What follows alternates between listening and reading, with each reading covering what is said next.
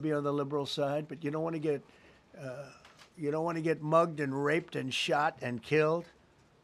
And you all know people and friends of yours that happened. And so you can be anything you want, but you want to have safety in the streets. You want to be able to leave your apartment or your house where you live and feel safe and go into a store to buy a newspaper or buy something. And you don't have that now. The murder rate in Washington today is higher than that of Bogota, Colombia, Mexico City, some of the places that you hear about as being the worst places on earth, much higher. This is much higher. The number of car thefts has doubled over the past 5 years, and the number of carjackings has more than tripled.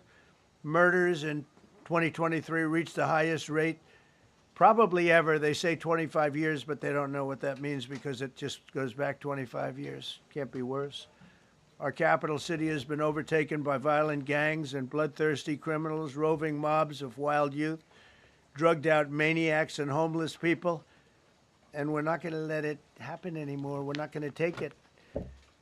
Just like we did on our southern border. Nobody comes through our southern border anymore. 3 months in a row, we had zero. I don't know if that's right, but the people that do the work, it's a very liberal group of people, actually, and they actually said zero for the last 3 months. Nobody thought a thing like that was possible.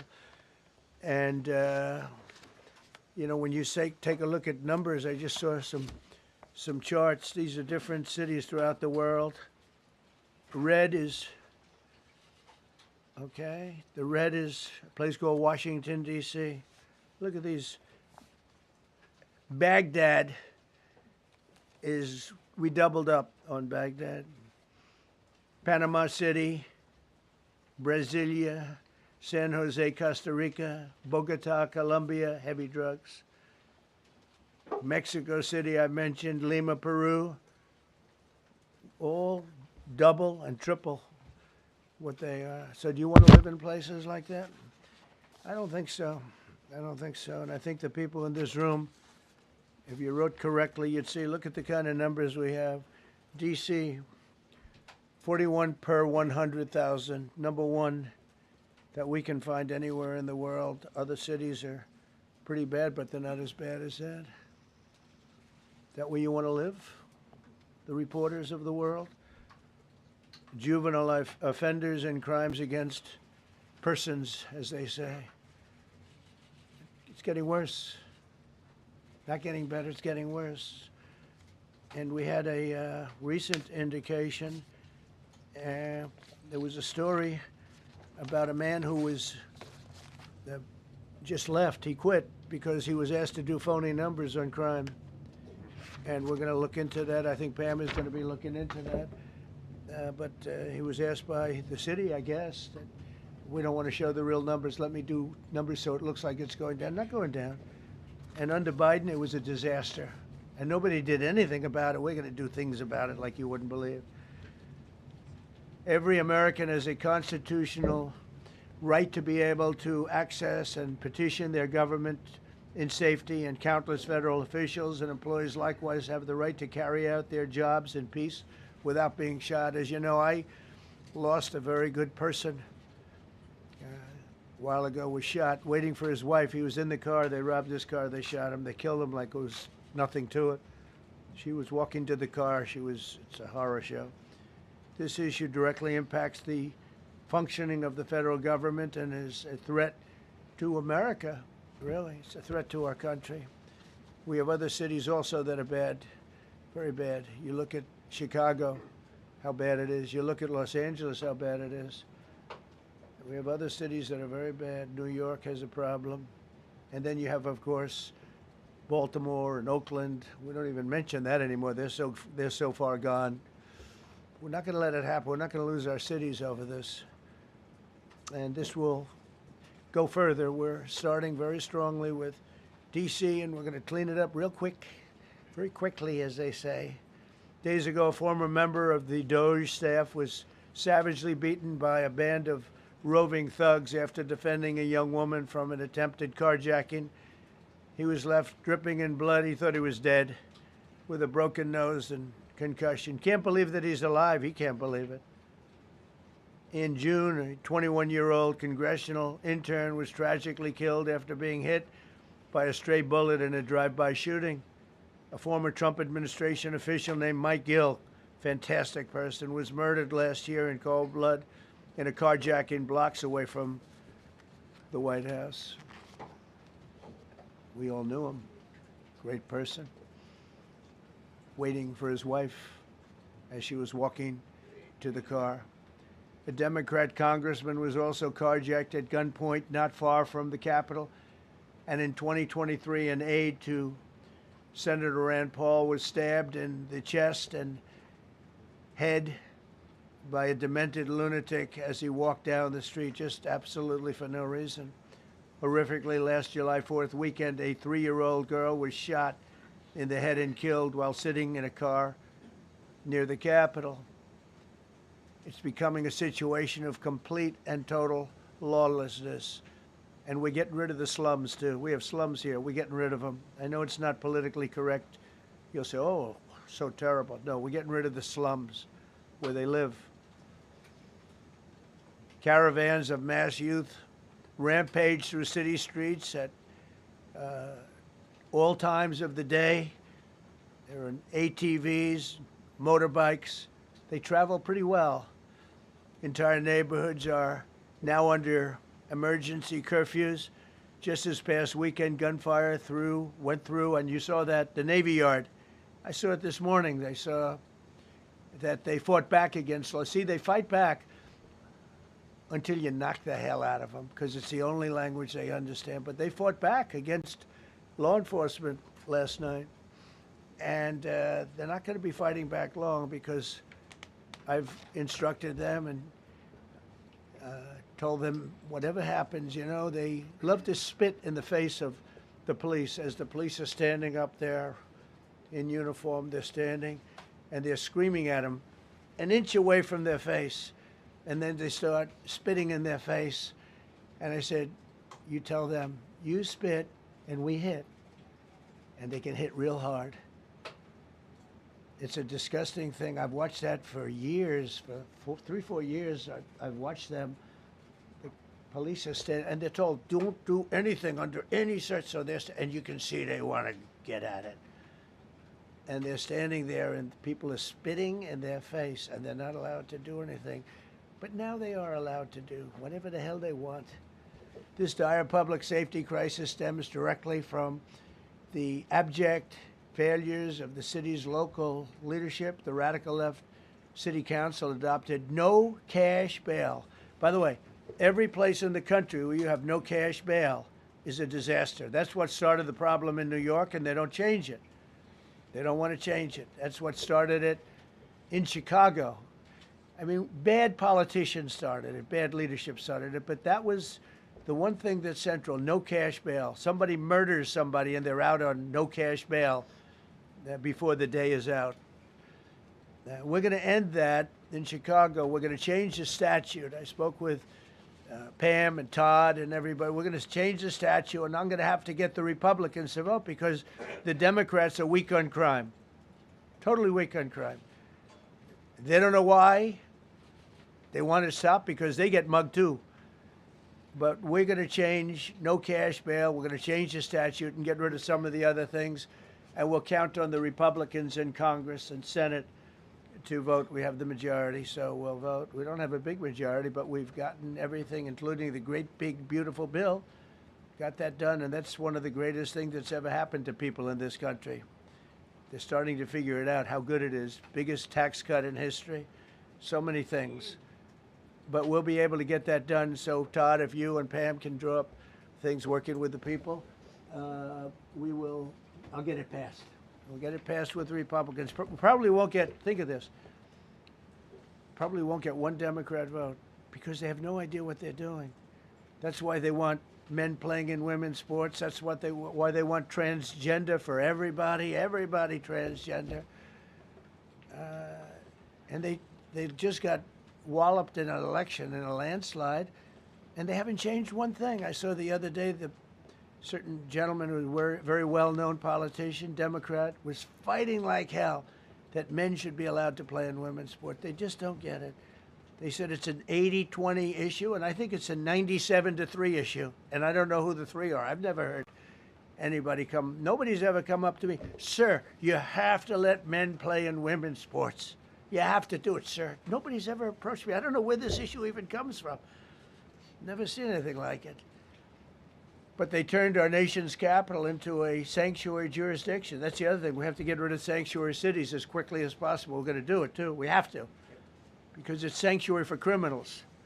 Releasing illegal alien gang members onto the streets in 2022, nearly 70% of criminals arrested in Washington went unprosecuted. That's not going to happen with the group we have standing aside and standing behind me. And at the Metropolitan Police Department, it's now reached a small number relatively compared to what it was, but it's thousands of people. You know, we have thousands of police.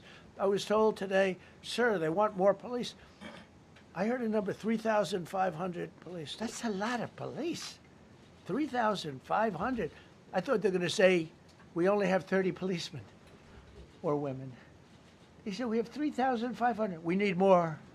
You don't need more. That's so many. I never heard. That's like an army. How could you need more than 3,000? It just happened 2 minutes ago. Sir, they've requested more police. Oh, what do they have? About 3,500. I said, 3,500? This is not a big area. It's ridiculous.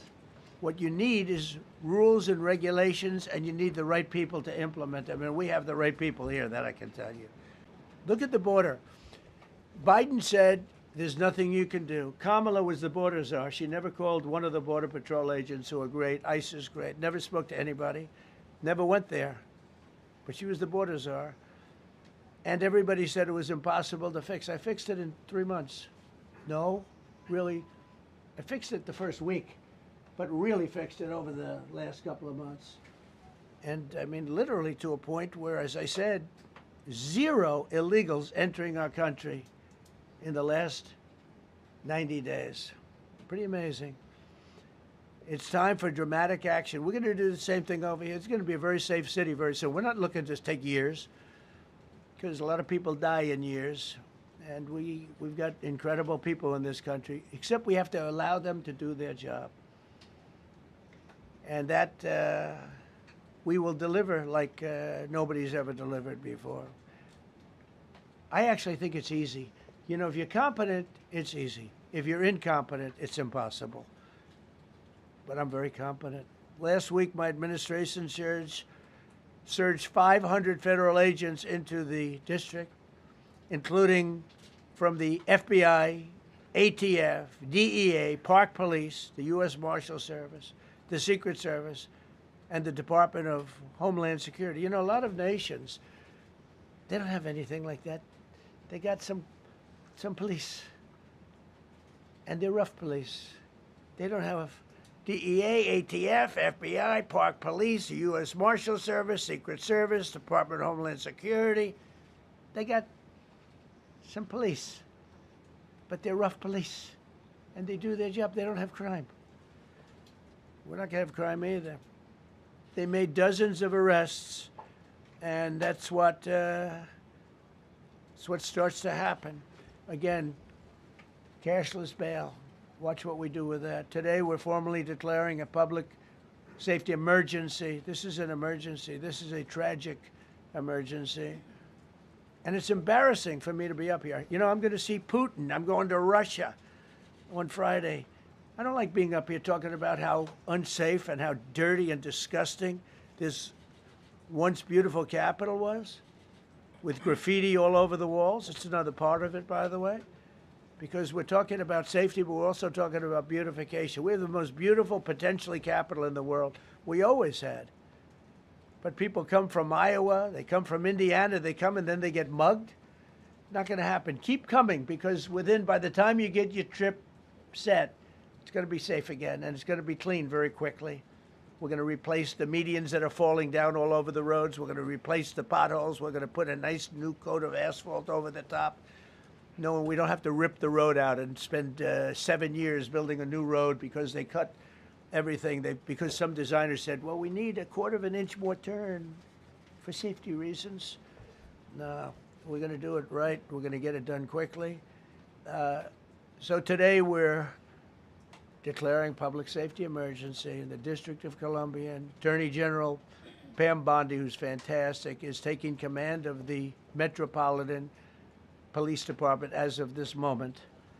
And I'll be making the appropriate notifications to Congress and to the mayor, our new DEA administrator, who's one of the top in the country.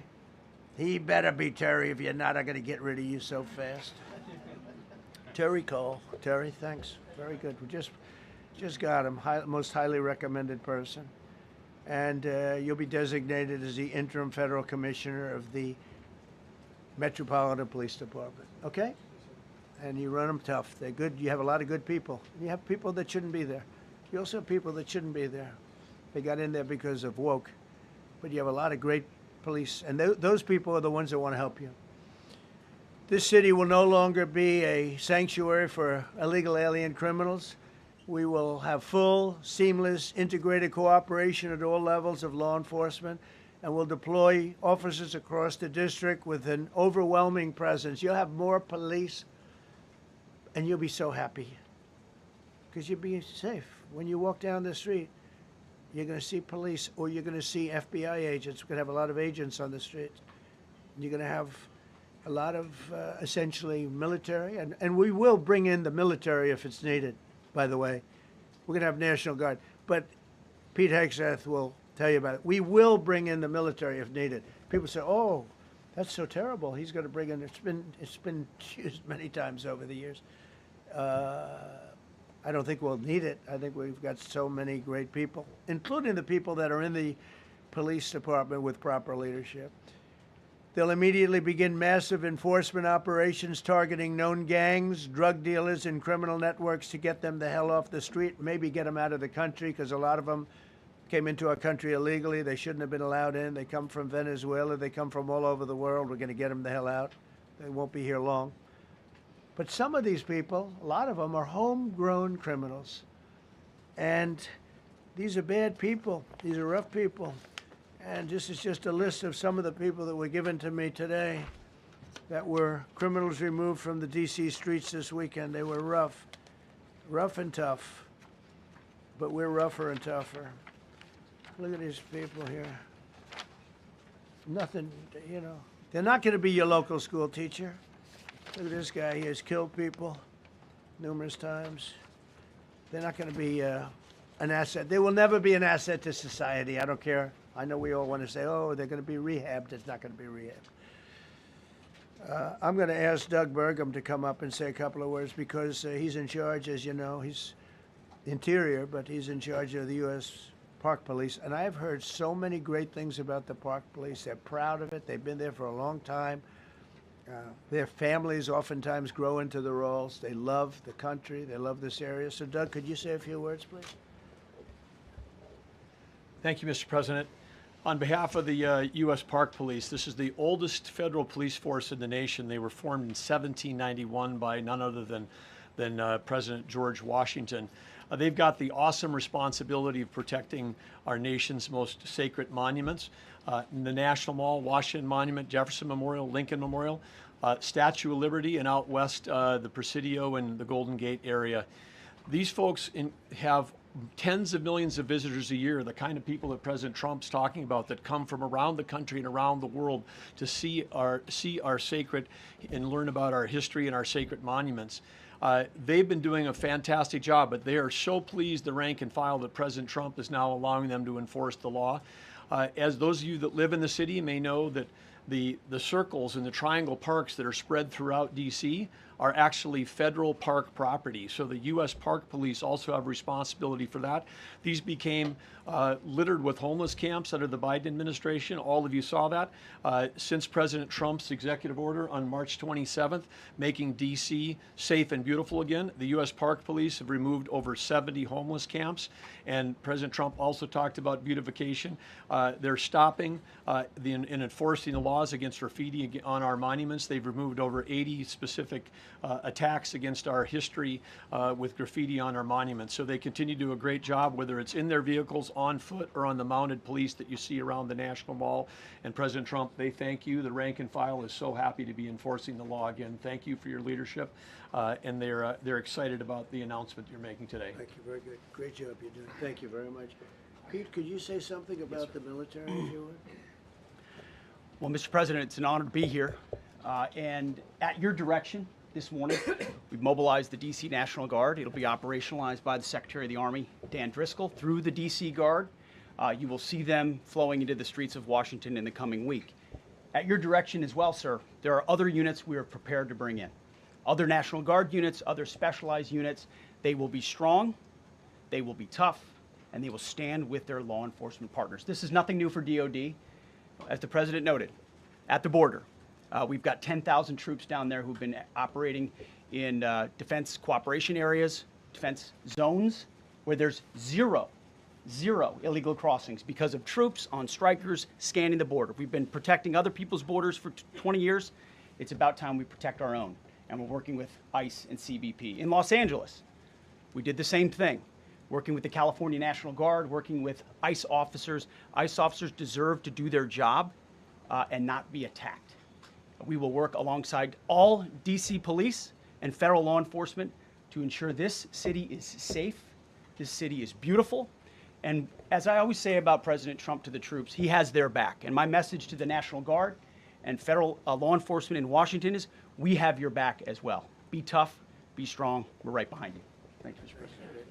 I'm going to ask Pam, because she's now, as you heard me say, she's really in charge of a lot of what we're talking about. She's done an incredible job.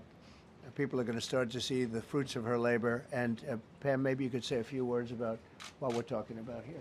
Sure, President. Let me be crystal clear. Crime in D.C. is ending and ending today. We are going to use every power we have to fight criminals here. President, thank you for caring about our capital.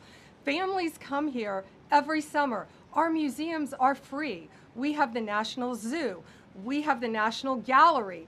D.C. should be a place where everyone can come and feel safe.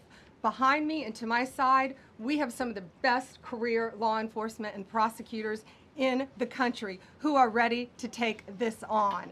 As the President said, Terry Cole is going to be supervising the Metro Police Department. Gaddy Serralta, our U.S. Marshal, is going to be supervising command and control, the entire operation. Our Deputy Attorney General, Todd Blanche, and I will be working with them closely, along with our great FBI Director, Kash Patel. Kash is going to talk to you in a minute about what we did in Virginia recently with Governor Youngkin. Many of you covered that, and it was tremendously successful. Not only that, our secret weapon here in D.C. is U.S. Attorney Jeanine Pirro, one of the toughest prosecutors and a former judge, and she is going to be talking about juvenile crime, how it's out of control here, and what she's going to do to fight back. No more crime rampant in our beautiful capital. No more teenage girls beating a disabled man to death. No more of that. No more drive-bys. We're going to do everything we can. And working with the ATF Director Driscoll and Commander of the Army, we're going to all work together. That's what we all do in this room. We work together, we fight. Do not underestimate one person in this room. We're going to make D.C. beautiful. We're going to make D.C. safe again. One other thing, just at the wharf a few days ago, the area of the wharf, Terry Cole reached out to me, not even nightfall, on the weekend, where so many families and tourists go. A guy's overdosing from fentanyl on a park bench in the middle of families around. They administered Narcan and saved his life. No more of that. The President of the United States is going to clean up D.C., and we're going to be there to help him, and we're going to be successful. Thank you. Thank you, Pam. Cash, talk about Northern Virginia, if you will. Northern Virginia, we had a big success. Thank you, Mr. President. Thank you, Attorney General Bondi, for your leadership, Deputy Attorney General, and the rest of our interagency partners. Mr. President, the following is what happens when you let good cops be cops, and I just want to highlight that before I get into Northern Virginia. This year alone, under President Trump's administration, we've had over 4,000 child victims identified and found. That's a 33% increase from the same time period last year. 33% increase. We've had a seizure of 1,500 kilograms of fentanyl up to this date. That is a 25% increase since the same time period last year. And just to put it in perspective, 1,500 kilograms of fentanyl is enough to kill 115 million Americans. 115 million Americans. Cops are getting after it. The FBI has arrested 19,000 people this year alone. Thanks to President Trump's administrations, that's double than where we were this time last year. And we have also arrested 1,600 people who have committed violent acts against children. Children. 270 of them are human traffickers of children. Mr. President, this is what happens when you have great leadership at the Attorney General with Pam Bondi. Your administration's priority of protecting the homeland and protecting American citizens and protecting our children, and the murder rates are plummeting. We are now able to report that the murder rate is on track to be the lowest in U.S. history, in modern recorded U.S. history, thanks to this team behind me and President Trump's priorities. And how do we do it? And what are we going to bring to D.C.? What we did in Northern Virginia, thanks to Terry Cole and Governor Youngkin and the team, we stood up a task force out in my Northern Virginia field office, and we said, let's let good cops be cops, let's get them the intelligence and what they need, and let's get the red tape out of their way, and let's get DOJ partnered up with us to bring great prosecutions, and that's exactly what we did. In 1 month, we arrested 545 violent felons. 545 in the state of Virginia, thanks to Governor Youngkin's partnership. And that simplicity in law enforcement is what's coming to Washington, D.C. When you let good cops be cops, when you give them the intel they need, when you work with our Homeland Security Task Force, when you work with Terry and Gaddy and I go way back to Miami. These guys are great leaders of the respective departments and law enforcement capacities. And when you have the DOJ and President Trump driving behind this mission, we are going to clean up Washington, D.C., and we're going to do it the right way, the lawful way, and we're going to make sure Washington, D.C. is safe again. Thank you, Mr. President. Thank you, Attorney General. Thank you very much. Good job. Thank you, Cash. So the process begins right now. It actually started over the weekend, and we confronted a lot of very bad people. But it's going to be something that will be pretty amazing to you as you watch it.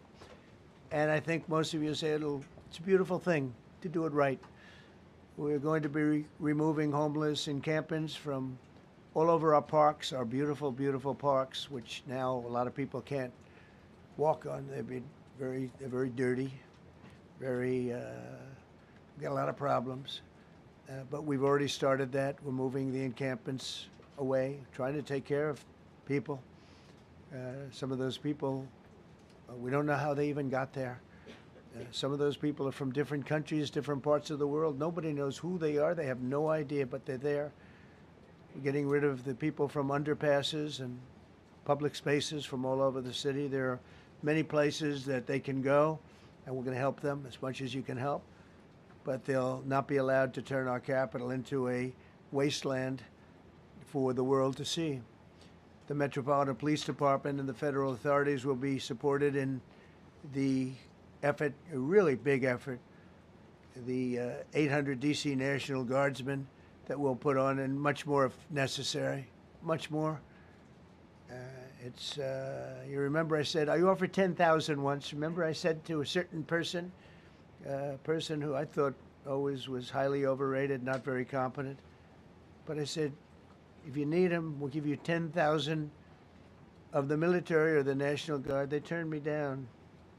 But if necessary, we're going to move service members directly to joining the Guardsmen, and that'll take place very rapidly, and that'll be done in conjunction with Pam and with Pete and everybody else. Washington, D.C. should be one of the safest, cleanest, and most beautiful cities anywhere in the world, and we're going to make it that. We're going to make it safe. We're going to make it smart. We're going to make it beautiful, so beautiful. Some of the buildings, we're going to add to it. You see what we've done at the White House. White House is a whole different building. I do that in my part-time because it's a natural instinct as a real estate person. I was very good at that, and I was very good at fixing things up. I like fixing things up. You see what's happening. The marble floors are being reinstalled, renovated, fixed. The whole place is becoming very beautiful. We're going to be adding a magnificent ballroom, most beautiful ballroom, I think, anywhere. We need it. I would have certainly loved to have had it today. I think we would have filled it up. A lot of you are standing outside, can't get in this room. I have never seen the room like this, which tells me that you want to talk about, I mean, this was a D.C. news conference. It tells me that you want to talk about crime in D.C. and beautification of D.C., but I'm going to put that's easy. And I think, frankly, fixing the crime with the pros, fixing the crime is easy, too. A person who I've known for a long time, and she's been incredible. She was a fantastic, one of the best ever district attorneys in New York. She was in Westchester, and she became a judge, very successful judge. And then she went into showbiz because she was such a good DA and such a good judge, tough judge, but fair, always fair. Nobody ever complained about that, but she was tough. And because of that and her reputation, she went into showbiz. So a lot of people don't, they think of Janine as showbiz. Actually, showbiz was not her thing. And she did great. She was on, along with a couple of other of my friends, on the #1 show. And she did great. But this is what she loves doing. This is really her baby. What she's going to do is going to be incredible. And I'd like to speak for just a few seconds on what she has in mind, what she wants to do. We're going to be appointing some judges. We have some open spots, and we're going to take people, because the judges are letting killers out. They just say, go, that's okay, don't worry about it. So we're putting some, Pam recommended, Todd recommended, some judges that are great. Janine recommended. Janine's given me 3 great candidates already. We have about 10 open spots, and we can probably create some more. We need them. Janine, would you say a few words, please?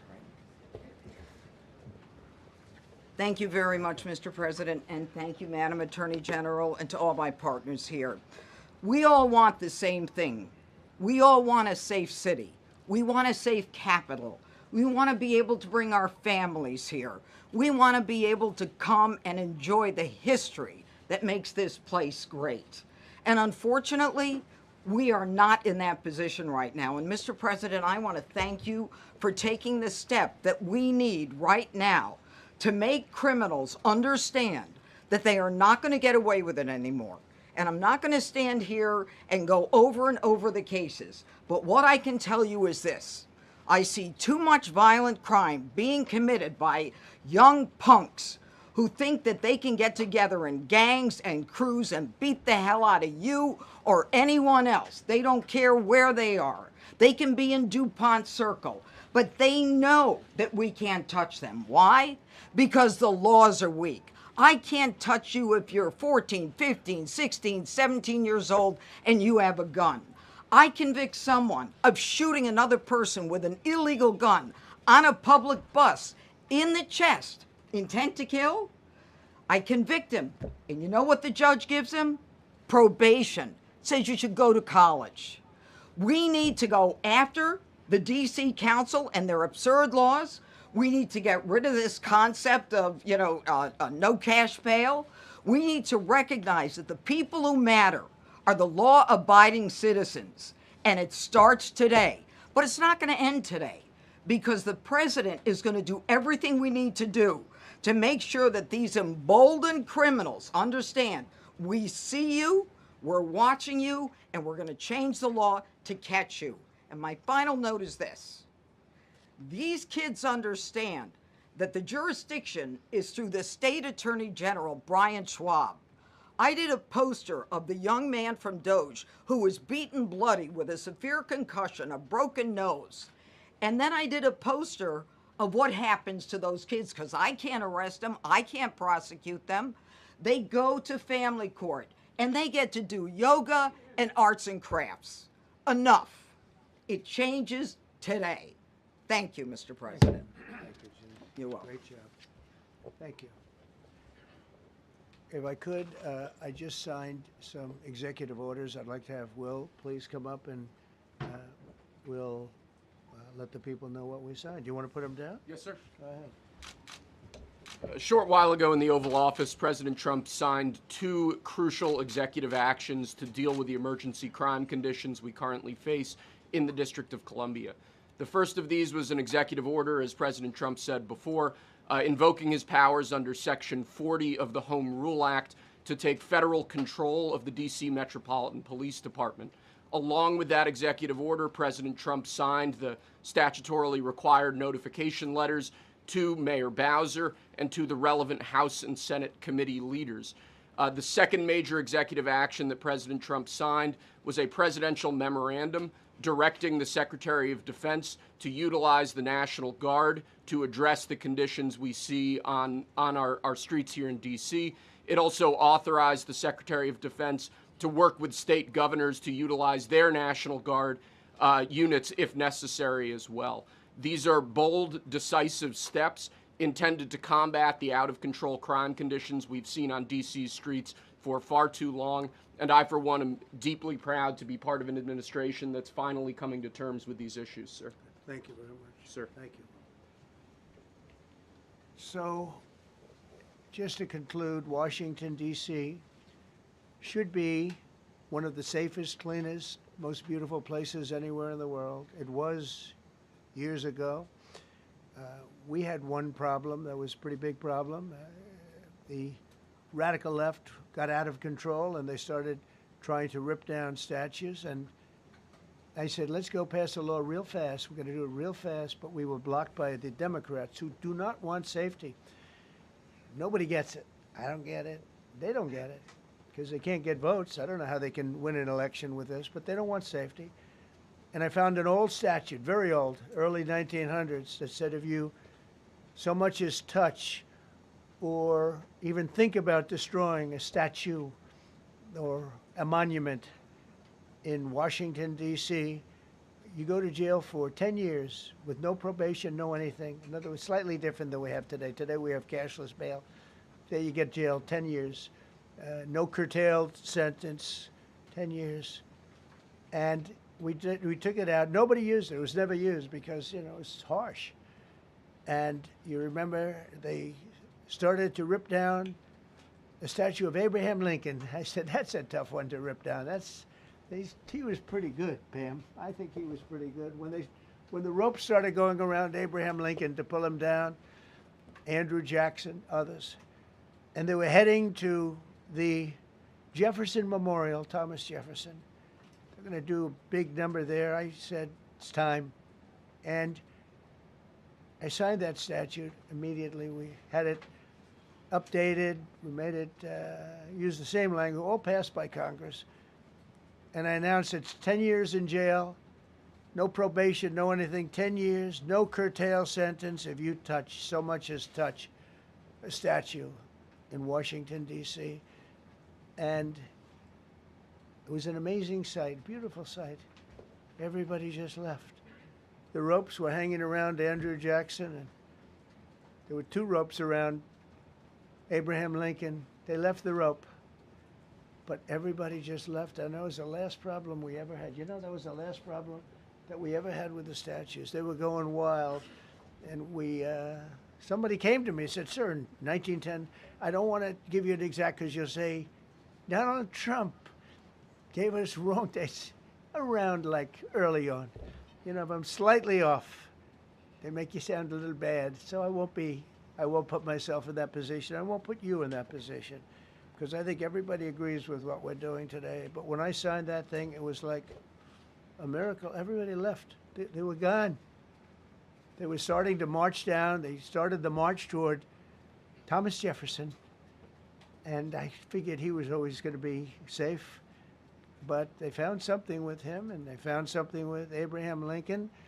And even in the name George Washington in California, numerous places changed the name of George Washington High School and various other places. They took George Washington's name. This was a sick, woke culture that I think we've largely ended. And a lot of those people that were woke are now turning out to be the opposite. I won't go so far as to say MAGA. It's a very special category. But they've gotten out of that. But we have people that love this country, and they love this really beautiful capital. It is. I flew over it the other day, and I said, what a beautiful place. But if there's crime all over the streets, when you get there, it doesn't look so beautiful. But we're going to make it beautiful again. We're going to fix it with crime, and we're going to also, as we're doing that, we're going to start doing things that we know how to do, that I know how to do better than anybody, I guess, because of my experience from previous life. But not only are we stopping the crime, we're going to clean up the trash and the graffiti and the grime and the dirt and the broken marble panels and all of the things they've done to hurt this city. And we're going to restore the city back to the gleaming capital that everybody wants it to be. It's going to be something very special. All of these people are really tough. Could I shake your hand, Gaddy, please? You're going to be so important here. You're going to be that guy. I hope I don't have to fire him in 2 weeks because he's too soft. I don't think he's too soft. If I do, I will, though. Is it okay if you're soft, weak, and pathetic like so many people? I will fire you so fast. You're not going to have to worry about that. No, I think you're going to do a fantastic job. And everybody in this room, they may not express it, but they all want that to happen. You know, they want to be safe, and they have families too. So it's an honor to have such a large group. I've done this for years now, hard to believe. I've never seen this room so packed. In fact, I'm sure it's a violation of every fire code. But we'll let you stay anyway. You're taking a chance.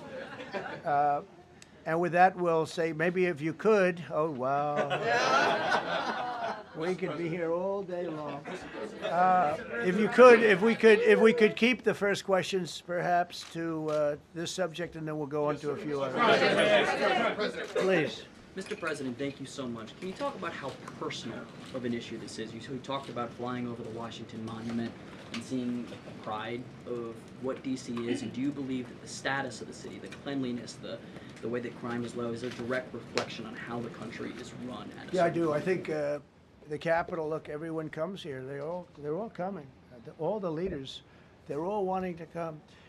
And I say it, I've said it again, but I'm really just quoting other leaders from NATO, from the Middle East, King of Saudi Arabia, Qatar, UAE. I was over there. We brought back $5.1 trillion of investment into our country. But a month and a half ago, I was at NATO. We had a great thing. They agreed to put up 5% instead of 2%. 2% they didn't pay, 5%'s already paid. We had a great meeting, and they all said the same thing. They said our country was dead. They thought our country was gone. 1 year ago, they said your country was dead. And now you have the hottest country anywhere in the world. We do. We have the hottest country in the world right now. The tariffs have helped. It's given us not only the money, it's billions, trillions of dollars of money, but it gives us great power over enemies. We solved 5 wars with Pakistan and India. We just solved one. Azerbaijan and, as you know, and Armenia. A war was raging for 37 years. And the 2 leaders got up and they said, we never thought this would be solved. Russia tried to solve it. They all tried to solve it.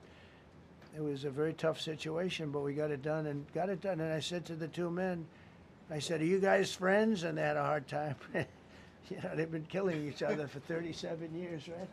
One was there 5 years, one was there for 22 years. He said, my whole life I've been fighting this war, and you got it solved. But we did many of those. We did in the Congo and Rwanda.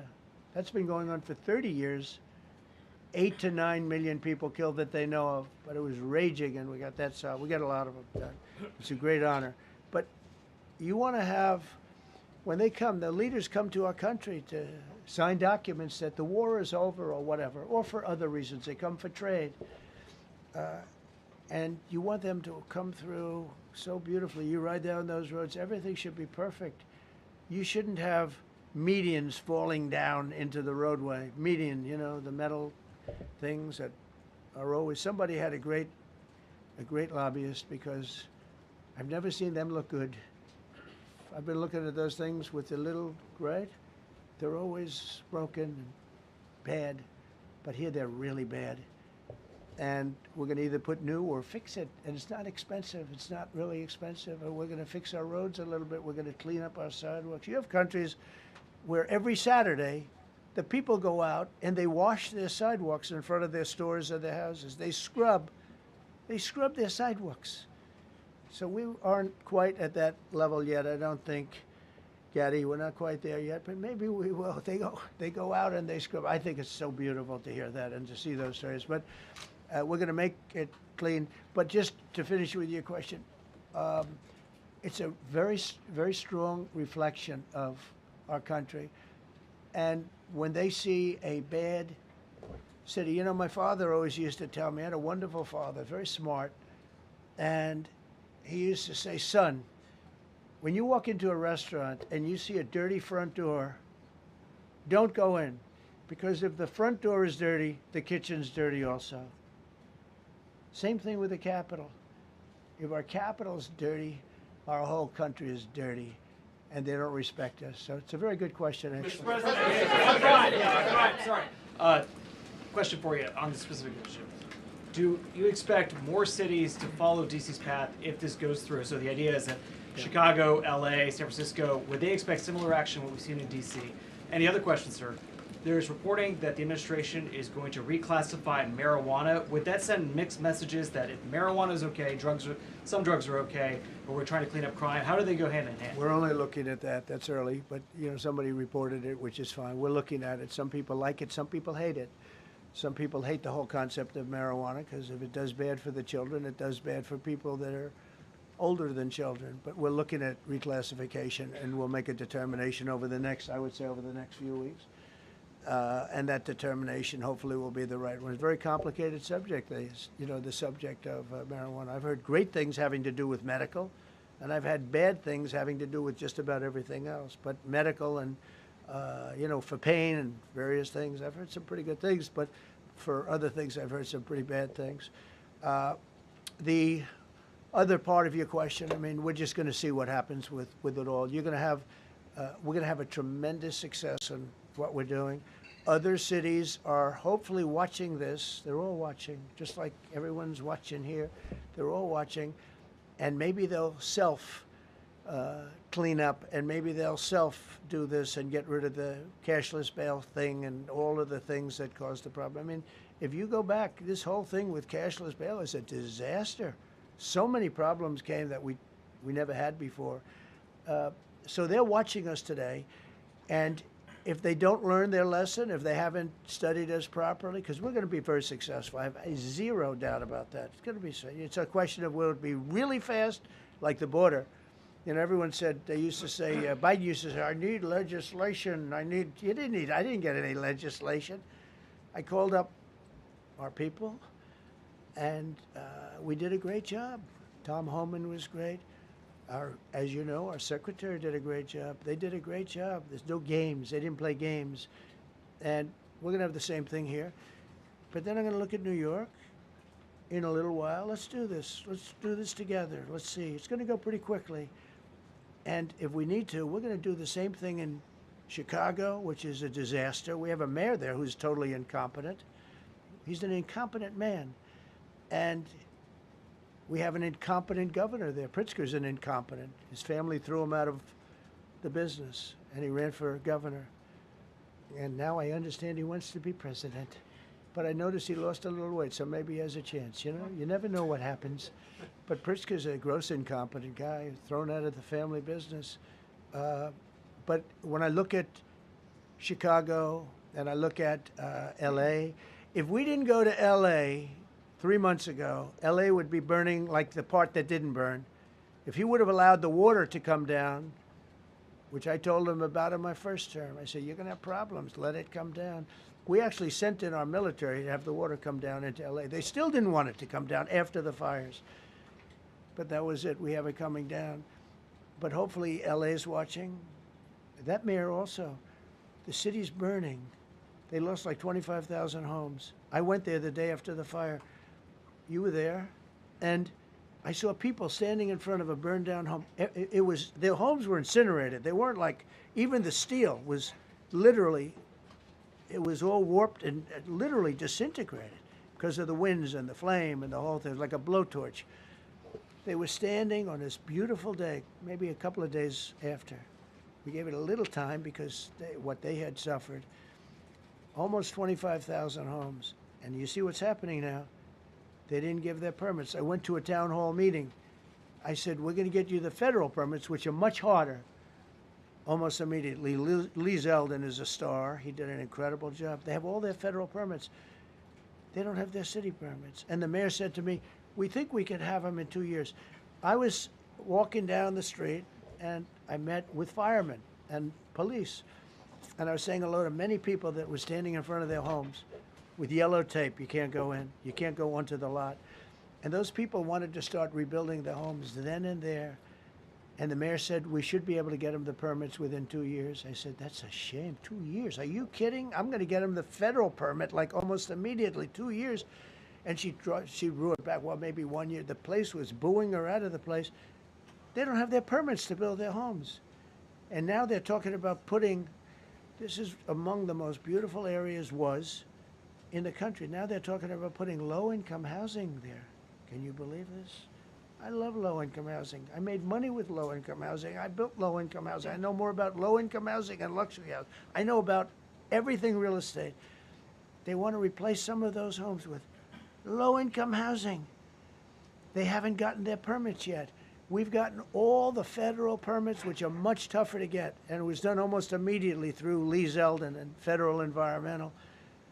And I watched the other day, those people are angry. And now, you know, they had tremendous, they loved that area. They loved the whole big area, different places, but they loved it. It was all luxury stuff and beautiful stuff. And some wasn't that luxury, but the level of love for that neighborhood, their neighborhoods, was incredible.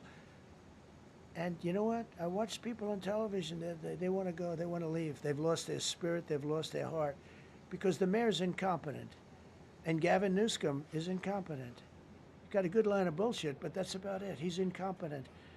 And you have Los Angeles is, you know, it's amazing. You know, I called, the first thing I did, I got the Olympics to go there. I was the one that got it. And by a rare thing that happened, I'll be the president. I was very upset because I got the Olympics there, and I said, I won't be president when it comes, but bad things happened, and illegal things happened, really illegal things happened. Now it turns out one good thing was I'm going to be the president for the Olympics for 2050, for 250, which is going to be fantastic, and also for the World Cup. So we have a lot of good things, and I hope 250 is going to be, the 250th anniversary is going to be the best. But when I looked at those people, and I saw last night on television that they still don't have their permits, it's a disgrace what's happened in Los Angeles. Yeah, thank you. The China tariff deadline is tonight. Do you plan to extend that? We'll see what happens. China's been, we've been dealing very nicely with China, as you probably have heard. They have tremendous tariffs that they're paying to the United States of America. And we'll see what happens. They've been dealing quite nicely. The relationship is very good with President Xi and myself. President, you mentioned your upcoming meeting with President Putin. Can Yeah. you tell us what you hope to get out of that and whether you'll consider inviting President Zelensky to join? So you have to understand, this is a war that should have never happened. This is a war that wouldn't have happened if I were president. It would have never happened. It was the apple of his eye. I got along very well with President Putin. But if you look, under President Bush, they took a lot of territory. Under President Obama, they took a lot of territory. Under Biden, they essentially took the whole thing. You know, it's just a question of time. Under Trump, you know what they took? Nothing, nothing. I was the one that said, you can't build your pipeline. That was half built. I came in, I stopped the pipeline. It's called Nord Stream 2. Nobody knows that, you know. Nobody ever heard of Nord Stream 2. You might have not even heard it. Biggest pipeline in the world. I stopped it. I was not a friend of Russia, but I got along well with Putin. It's always good to get along with other countries if possible, but that doesn't mean you roll over like Biden did. Biden came in and he immediately approved the pipeline. I couldn't believe it. Then they say Trump wasn't tough on Russia. I wasn't tough. I was the toughest. Putin said, if you're not tough, I would hate like hell to see you. I stopped the biggest economic development job, the biggest job that Russia had ever built. I stopped it. It was dead. And this low IQ president came in and he let them build the pipeline and supply oil and gas all over Europe, you know. So this is really a feel-out meeting a little bit. And President Putin invited me to get involved. He wants to get involved. I believe he wants to get it over with. Now, I've said that a few times, And I've been disappointed because I'd have like a great call with him, and then missiles would be lobbed into Kiev or some other place, and you'd have 60 people laying on a road dying. I said, that's cold, that's cold. But it's a violent war. 5,000 to 7,000 people a week are dying. And you know, there's nobody from here. They're all Russian and Ukrainian people, and some people from the cities, much smaller number, but still, those missiles do damage and they kill a lot of people, but mostly soldiers. And they're young soldiers, although in the case of Ukraine, they're getting much older. They're drafting 60-year-olds now. It's a terrible thing to witness, and I think I have an obligation. Look, this is Joe Biden's war. This is not my war. I made a deal with NATO a month ago. You covered it very accurately, actually. We don't pay anything anymore. You know, we're not paying anything. They are buying things from us, and NATO is paying us. I got it raised from 2% of GDP to 5%. And they're paying us for everything that we send. We're not paying. But Biden approved $350 billion. Europe has spent $100 billion. The money that's been spent and the death is incredible. It's the worst thing that's happened, by far the worst that's happened since World War II. So I'm going in to speak to Vladimir Putin. And I'm going to be telling him, you got to end this war. You got to end it. And he wasn't going to mess with me. This war would have never happened. You know, we had a discussion about it one time, and we never had that discussion again. Would have never happened. And when the election was rigged, and then Biden took office, which was barely took office, the auto pen took office, bad things started happening. Bad things, stupid things were said. And it ended up in a war. And you know, and I don't believe this will happen anymore because I have that pretty well covered. This could end up in a third world war. This could have been a third world war. I don't think that's going to happen now. But I thought it was very respectful that the president of Russia is coming to our country as opposed to us going to his country or even a third party place. But I think we'll have constructive conversations. Then after that meeting, immediately, maybe as I'm flying out, maybe as I'm leaving the room, I'll be calling the European leaders who I get along with very well. And, you know, I have a great relationship, I think, with all of them. And I get along with Zelensky, but, you know, I disagree with what he's done. Very, very severely disagree. This is a war that should have never happened, wouldn't have happened. But I'll be speaking to Zelensky. The next meeting will be with Zelensky and Putin, or Zelensky and Putin and me. I'll be there if they need, but I want to have a meeting set up between the two leaders. I was a little bothered by the fact that Zelensky was saying, well, I have to get constitutional approval. I mean, he's got approval to go into war and kill everybody, but he needs approval to do a land swap because there'll be some land swapping going on. I know that through Russia and through conversations with everybody to the good, for the good of Ukraine. Good stuff, not bad stuff. Also, some bad stuff for both. So there's good and there's bad. But it's very complex because you have lines that are very uneven. And there'll be some swapping. There'll be some changes in land. And the word that they will use is, you know, they make changes. We're going to change the lines, the battle lines. Russia's occupied a big portion of Ukraine. They've occupied some very prime territory. We're going to try and get some of that territory back for Ukraine. But they've taken some very prime territory. They've taken largely ocean, you know, in real estate we call it oceanfront property. That's always the most valuable property. If you're in a lake, a river, or an ocean, it's always the best property. Well, Ukraine, a lot of people don't know that Ukraine was largely 1,000 miles of ocean. That's gone. Other than one small area, Odessa, it's a small area. There's just a little bit of water left. So I'm going to go and see the parameters. Now, I may leave and say, good luck, and that'll be the end. I may say this is not going to be settled. I mean, there are those that believe that Putin wanted all of Ukraine. I happen to be one of them, by the way. I think if it weren't for me, he would not be even talking to anybody else right now.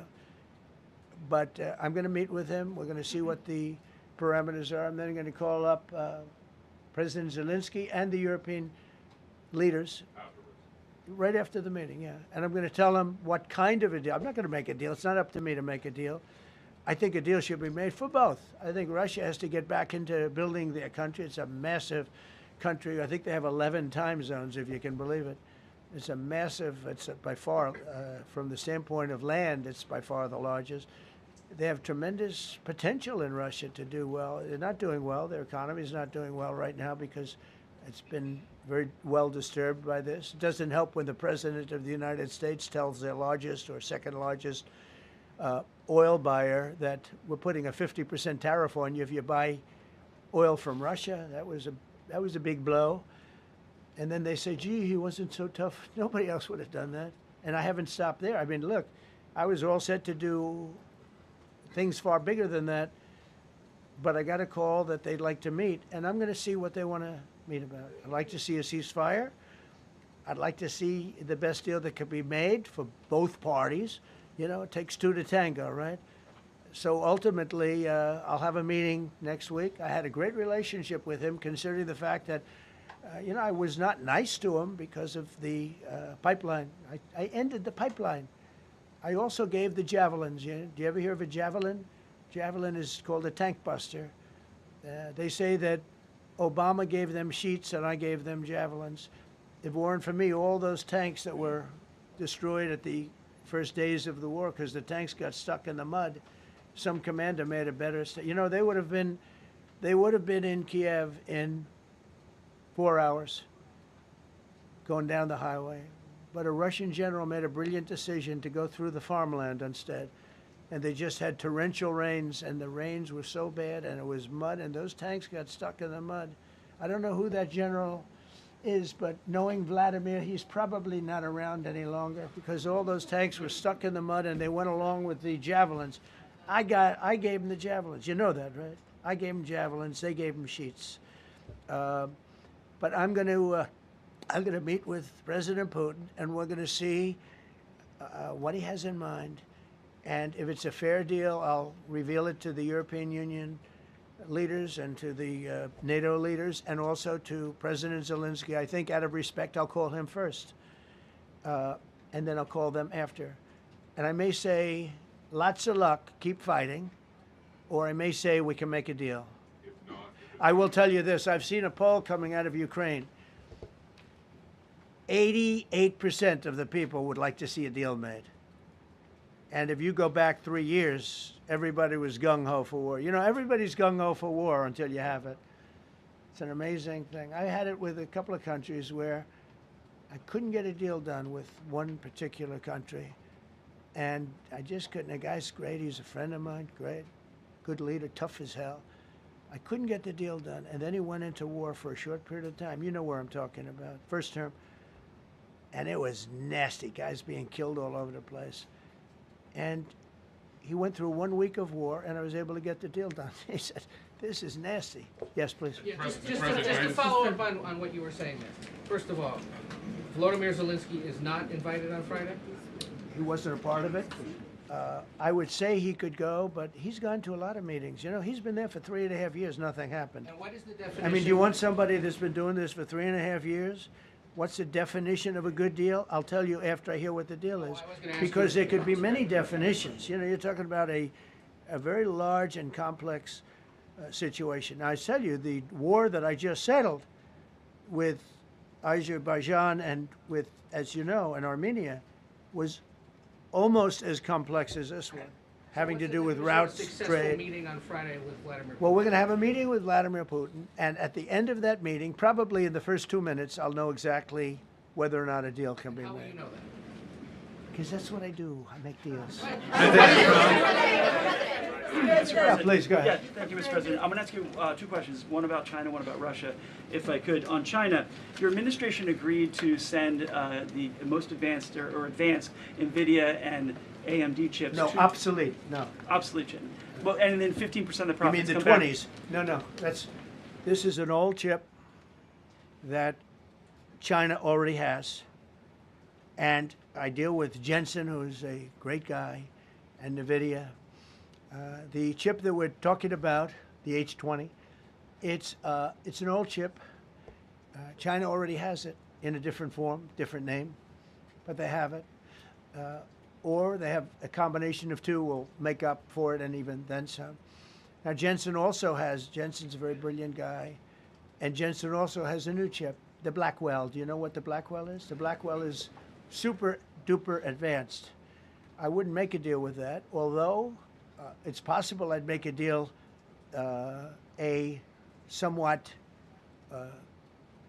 enhanced in a negative way Blackwell. In other words, take 30% to 50% off of it. But that's the latest and the greatest in the world. Nobody has it. They won't have it for 5 years. But the H20 is obsolete. You know, it's one of those things. But it still has a market. So I said, listen, I want 20% if I'm going to approve this for you, for the country, for our country, for the U.S. I don't want it myself. You know, every time I say like 747, I want, yeah, for the Air Force. So I just wanted, so when I say I want 20, I want for the country. I only care about the country. I don't care about myself. And he said, would you make it 15? So we negotiated a little deal. So he's selling a essentially old chip that Huawei has a similar chip, a chip that does the same thing. And I said, good, if I'm going to give it to you, because they have a, they have a stopper, what we call a stopper, not allowed to do it. It's really known as a restrictive covenant. And I said, if I'm going to do that, I want you to pay us as a country something, because I'm giving you a release. I released them only from the H20. Now, on the Blackwell, I think he's coming to see me again about that. But that will be a unenhanced version of the big one. Like, I don't know if you know it, we will sometimes sell fighter jets to a country, and we'll give them 20% less than we have. Do you know what I mean, right? That's the same. So on Russia, do you see a time, Mr. President, when there could be normal trade between the U.S. and Russia? Should your meeting go well, should there be peace? I do, yeah. Russia has a very valuable piece of land. If Vladimir Putin would go toward business instead of toward war, you know, it's a warring nation. That's what they do. They fight a lot of wars. A friend of mine said Russia's tough because they just keep on fighting. They beat Hitler, so did we. And they beat Napoleon. You know, they've been doing this for a long time. I asked a question to a very, very smart man that some people like and some people don't like. Viktor Orban, right? From Hungary, the head of Hungary. And he's in that same area and knows the two countries very well. I said, this was before Biden didn't do anything to get us out of it. He could have gotten us out of that. It would have never happened. I said, so can Russia be beaten by Ukraine? He looked at me like, what a stupid question. He said, Russia's a massive country, and they win their country and they win their life through wars. They fight wars. That's what they do. He said, China beats you with trade. Russia beats you with war. That was a very interesting statement. China's not beating us with trade, not when I'm in charge. But they were beating Biden with trade, but they never beat us with trade. Don't forget, China had to pay $400 billion worth of tariffs when I was last time. That was last time. And if we didn't have COVID, all of this stuff we would be loaded. We're finding hundreds of billions of dollars of cash is pouring into our country now because of tariffs. And all we're doing is we're doing what they do to us. It's so beautiful to see it. They found last month, as you saw, $25 billion of excess cash flow. They're saying, where did it come from? I said, I'll tell you where it came from. It came from a place called tariffs, and we're doing very well. We're really doing well. But I expect to have a meeting with Putin that I think it'll be good, but it might be bad. And I'm here for one reason, to get rid of a war that somebody else started. Should have never happened. And if I could end it, great. Complex war, a lot of bad blood, But Zelensky's been there for 3.5 years. So if you put him in a room, now I will say this, ultimately I'm going to put the two of them in a room. I'll be there or won't be there. And I think it'll get solved. Yeah, please be. Thank you, Mr. President. Excuse me, I'm going to suggest, because do you have any other questions on DC? Because I don't want them to be, wait. These are incredible people. I don't want them to be standing up here on subjects that, does anybody have a question of them? And then you guys can leave. Okay, a question, Brian, go ahead. Thank you, Mr. President. All right. And by the way, this is only on DC, and then they're going to leave because it's unfair to have them stand up here all day long. Brian. I've got two questions for you. First, about DC. This is personal for me as well. Last year, I was robbed on the streets by one of these teenage thugs. Had a gun, got away with it. Let's talk about the effort that between law enforcement, prosecutors, and judges, because it's a recycling belt. Like, these kids go, they don't fear the police. They know it. If you talk about how we've got to get these judges and put these kids behind bars, right. Adult crimes deserve adult penalties. And my second question, I'll after you answer that, please. You want me to answer? Or whoever wants to take it. Okay, it's real. Do you want me to answer it? Go ahead. Here's the problem. Assuming that they're 17 years, older than 17 years old, I can get the case. If they're under 18 years of age, I can only get the case if it's murder, rob one, rape, or even if they shoot a gun but don't kill you, I can't get it. So the law has to be changed. As the president said, cashless bail. That has to be changed.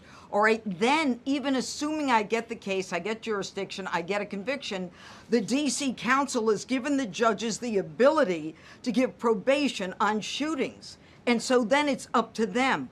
All of these things, the Youth Rehabilitation Incarceration Reduction Act, and now they want to seal records. So if we work hard, we get a conviction, they want to wipe it out. So that needs all to be changed. Okay, Mr. Question. Pam, would you answer that also? Yeah, and just back to that topic. Let's be clear though. We're going to charge them, and we're going to track every single thing they do throughout every step of the court process and report back to you and let all of you know what's happening to them. Because the people who are prosecuting them, the judges who are trying them, they also need to be held accountable. Mr. President, you also made the comment. You made the comment you walked out here. This is the most people we've ever seen in this briefing. I've never seen ever, right? Yeah. I've never seen any. Where's Caroline? Where's my superstar? Caroline. Is Caroline in the back? Where's Caroline? Come here, Caroline. Come here, Caroline. Come here. Is she doing a good job, by the way? Come here, Caroline. Is this the largest crowd that you've ever seen? This is definitely the most packed briefing, and I think all of you would agree. I think it's why we need to build a ballroom. Mr. President, I have a better idea. All right, Brian, go ahead. My question is this. You're building the big, beautiful ballroom. Yeah. Could we build a big, beautiful briefing room, updated technology, No. more seats? I don't want to do that. I don't want you to be comfortable. So no, I don't want to make life comfortable. So look. Let's just do this. Let's do this. It's going to be a big thing. We're going to Russia. That's going to be a big deal. What happens, happens. I'll let you know what happens. You'll be the first to know. I'll be calling the European leaders. I'm going with totally. I mean, we have a lot of talks. They're great people. They're great leaders, actually, and they want to get back. Honestly, as one of them said, I've OD'd on trying to settle Ukraine. They've OD'd, meaning they've overdosed on the settlement of Ukraine. Not a nice expression, but boy, is it accurate. They're tired of it. They want to get back to spending money on their countries. You know, Biden gave them $350 billion. Europe gave $100 billion. It should be much more than that. Shouldn't have been that kind of, they should have had equalization, but they didn't. But you know what? Still a lot of money. They want to get back to building their own countries. They really want it resolved. My relationship with the European leaders, as you saw, is extremely good. It's perfect. It's beautiful. Wait. And we're going to try. I'll be in touch with them. I have 5 of them call me. You think it's easy? There are a lot of European leaders, but they rely on me, very much rely on me. If it wasn't for me, this thing would never get solved until the last person breathing is dead. Would you talk to them before? Mr. President. Yeah, I did. I'm talking to them right Mr. now. President. So I'm talking to the European leaders. I'll be talking to President Zelensky. I'm going to get everybody's ideas. I go into that thing fully loaded right up there, and we're going to see what happens. Now, I think one of 2 things is going to happen. It's going to be a good meeting, and we'll go a step further. We'll get it done. I'd like to see a ceasefire very, very quickly. Very quick. I'd like to see it immediately, but I'd like to see it very quickly. And we're going to be dealing with the European leaders, and we're going to be dealing with President Zelensky, and hopefully we're going to have a great success. As far as this, what we did today, and I think you were here for D.C. more so than even Russia, because Russia will be, you know, we have a couple of days to go, but the Russia is going to be very interesting. But to me, what is very exciting, and we're going to take back our capital. We're going to make it beautiful again, but we're going to make it, more importantly, safe again. It's going to be so safe. It's going to be a model. And then we'll look at other cities also. But other cities are studying what we're doing. And you have some capable people in other cities. They can do it too. But we have a great group of professionals. We're going to have a safe, beautiful capital, and it's going to happen very quickly. Thank you all. Thank you all very much. Madam Attorney General, the Justice Department appeal the Epstein decision today, Mr. President? How long will the takeover of DC police last? We'll see you guys tomorrow. We'll have another briefing. We'll see the National Guard on their streets. All of them.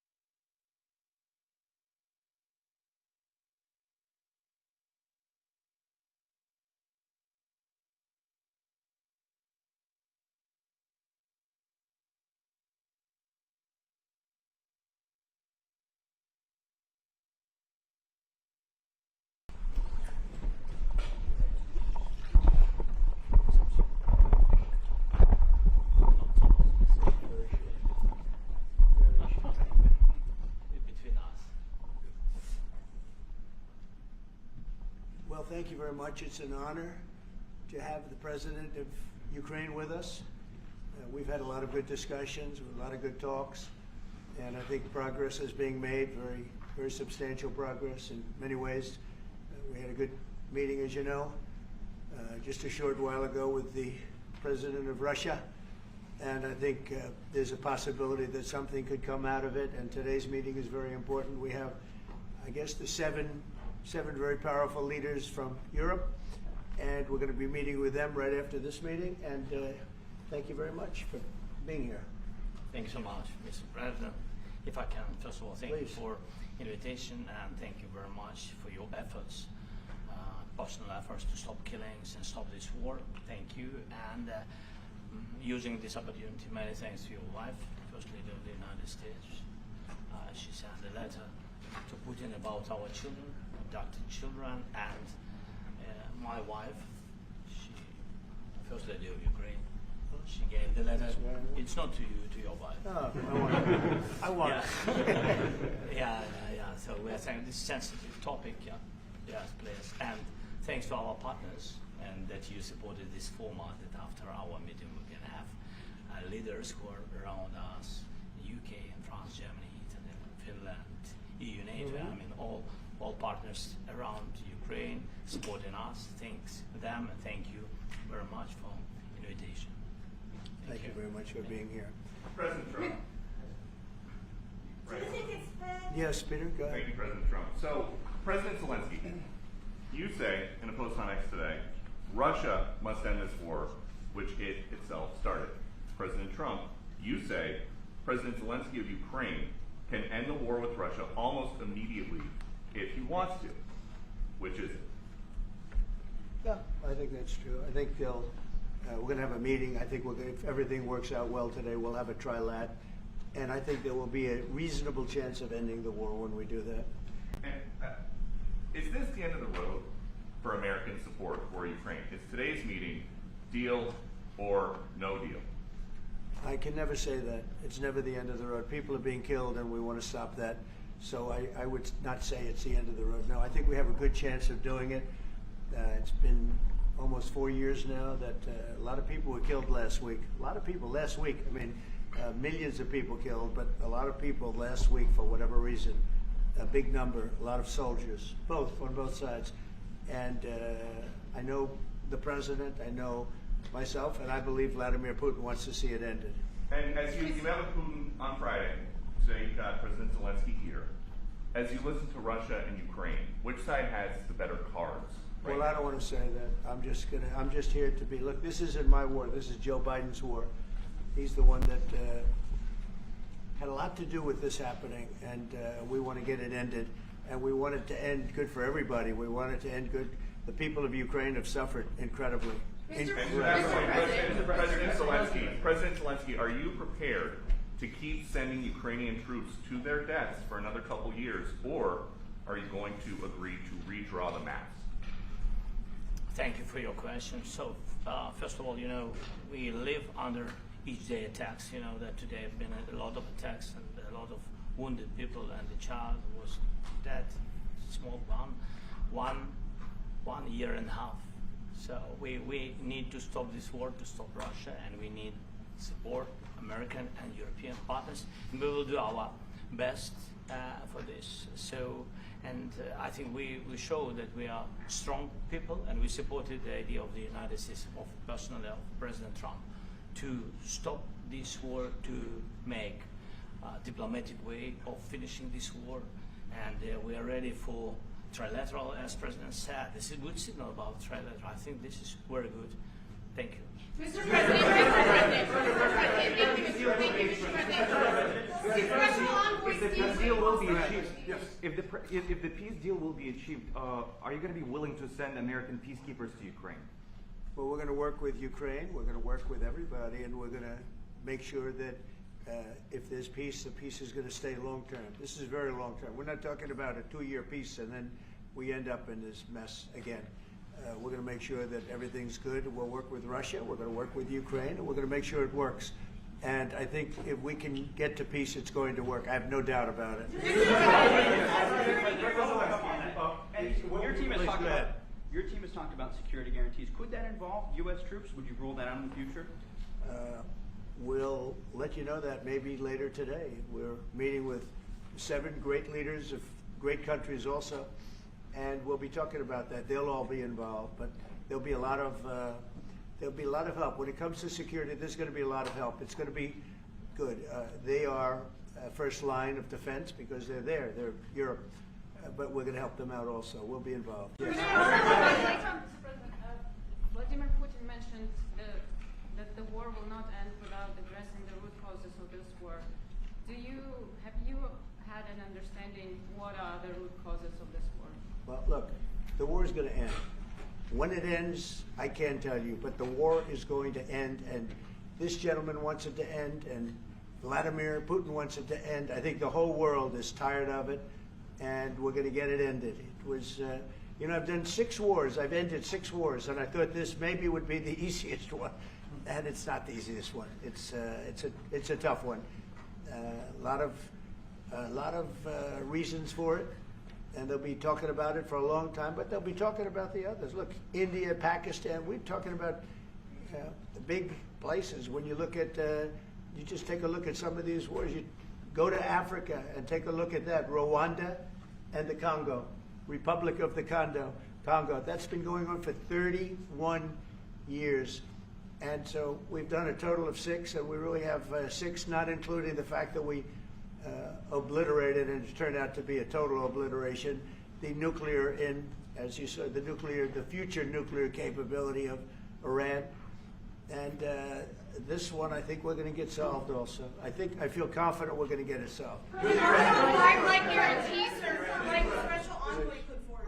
Thank you, Mr. President. Can you tell us about your conversations with European leaders and what they need to see to support an end to the war? Yeah, well, we're going to be meeting with a great representative group and 7 very powerful, very big countries and great people, all friends of mine and friends of yours. And we're going to have some suggestions made. They want to see peace. They would like to see peace. Go ahead, please. In the red. President Trump, do you think it's fair to, for Ukraine and for Russia to achieve a lasting and durable peace if Ukraine cedes its territories that Russia hasn't yet conquered? Do you think it's a fair peace for Ukraine? We're going to have a lasting peace. Just to answer the first part of your question, we're going to have a lasting peace. I hope it's going to be immediately. I hope it doesn't have to go on. And I think people of the whole world is going to be very happy when that's announced. Yeah, please. Mr. President, you posted on social media, Mr. President, a very touching letter from the First Lady. And the letter was hand-delivered to President Putin. And it calls for an end to the war, essentially, because of the children and the children's future. Why did the First Lady feel that letter was necessary? Was it because she believes that Mr. Putin is the aggressor in the war? Is a similar letter being hand-delivered to President Zelensky? So the First Lady felt very strongly. She's watched the same thing that you watch and that I watch. I see things that you don't get to see, and it's horrible. But when she's got a great love of children, she has a wonderful son that she loves, probably more than anybody, including me. I hate to say it, but she loves her son. She loves children, and she hates to see something like this happening. And that goes for other wars too. I mean, she sees the heartbreak, the parents, the funerals that you see on television. Always funerals. We want to see something other than funerals. No, she felt. It was a beautiful letter. It was very well received by him. And she did ask me to say, you know, she would love to see this end. She would love to see it end. And she says it very openly, very proudly, and with great sorrow because so many people have been killed. President, last week, Brian, go ahead, brother. Yes, sir. I've got a question for each of you. Yes. First of all, Mr. President Zelensky, you look fabulous in that suit. I said the same thing. Yeah, you look good. I said the same thing. Yeah. Isn't that nice? That's the one that attacked you last time. See, now he's. I remember that. No, my first question for you, President Zelensky. In the same suit. You see, I changed. You are not. Maybe yours is much better. Real quickly, upon peace, God willing we get peace, are you open to holding an election in your country? Yes, of course. We are open for election, yes. We have to do safety circumstances. And a little bit, we need to work in the parliament, because during the war you can't have elections, but we can do security. We need, maybe, how to say, we need a truth, yes, everywhere, in the battlefield, in the sky, in the sea, yeah, to make possible for people to do democratic, open, legal elections. So you say during the war you can't have elections. So let me just say 3.5 years from now. So you mean if we happen to be in a war with somebody, no more elections? Oh, that's good. I wonder what the fake. You like this idea? Yeah, No. Speaking of news, I got a question for you. This sounds insane for me even to ask this, but do you think the American media really doesn't even want a peace deal because they've seen they've been so critical of you every step of the way as you lead the charge for peace?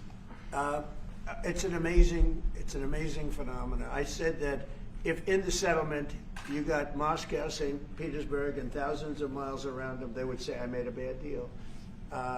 The level of hatred and animosity is incredible. Not with all. I mean, we have great people up here. We also have terrible people up there that I think are told what to say. But, you know, in solving all of these wars, they don't even write about it. You know, I saw major wars. I saw wars that have been going on for 31, 35, and 37, and a couple of quicker ones.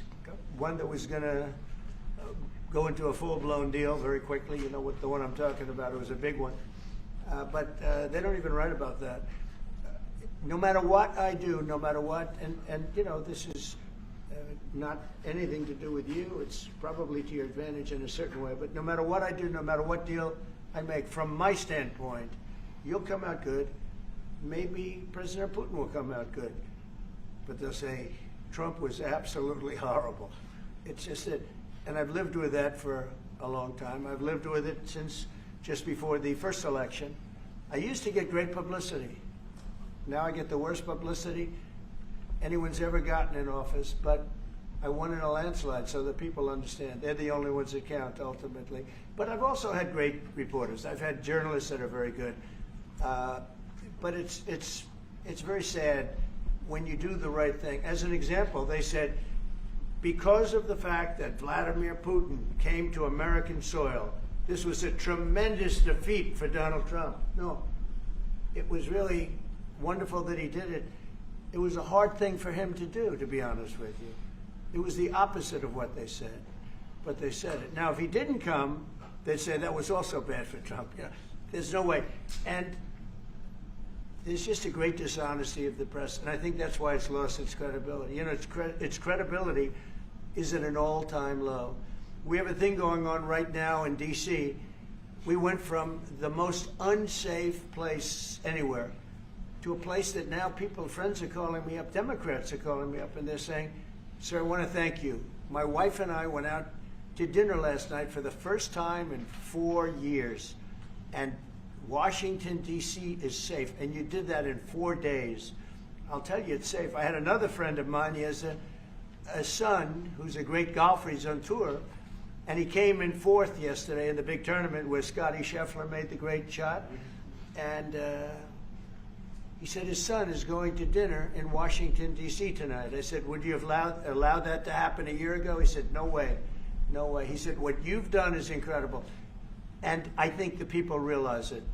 But the press says, he's a dictator, he's trying to take over.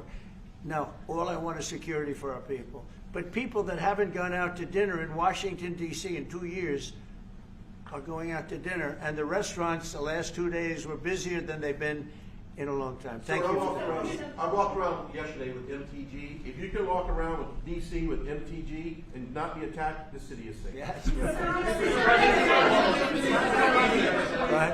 you, Mr. President. Last week you warned of what you called severe consequences if a 30-day ceasefire or any type of ceasefire were not agreed to by Russia. Will there be severe consequences? Does that change because of I don't think you need a ceasefire. You know, if you look at the 6 deals that I settled this year, they were all at war. I didn't do any ceasefires. And I know that it might be good to have, but I can also understand strategically why, well, you know, one country or the other wouldn't want it. You have a ceasefire and they rebuild and rebuild and rebuild, and, you know, maybe they don't want that. But if you look at the 6 deals that we made peace and you know, long-term, long-running wars, I didn't do any ceasefires. Would I like the concept. You know, I like the concept of a ceasefire for one reason, because you'd stop killing people immediately, as opposed to in 2 weeks or 1 week or whatever it takes.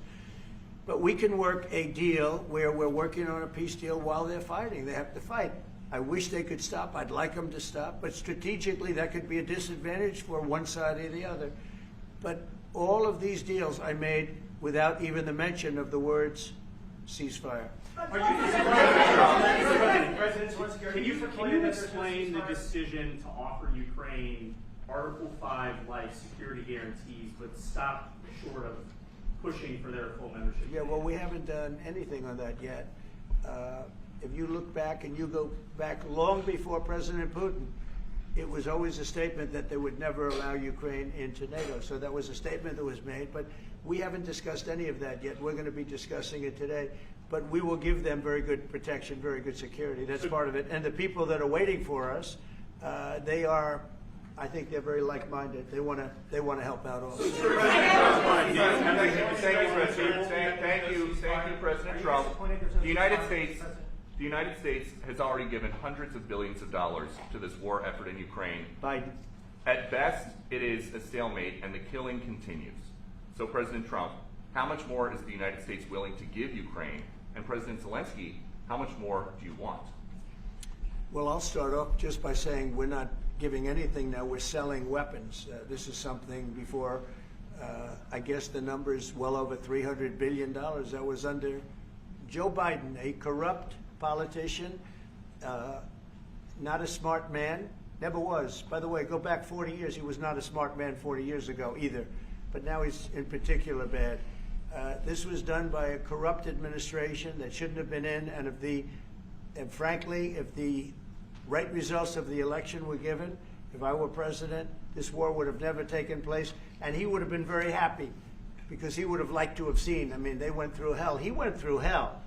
This war would have never happened, and the people that were killed, a couple of million people, a lot of people with soldiers and everything else, and the people that have been displaced and forced into other areas and other countries because of what's happened, none of that would have happened. And I'm just saying that he was a horrible president, whether it was the borders or this. He was just a horrible, corrupt president. Mr. President, do you want to answer? I can. Thank you so much. So first of all, we have possibility now to buy weapon from the United States. We are thankful for this program and this opportunity. We are thankful for Europe. They pay for this. And through NATO program, for example, Pearl and etc., we have some programs where we can have some money to finance this. And this is a part, I think, it's not a part for the war and to defend us. It also will be a part for security guarantees, to strengthen our army, to rearm Ukrainian army. This is very, very important. And it depends how much money we need to rearm. For example, the question of air defense, we spoke about it with President Trump, and I'm happy that we have now bilateral decisions and we work on it with production, American production. Nobody in Europe has so many air defense like Patriots, for example. We need it very much, and this is also about defending. And I think, I think the good news, we make the best military equipment in the world by far. You mentioned the Patriots. How good are they? Systems. We have systems, they're literally 100% foolproof. And it's really like shooting two bullets, two bullets hitting each other in the air in a space like this. The chance is 100%. It's 99 to 100%. So we sell the equipment to NATO. And NATO does what, I don't know what the arrangement is that you have with, but I know that they want you to have the equipment. And we're getting the best equipment in the world, but they pay us for the equipment. Under Biden, it was just crazy what was going on. I believe the number is over 300. I think it could be $350 billion worth of equipment and money and everything else. And we've made more progress in settling this war in the last 2 months than they made in 4 years. This should have been settled a long time ago, but it should have never happened. Yeah, please. You pushed out on social media. All right, Brian, go first. You pushed out on social media about doing away with mail-in ballots and potentially electronic voting machines. Can you explain on that? How? Well, that's a very off-topic. Just really quickly, mail-in ballots are corrupt. Mail-in ballots, you can never have a real democracy with mail-in ballots. And we, as a Republican Party, are going to do everything possible that we get rid of mail-in ballots. We're going to start with an executive order that's being written right now by the best lawyers in the country to end mail-in ballots because they're corrupt. And you know that we're the only country in the world, I believe, I may be wrong, but just about the only country in the world that uses them because of what's happened. Massive fraud all over the place. The other thing we want change are the machines. For all of the money they spend, it's approximately 10 times more expensive than paper ballots. And paper ballots are very sophisticated with the watermark paper and everything else. We would get secure elections. We'd get much faster results. The machines, I mean, they say we're going to have the results in 2 weeks. With paper ballots, you have the results that night. Most people, many countries use paper ballots. It's the most secure form. So between paper ballots, very, very important, paper ballots, and I think maybe even more important, the mail-in voting. We're going to end mail-in voting. It's a fraud. If you have mail-in vote, even Jimmy Carter with this commission, they set it up. He said the one thing about mail-in voting, you will never have an honest election if you have mail-in. And it's time that the Republicans get tough and stop it, because the Democrats want it. It's the only way they can get elected. Because with men and women's sports and with transgender for everybody and open borders and all of the horrible things, and now the new thing is they love crime. They're fighting me on the fact that I've made Washington, D.C. safe. We're not going to get mugged, beaten up, or killed like all the people you've been watching get so badly hurt. I'm glad, I hate to take your time with this, but I'm glad you asked me that question. We're going to stop mail-in ballots because it's corrupt. You know, when you go to a voting booth and you do it the right way and you go to a state that runs it properly, you go in, they even ask me. They asked me for my license plate, for identify. I said, I don't know if I have it. He said, sir, you have to have it. I was very impressed, actually. But it's very hard to cheat with mail-in voting. As you know what happens in California, it's so corrupt, where some people get 5, 6, 7 ballots delivered to them. Now, we got to stop mail-in voting, and the Republicans have to lead the charge. The Democrats want it because they have horrible policy. If you have mail-in voting, you're not going to have many Democrats get elected. That's bigger than anything having to do with redistricting, believe me. And the Republicans have to get smart. We're not going to have a country. I said for a long time at rallies, you need borders and you need free and fair elections. Those two things, otherwise you don't have. We have strong borders now. In 90 days, Mr. President, we didn't have 0 in 3 months. Not one person came in illegally into our country. In fact, even I find that hard to believe, but it's run by a little bit of a liberal group that put out the numbers, so I guess it's, but 0, 0, and 0.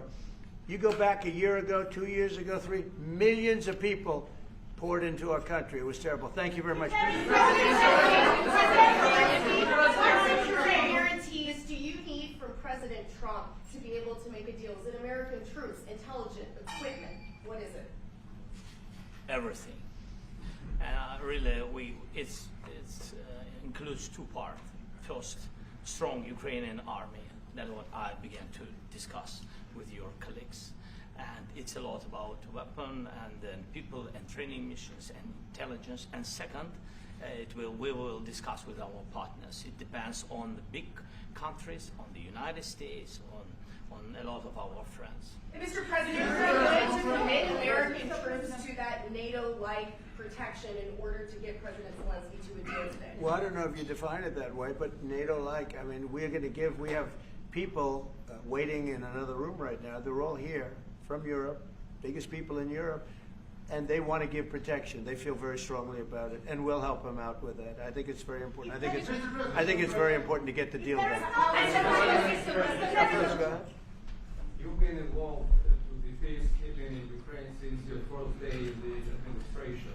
What would you say to the Ukrainian people right now who are suffering under the Russian attacks and hoping that the American people will stand with them? Well, I know Ukrainian people. I've known many over the years. They're great people. They're smart. They're energetic. They love their country. I mean, they love their country, and we want to get this war ended. That's all I can do. I love the Ukrainian people, but I love all people. I love the Russian people. I love them all. I want to get the war stopped. Very important. Was there any aspect of your discussion with Vladimir Putin that left you disappointed? Look, we just spoke to, I was just telling the president, I just spoke to President Putin indirectly, and we're going to have a phone call right after these meetings today. And we may or may not have a trilat. If we don't have a trilat, then the fighting continues. And if we do, we have a good chance. I think if we have a trilat, there's a good chance of maybe ending it. But he's expecting my call when we're finished with this meeting. Thank you very much, everybody. Thank you.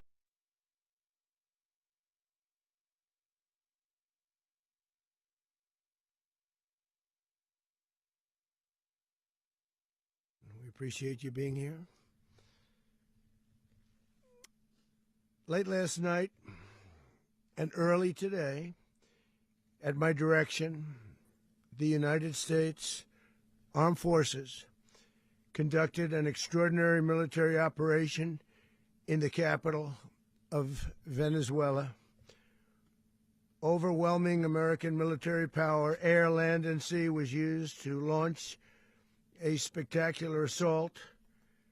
And it was an assault like people have not seen since World War II. It was a force against a heavily fortified military fortress in the heart of Caracas to bring outlaw dictator Nicolas Maduro to justice. This was one of the most stunning, effective, and powerful displays of American military might and competence in American history. And if you think about it, we've done some other good ones, like the attack on Soleimani,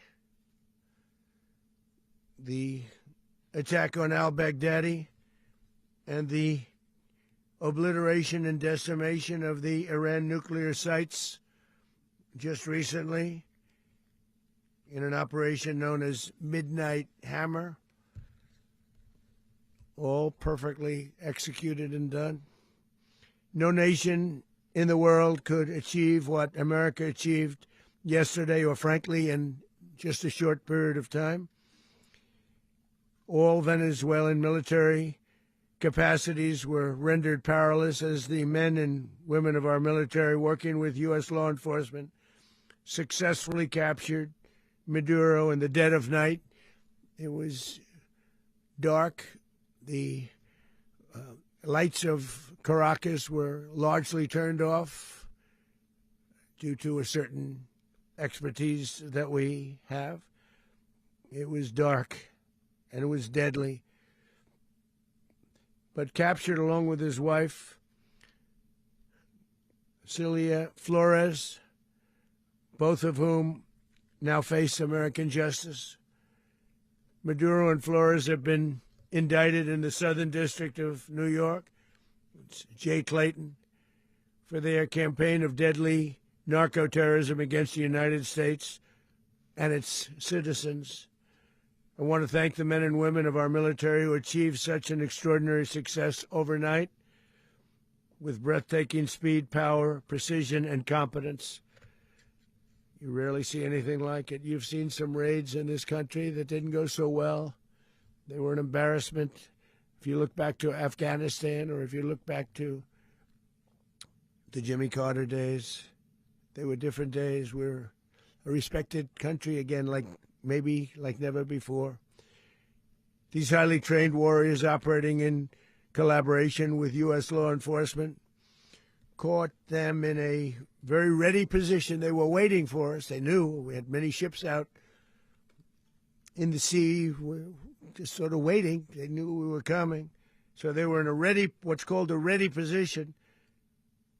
But they were completely overwhelmed and very quickly incapacitated. If you would have seen what I saw last night, you would have been very impressed. I'm not sure that you'll ever get to see it, but it was an incredible thing to see. Not a single American service member was killed, and not a single piece of American equipment was lost. We had many helicopters, many planes, many people involved in that fight.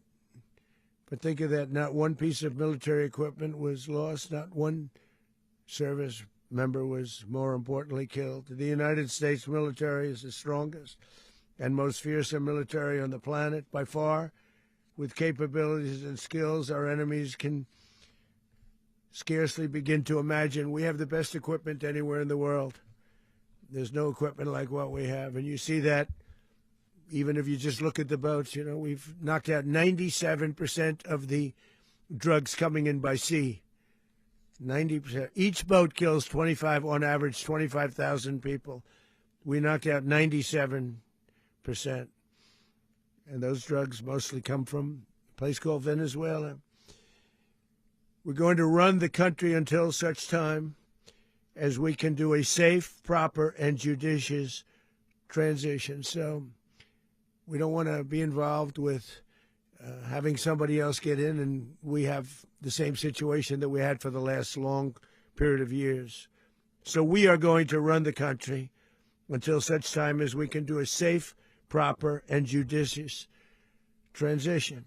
and it has to be judicious, because that's what we're all about.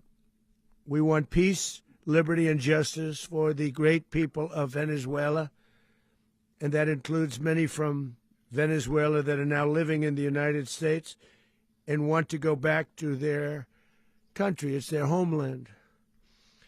We can't take a chance that somebody else takes over Venezuela that doesn't have the good of the Venezuelan people in mind.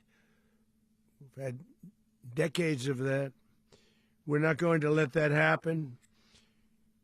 We're there now, and what people don't understand, but they understand as I say this, we're there now, but we're going to stay until such time as the proper transition can take place. So we're going to stay until such time as we're going to run it, essentially, until such time as a proper transition can take place. As everyone knows, the oil business in Venezuela has been a bust, a total bust, for a long period of time. They were pumping almost nothing by comparison to what they could have been pumping and what could have taken place. We're going to have our very large United States oil companies, the biggest anywhere in the world, go in, spend billions of dollars, fix the badly broken infrastructure, the oil infrastructure, and start making money for the country. And we are ready to stage a second and much larger attack if we need to do so. So we were prepared to do a second wave if we needed to do so. We actually assumed that a second wave would be necessary, but now it's probably not. The first wave, if you'd like to call it that, the first attack was so successful, we probably don't have to do a second, but we're prepared to do a second wave, a much bigger wave, actually. This was pinpoint, but we have a much bigger wave that probably won't have to do. This partnership of Venezuela with the United States of America, a country that everybody wants to be involved with because of what we were able to do and accomplish, will make the people of Venezuela rich, independent, and safe. And it will also make the many, many people from Venezuela that are living in the United States extremely happy. They suffered. They suffered. So much was taken from them. They're not going to suffer anymore. The illegitimate dictator Maduro was the kingpin of a vast criminal network responsible for trafficking colossal amounts of deadly and illicit drugs into the United States. As alleged in the indictment, he personally oversaw the vicious cartel known as Cartel de las Solas, which flooded our nation with lethal poison, responsible for the deaths of countless Americans, the many, many Americans. Hundreds of thousands over the years of Americans died because of him. Maduro and his wife will soon face the full might of American justice and stand trial on American soil. Right now, they're on a ship they'll be heading to, ultimately, New York, and then a decision will be made, I assume, between New York and Miami or Florida. But we have people where the overwhelming evidence of their crimes will be presented in a court of law. And I've seen it. I've seen what we have. It's both horrible and breathtaking that something like this could have been allowed to take place. For many years after his term as president of Venezuela expired, Maduro remained in power and waged a ceaseless campaign of violence, terror, and subversion against the United States of America, threatening not only our people, but the stability of the entire region.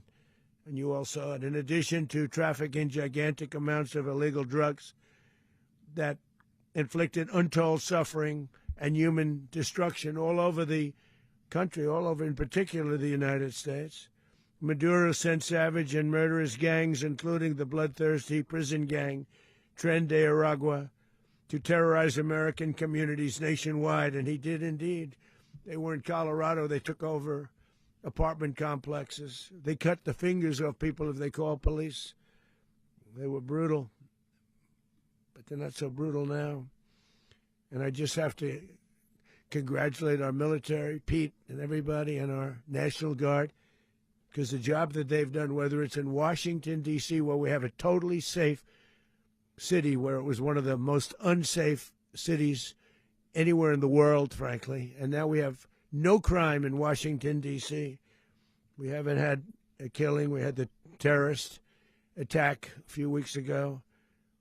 A little bit of a different kind of a threat, but we haven't had a killing in a long period of time, 6-7 months. We used to have two, on average, 2 a week in Washington, our capital. We don't have that anymore. The restaurants are opening. Everyone's happy. They're going, they're walking their daughters, they're walking their children, their wives. They walk to restaurants. Restaurants are opening all over Washington, D.C. So I want to thank the National Guard. I want to thank our military. And I want to thank law enforcement. It's been amazing. And they should do it with more cities. We're doing it, as you know, and we're doing it in Memphis, Tennessee right now, and crime is down. We've just sort of started a few weeks ago, but crime is down now 77%. And the governor of Louisiana called, great person, and he wanted us to help him, as you know, in a certain very nice part of Louisiana, and we have done that. And it was a rough section, and we have crime down. I understand it's down to almost nothing already after 2.5 weeks. New Orleans, it's down to almost nothing. And we've only been there for 2.5 weeks. Can't imagine why governors wouldn't want us to help. We also helped, as you know, in Chicago, and crime went down a little bit there. We did a very small help because we had no working ability with the governor. The governor was a disaster, and the mayor was a disaster. But it knocked down crime. But we're pulling out of there. When they need us, we'll know. You'll know. You'll be writing about it. And likewise, Los Angeles, where we saved Los Angeles early on, where the head of the police department made a statement that if the federal government didn't come in, we would have lost Los Angeles. That's long after the fires. That's when they had the riots in Los Angeles. We did a great job. Got no credit for it whatsoever, but that's okay. It doesn't matter. We don't need the credit. But we'll be pulling out when they need us. They'll call, or we'll go back if we have to. We'll go back. But we did a great job in various cities. But the place that we're very proud of is Washington, D.C., because it's our nation's capital. We took it from being a crime-ridden mess to being one of the safest cities in the country. But the gangs that they sent raped, tortured, and murdered American women and children. They were in all of the cities I mentioned, Tren de Aragua. And they were sent by Maduro to terrorize our people, and now Maduro will never again be able to threaten an American citizen or anybody from Venezuela. There will no longer be threats. For years I've highlighted the stories of those innocent Americans whose lives were so heartlessly robbed by this Venezuelan terrorist organization. Really one of the worst. One of the worst, they say the worst. Americans like 12-year-old Jocelyn Nungari from Houston. Beautiful Jocelyn Nungari, what happened to her? They, as you know, they kidnapped, assaulted, and murdered by Tren de Aragua animals. They murdered Jocelyn and left her dead under the bridge. There was a bridge that will never be the same to so many people after seeing what happened. As I've said many times, the Maduro regime emptied out their prisons, sent their worst and most violent monsters into the United States to steal American lives. And they came from mental institutions and insane asylums. They came from prisons and jails. The reason I say both, they sound similar. Actually, prisons a little bit more hostile, a little bit tougher. A mental institution isn't as tough as an insane asylum, but we got them both. They sent from their mental institutions. They sent from their jails, prisons. They were drug dealers. They were drug kingpins. They sent everybody bad into the United States, but no longer. And we have now a border where nobody gets through. In addition, Venezuela unilaterally seized and stole American oil, American assets, and American platforms, costing us billions and billions of dollars. They did this a while ago, but we never had a president that did anything about it. They took all of our property. It was our property. We built it. And we never had a president that decided to do anything about it. Instead, they fought wars that were 10,000 miles away. We built Venezuela oil industry with American talent, drive, and skill, and the socialist regime stole it from us during those previous administrations, and they stole it through force. This constituted one of the largest thefts of American property in the history of our country. Considered the largest theft of property in the history of our country. Massive oil infrastructure was taken like we were babies, and we didn't do anything about it. I would have done something about it. America will never allow foreign powers to rob our people or drive us back into and out of our own hemisphere. That's what they did. Furthermore, under the now deposed dictator Maduro, Venezuela was increasingly hosting foreign adversaries in our region and acquiring menacing offensive weapons that could threaten U.S. interests and lives. And they used those weapons last night. Potentially in league with the cartels operating along our border. All of these actions were in gross violation of the core principles of American foreign policy, dating back more than 2 centuries, and not anymore. All the way back, it dated to the Monroe Doctrines, and the Monroe Doctrine is a big deal, but we've superseded it by a lot, by a real lot. They now call it the Monroe Document. I don't know. It's Monroe Doctrine.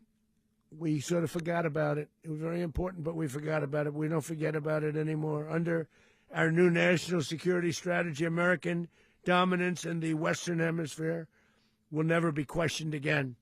Won't happen. So just in concluding, for decades, other administrations have neglected or even contributed to these growing security threats in the Western Hemisphere. Under the Trump administration, we are reasserting American power in a very powerful way in our home region. And our home region is very different than it was just a short while ago. The future will be, and we did this in my first term. We had great dominance in my first term, and we have far greater dominance right now.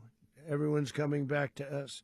The future will be determined by the ability to protect commerce and territory and resources that are core to national security. These are core to our national security. Just like tariffs are, they've made our country rich, and they've made our national security stronger than ever before. But these are the iron laws that have always determined global power, and we're going to keep it that way. We will secure our borders. We will stop the terrorists. We will crash the cartels, and we will defend our citizens against all threats, foreign and domestic. Other presidents may have lacked the courage or whatever to defend America, but I will never allow terrorists and criminals to operate with impunity against the United States. This extremely successful operation should serve as warning to anyone who would threaten American sovereignty or endanger American lives. Very importantly, the embargo on all Venezuelan oil remains in full effect. The American Armada remains poised in position, and the United States retains all military options until United States demands have been fully met and fully satisfied. All political and military figures in Venezuela should understand what happened to Maduro can happen to them, and it will happen to them if they aren't just, fair, even to their people. The dictator and terrorist, Maduro, is finally gone, and Venezuela people are free. They're free again. It's been a long time for them, but they're free. America is a safer nation this morning. It's a prouder nation this morning because it didn't allow this horrible person and this country that was doing very bad things to us. It didn't allow it to happen. And the Western Hemisphere is right now a much safer place to be. So I want to thank everybody for being here. I want to thank General Raisin Kane. He's a fantastic man. I've worked with a lot of generals. I worked with some I didn't like. I worked with some I didn't respect. I worked with some that just weren't good. But this guy is fantastic. I watched last night one of the most precise attacks on sovereignty. I mean, it was an attack for justice. And I'm very proud of him, and I'm very proud of our Secretary of War, Pete Hegseth, who I'm going to ask to say a few words. Thank you very much.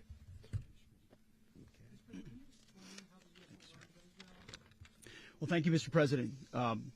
Finally, a commander-in-chief the world respects and the American people deserve. And as the President said, words can barely capture the bravery and the power and the precision of this historic operation. A massive joint military and law enforcement raid flawlessly executed by the greatest Americans our country has to offer. American warriors are second to none, the best in the world and the best of our country. What all of us witnessed last night was sheer guts and grit, gallantry, and glory of the American warrior. I'm simply humbled by such men. And I tip my hat to our chairman, Dan Raisin Kane, and all those Americans who stood watch last night. Our warriors are the elite of America, and again, President Trump has your back. No other country on planet Earth, and it's not even close, could pull this kind of operation off. And no other president has ever shown this kind of leadership, courage, and resolve, the most powerful combination the world has ever seen. As the president said, our adversaries remain on notice. America can project our will anywhere, anytime. The coordination, the stealth, the lethality, the precision, the very long arm of American justice, all on full display in the middle of the night. Nicolas Maduro had his chance, just like Iran had their chance, until they didn't and until he didn't. He effed around, and he found out. President Trump is deadly serious about stopping the flow of gangs and violence to our country. Deadly serious about stopping the flow of drugs and poison to our people. Deadly serious about getting back the oil that was stolen from us. And deadly serious about reestablishing American deterrence and dominance in the Western Hemisphere. This is about the safety, security, freedom, and prosperity of the American people. This is America first. This is peace through strength. And the United States War Department is proud to help deliver it. Welcome to 2026. And under President Trump, America is back. I'd like to welcome now our chairman, Chairman Raisin Kane, to give a few more details about the operation. Mr. Chairman. Thank you, Mr. Secretary. Thank you, Mr. President, and good morning. Last night, on the order of the President of the United States and in support of a request from the Department of Justice, as the President said, the United States military conducted an apprehension mission in Caracas, Venezuela, to bring to justice two indicted persons, Nicolas and Cecilia Maduro. This operation, known as Operation Absolute Resolve, was discreet, precise, and conducted during the darkest hours of January 2nd and was the culmination of months of planning and rehearsal, an operation that, frankly, only the United States military could undertake. What I'd like to do this morning is talk to you through some of the preparation and the details without compromising any of our tactics, techniques, and procedures. There is always a chance that we'll be tasked to do this type of mission again. Our interagency work began months ago and built on decades of experience of integrating complex air, ground, space, and maritime operations. While the past 2 decades have honed the skills of our special operations forces, this particular mission required every component of our joint force, with soldiers, sailors, airmen, Marines, and Guardians working in unison with our intelligence agency partners and law enforcement teammates in an unprecedented operation. We leveraged our unmatched intelligence capabilities and our years of experience in hunting terrorists, and we could not have done this mission without the incredible work by various intelligence agencies, including the CIA, NSA, and NGA. We watched, we waited, we prepared, we remained patient and professional. This mission was meticulously planned, drawing lessons from decades of missions over the last many years, many missions over these last many years. This was an audacious operation that only the United States could do. It required the utmost of precision and integration within our joint force. And the word integration does not explain the sheer complexity of such a mission.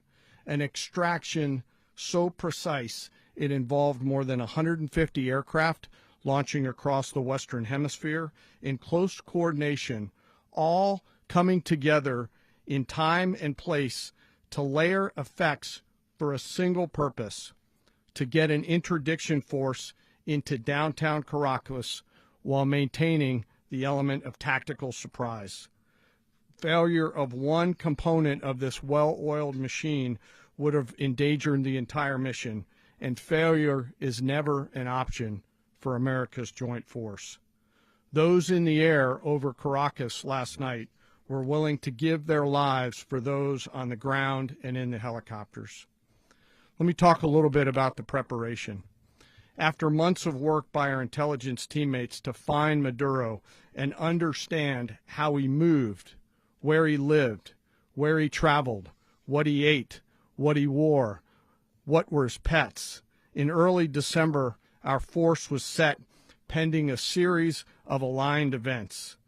Key was choosing the right day to minimize the potential for civilian harm and maximize the element of surprise, and minimize the harm to the indicted personnel so, as the president said, they could be brought to justice. And as the president said earlier today, weather in Venezuela is always a factor this time of the year. And over the weeks through Christmas and New Year's, the men and women of the United States military sat ready, patiently waiting for the right triggers to be met and the president to order us into action.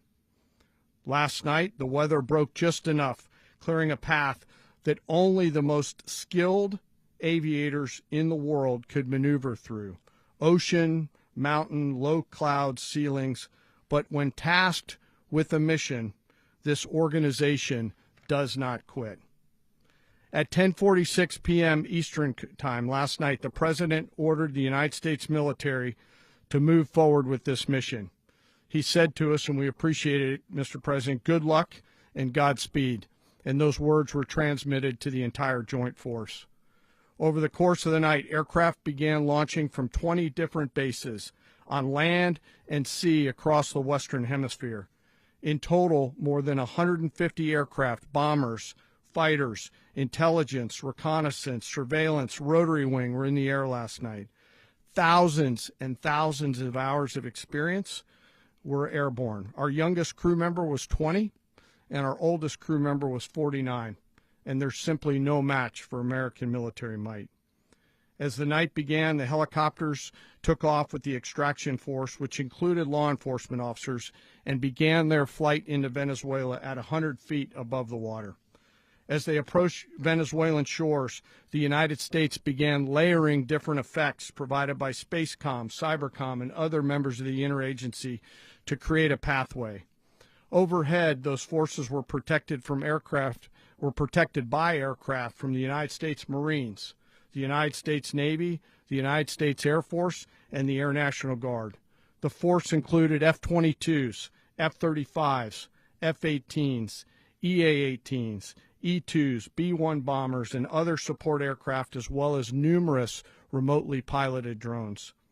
As the force began to approach Caracas, the Joint Air Component began dismantling and disabling the air defense systems in Venezuela, employing weapons to ensure the safe passage of the helicopters into the target area.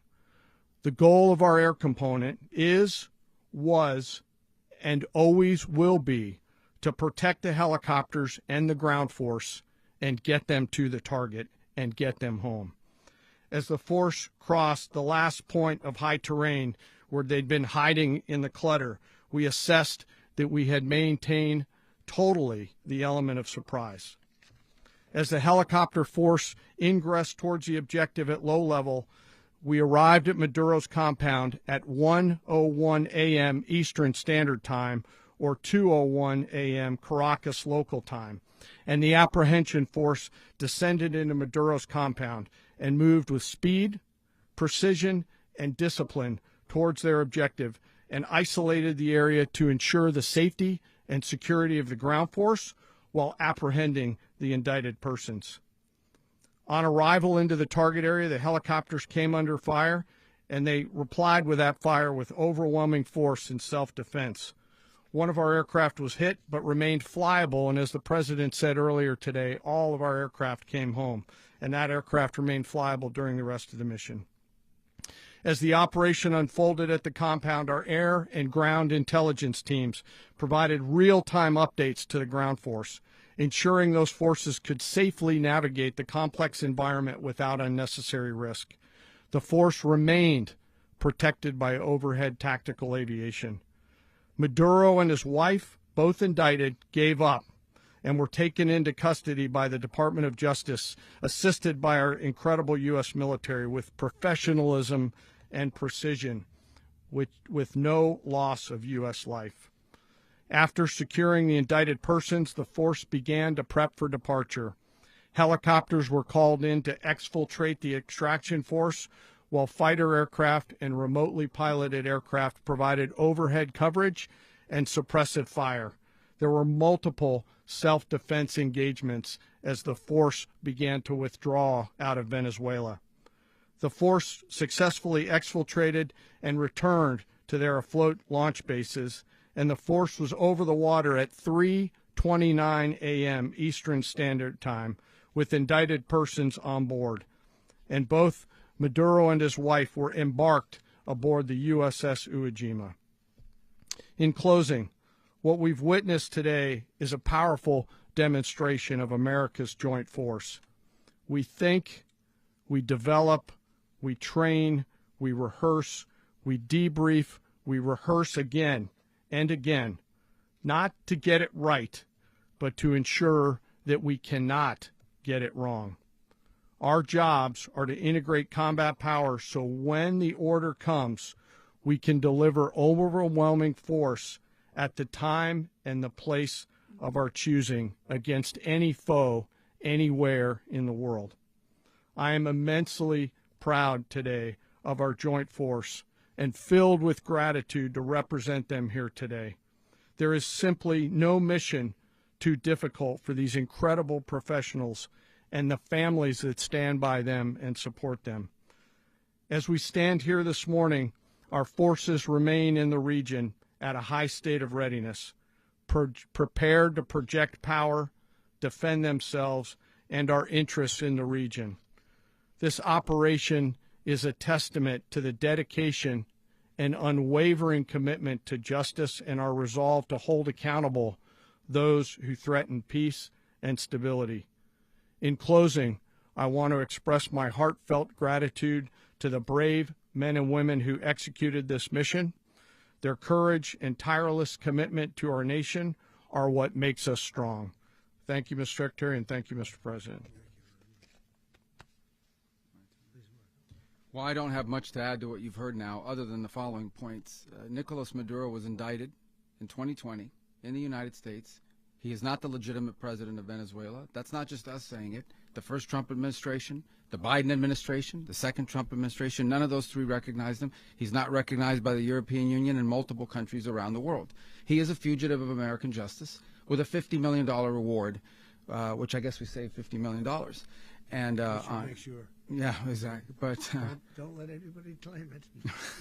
Nobody deserves it but us. But I want to be clear about one thing. Nicolas Maduro had multiple opportunities to avoid this. He was provided multiple very, very, very generous offers and chose instead to act like a wild man, chose instead to play around. And the result is what we saw tonight. The other message here is the following. You have a guy Like many people around the world, they like to play games. You have a guy who decides he's going to invite Iran into his country, is going to, do the confiscation of American oil companies, is going to flood our country with gang members, is going to take Americans prisoner and try to hold them for hostage and trade them like he was able to do with the Biden administration. Basically likes to play games all this time and thinks nothing's going to happen. And I hope what people now understand is that we have a president. The 47th president of the United States is not a game player. When he tells you that he's going to do something, when tells you he's going to address a problem, he means it. He actions it. I can tell you, I've watched this process now for 14, 15 years, been around it. Everybody talks. I'm going to do this. I'm going to do that. When I get there, we're going to do this. We're going to take. This is a president of action. Like, I don't understand yet how they haven't figured this out. And now, if you don't know, now you know.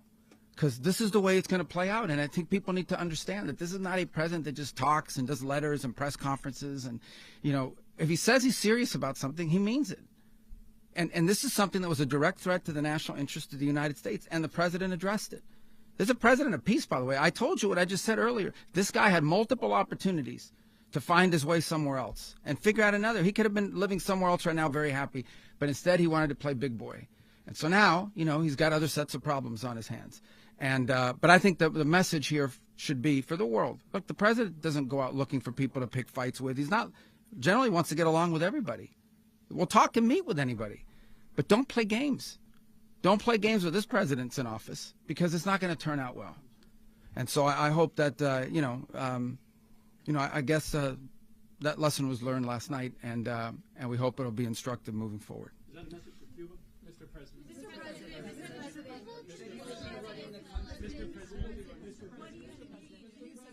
Please. Well, we're going to be running it with a group, and we're going to make sure it's run properly. We're going to rebuild the oil infrastructure, which will cost billions of dollars. It'll be paid for by the oil companies directly. They will be reimbursed for what they're doing, but that's going to be paid. And we're going to get the oil flowing the way it should be. As you know, it was just a minor flow. It was actually a minor flow for what they have. But we're going to run it properly, and we're going to make sure the people of Venezuela are taken care of. We're going to make sure the people that were forced out of Venezuela by this thug are also taken care of. President, does the U.S. running the country mean that U.S. troops will be on the ground? How will that work? Well, they always say boots on the ground. So we're not afraid of boots on the ground if we have to have. We had boots on the ground last night at a very high level, actually. We're not afraid of it. We don't mind saying it. But we're going to make sure that that country is run properly. We're not doing this in vain. This is a very dangerous attack. This is an attack that could have gone very, very badly. Could have gone very badly. We could have lost a lot of people last night. We could have lost a lot of dignity. We could have lost a lot of equipment. The equipment is less important, but we could have lost a lot. And we're going to make sure that this is proper. We're there now. We're ready to go again if we have to. We're going to run the country right. It's going to be run very judiciously, very fairly. It's going to make a lot of money. We're going to give money to the people. We're going to reimburse people that were taken advantage of. We're going to take care of everybody. It's very important. We couldn't let them get away with it. They stole our oil. We built that whole industry there, and they just took it over like we were nothing. And we had a president that decided not to do anything about it. So we did something about it. We're late, but we did something about it. Yeah, please. Mechanism by which you're going to run the country? Are you going to designate a U.S. official to coordinate? Yes, it's all being done right now. We're designating people. We're talking to people. We're designating various people, and we're going to let you know who those people are. Would run Venezuela? Well, it's largely going to be for a period of time the people that are standing right behind me. We're going to be running it.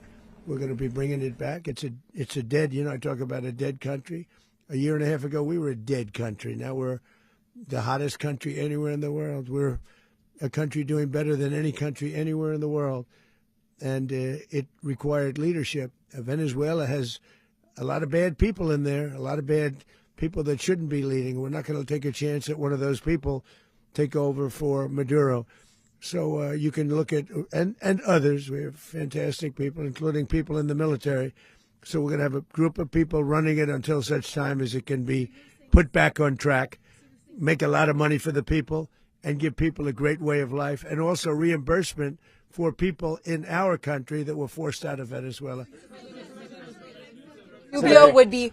You said earlier today that you weren't going to back Machado to come back and be the opposition leader in your Fox and Friends interview. And then you also mentioned the vice president of Venezuela. Are you going to work with the vice president of Venezuela, or how do you foresee the relationship Well, going? I understand she was just sworn in, but she was, as you know, picked by Maduro. So Marco's working on that directly. He just had a conversation with her, and she's essentially willing to do what we think is necessary to make Venezuela great again. Very simple. Mr. President, Colombian President Gustavo Petro, a couple weeks ago, he said he's got to watch his ass. And today, he said he's not concerned about anything happening to him in the aftermath of this operation. So, just what your message is Well, about he that. has cocaine mills. He has factories where he makes cocaine. And, yeah, I think I stick by my first statement. He's making cocaine. They're sending it into the United States. So he does have to watch his ass. Mr. President, did you notify any members of Congress in advance? Marco, do you want to talk about that? Because you were involved in it. Sure. We call members of Congress immediately after. This was not the kind of mission that you can do congressional notification on. It was a trigger-based mission in which conditions had to be met night after night. We watched and monitored that for a number of days. So it's just simply not the kind of mission you can call people and say, hey, we may do this at some point in the next 15 days. But it's largely a law enforcement function. Remember, at the end of the day, at its core, this was an arrest of 2 indicted fugitives of American justice, and the Department of War supported the Department of Justice in that job. Now, there are broader policy implications here, but it's just not the kind of mission that you can pre-notify because it endangers the mission. Plus, if I could add one thing to that, Watch this live. Congress has a tendency to leak. This would not be good. If they leaked, General, I think it would have been maybe a very different result. But I have to say, they knew we were coming at some point, you know. A lot of ships out there, they sort of knew we were coming. We went through. But Congress will leak, and we don't want leakers. People to watch this all play out live. What was Maduro doing when the U.S. forces entered what I assume would be his home? And also, was there any point where the U.S. was considering if Maduro pushed back or resisted killing Maduro? It could have happened. It could have happened. He was trying to get into a safe place. You know what a safe place is, all steel. And he wasn't able to make it to the door because our guys were so fast. They went through the opposition so fast. And there was a lot of opposition. You know, people were wondering, do we get them by surprise? Sort of surprised, but they were waiting for something. It was a lot of opposition. There was a lot of gunfire. You saw some of it today. But he was trying to get to a safe place, which wasn't safe because we would have had the door blown up in about 47 seconds, they say on average, regardless of how thick the steel was. It was a very thick door. It was a very heavy door, but he was unable to get to that door. He made it to the door. He was unable to close it. Go ahead, finish. Going to be in the time being right now. Do you know his exact Well, whereabouts? eventually, ultimately, in the near future, he's going to be brought to New York. And where is he going to be held? Where is he going to be held in New York? Do you know? That's going to be up to the officials that do these things. Mr. President, the U.S. has something of a mixed track record of ousting dictators without necessarily a plan for what comes afterwards. Not with Did me. that weigh on your decision? Well, that's when we had different presidents, but with me, that's not true. With me, we've had a perfect track record of winning. We win a lot, and we win. If you look at Soleimani, you look at al-Baghdadi, you look at the Midnight Hammer. Midnight Hammer was incredible. Right now, you wouldn't have peace in the Middle East. We have essentially peace in the Middle East because of that. If we weren't successful with Midnight Hammer, you wouldn't have peace in the Middle East. So, with me, you've had a lot of victory. You've had only victories. You've had no losses. Yeah. How long do you expect the U.S. to run Venezuela, and how soon do you want the Venezuelan people to hold elections? So I'd like to do it quickly, but it takes a period of time. You know, we're rebuilding. We have to rebuild their whole infrastructure. The infrastructure is rotted. It's actually very dangerous. It's blow-up territory. Oil is very dangerous. It's a very dangerous thing to take out of the ground. It can kill a lot of people. It has killed a lot of people doing just that. The infrastructure is old. It's rotted. Much of it is stuff that we put there 25 years ago, and we're going to be replacing it. And we're going to take a lot of money out so that we can take care of the country. Yeah. Are you saying that Secretary Rubio and Mr. President, China, Russia, and Iran have interests in Venezuela. How does this operation affect your relationships with them when Well, it in comes to terms the of oil and the China drugs? and Russia, Russia when we get things straightened out. But in terms of other countries that want oil, we're in the oil business. We're going to sell it to them. We're not going to say we're not going to give it to them. In other words, we'll be selling oil probably in much larger doses because they couldn't produce very much because their infrastructure was so bad. So we'll be selling large amounts of oil to other countries, many of whom are using it now, but I would say many more will come. Are you saying, Mr. President, are you saying that, One Mr. second, President, please. are Go you ahead, saying behind that, you, please. Mr. President, thank you. What is your message to the people of Venezuela today? Of course, the civilian population specifically, they have a lot of questions. What is your message to the people of That Venezuela? you're going to have peace, justice. You're going to have some of the riches that you should have had for a long period of time. It was stolen from you. But you're going to have peace and you're going to have safety. You're going to have justice. You're going to have a country. You're going to have a real country. You're going to have potentially a great country. You know, if you go back 20 years, maybe even a little longer ago, that was a great country. And they destroyed it. Remember I said that if we lose this election, the United States will be Venezuela on steroids. That's what would have happened.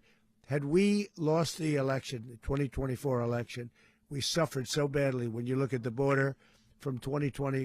What they did, what Joe Biden administration did to our country should never be forgotten. But if we had to go through another year of that, we would be exactly where Venezuela was in terms. I used to say, if they win, we're going to be Venezuela on steroids, and that's what would have happened.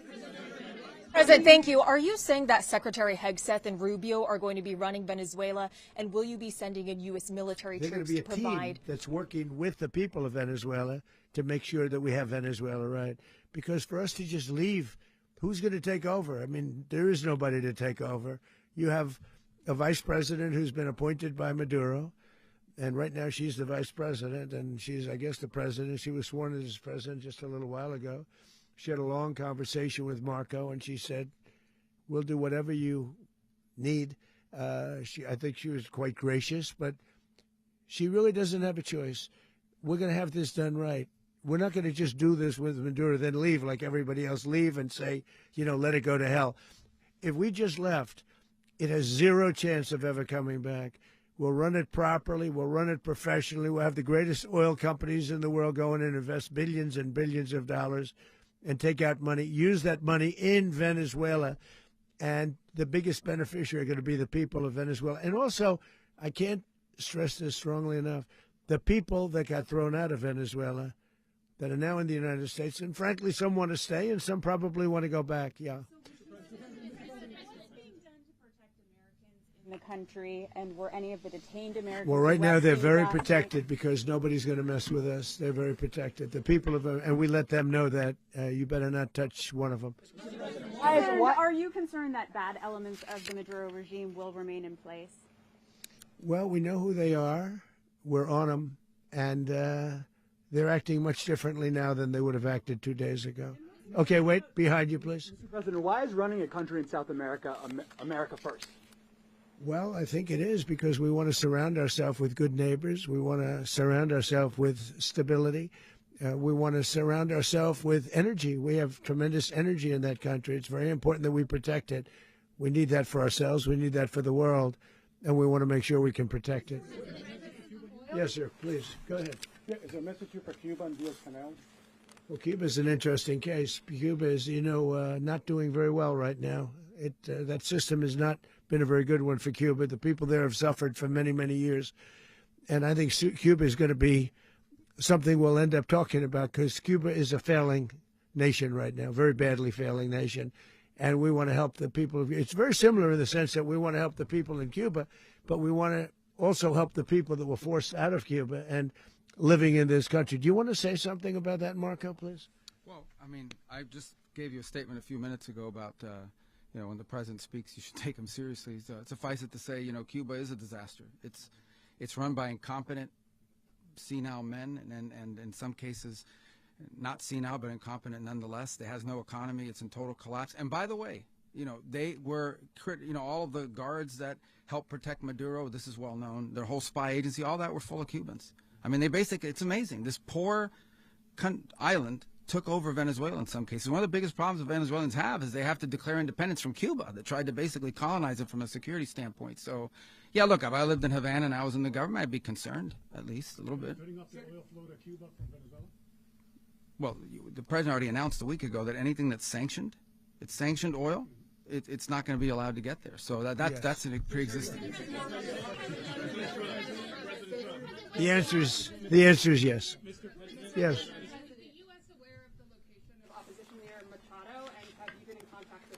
No, we haven't. No, we haven't. Mr. President.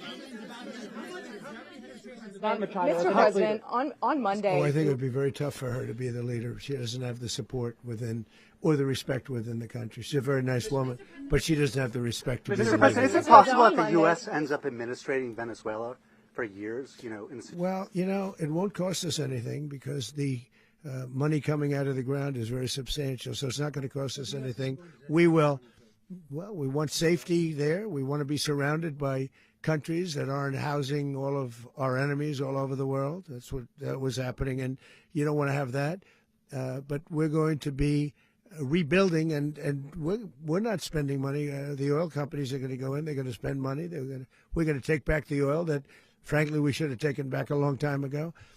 A lot of money is coming out of the ground. We're going to get reimbursed for all of that. We're going to get reimbursed for everything that we spend. So it's going to be a very important. This is a very big evening that took place last night. We have to be surrounded by safe, secure countries, and we also have to have energy. Very important. We have to have energy that's real energy, not where they're getting 4% and 5% of the energy out of the ground. You take a look. It was such a disaster. So what's going to happen with Venezuela, I think, over the next period of a year, is going to be a great thing, and the people of Venezuela will be the biggest beneficiaries. Going to send in the U.S. military. Mr. President, thank you. What did you last speak to Maduro about when you spoke? And is the Well, US I don't want to get war into with the Venezuela? conversations, but I did have conversations with him, and I said, you got to surrender. And I actually thought he was pretty close to doing so, but now he wished he did, yeah. You said that Maduro is responsible for drug trafficking. You recently pardoned the former president of Honduras who was convicted of many drug trafficking. Can you explain how these two situations are different? And would you ever pardon Maduro? I endorsed, as you know, the winning president, the man who won in Honduras. I endorsed the man who won in Chile. I endorsed the man who won in Argentina. And we are doing very well with that whole group. What the man that I pardoned was, if you could equate it to us, he was treated like the Biden administration treated a man named Trump. That didn't work out too well for them. This was a man who was persecuted very unfairly. He was the head of the country. He was persecuted very unfairly. And there are a number of them. And we felt that it was a very unfair situation that happened to him. He's also a party member of the man who won. So obviously the people liked what I did. And one of the reasons that was done is because of the fact that the party in power felt very strongly that that man was treated very badly. I studied it very quickly, and then I studied it in great detail. I went to a lot of the people standing behind me, and they felt that that man was persecuted and treated very badly. That's why I gave him a pardon. You referenced boots on the ground earlier. Can you just sort of button this up? Do you envision the U.S. military having a presence in Venezuela as the U.S. runs that Well, country? no, we're going to have a presence in Venezuela as it pertains to oil, because we have to have, we're sending our expertise in. So you may need something, not very much. But no, we're going to be taking out a tremendous amount of wealth out of the ground. And that wealth is going to the people of Venezuela and people from outside of Venezuela that used to be in Venezuela. And it goes also to the United States of America in the form of reimbursement for the damages caused us by that country. So I want to thank you all very much. Thank you. Do you have one? Yes, please. You were so nice before. I'm going to give you the final question. Go ahead. Thank you, Mr. Unless President. it's a bad question, in It's which about case I'll Putin. go one word. It's about who? It's about Putin, if you want. About Putin. Well, that's Okay. always nice You had to a talk phone- about Putin. You had a phone call with him Yeah. on Monday. Did he talk at all about Maduro? Did y'all talk about this? No, we didn't. And We then- never spoke about Maduro. Are you mad at him right now? I mean, there's this I'm not intelligence. thrilled with Putin. I'm not thrilled with Putin. He's killing too many people. I thought that would be so. I settled 8 1/4 war. You know what the 1 quarter was? Thailand and Cambodia. I did it again.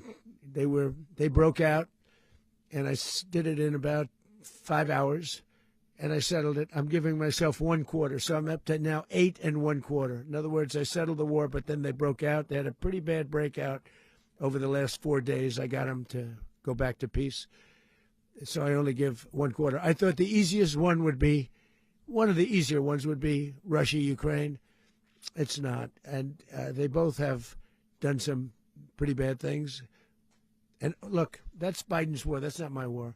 But I want to stop the lives. Did you see where last month, 30,000, it was 27,000 the month before. 30,000, mostly soldiers, were killed this last month. 30,000. I want to stop that. You know, I got NATO to pay 5% instead of the 2% that they weren't paying. They weren't paying 2, now they pay 5. And we send them a lot of munitions. We send them a lot of things, missiles and various other things, a lot. And they pay. The United States is not losing money. We're probably making money on that. It's the last thing I care about. I just want to stop all those people. We're losing 25, 30,000 human beings. They come from 2 places that are very far away. But if I can stop, because it's something I've been pretty good at doing, deals, I guess. It's all a deal. Life is a big deal. But if I can stop that war and stop 30,000 young people, in addition to the fact that people are being killed in Kiev, people are being killed in other cities throughout, a much smaller number, but they're being killed, viciously killed. So I'm not happy about it. I thought that would be something that would get solved. We have Mr. Witkoff here. I think that we're making progress, but that's a war that should have never happened. If I were president, it would have never happened. Putin says it. Everybody says it. If I were president, that would have never happened. But I inherited that war. That was Joe Biden, Zelensky, and Putin. I came into the situation, and it's a mess.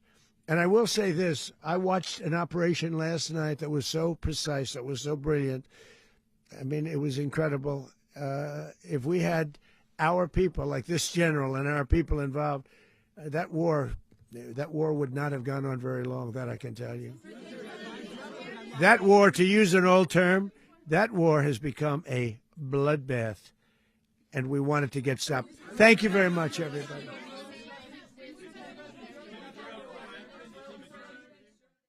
It's a very important day and an important announcement with great friends of mine. I think I can say this group is, every one of them, I rate a 10.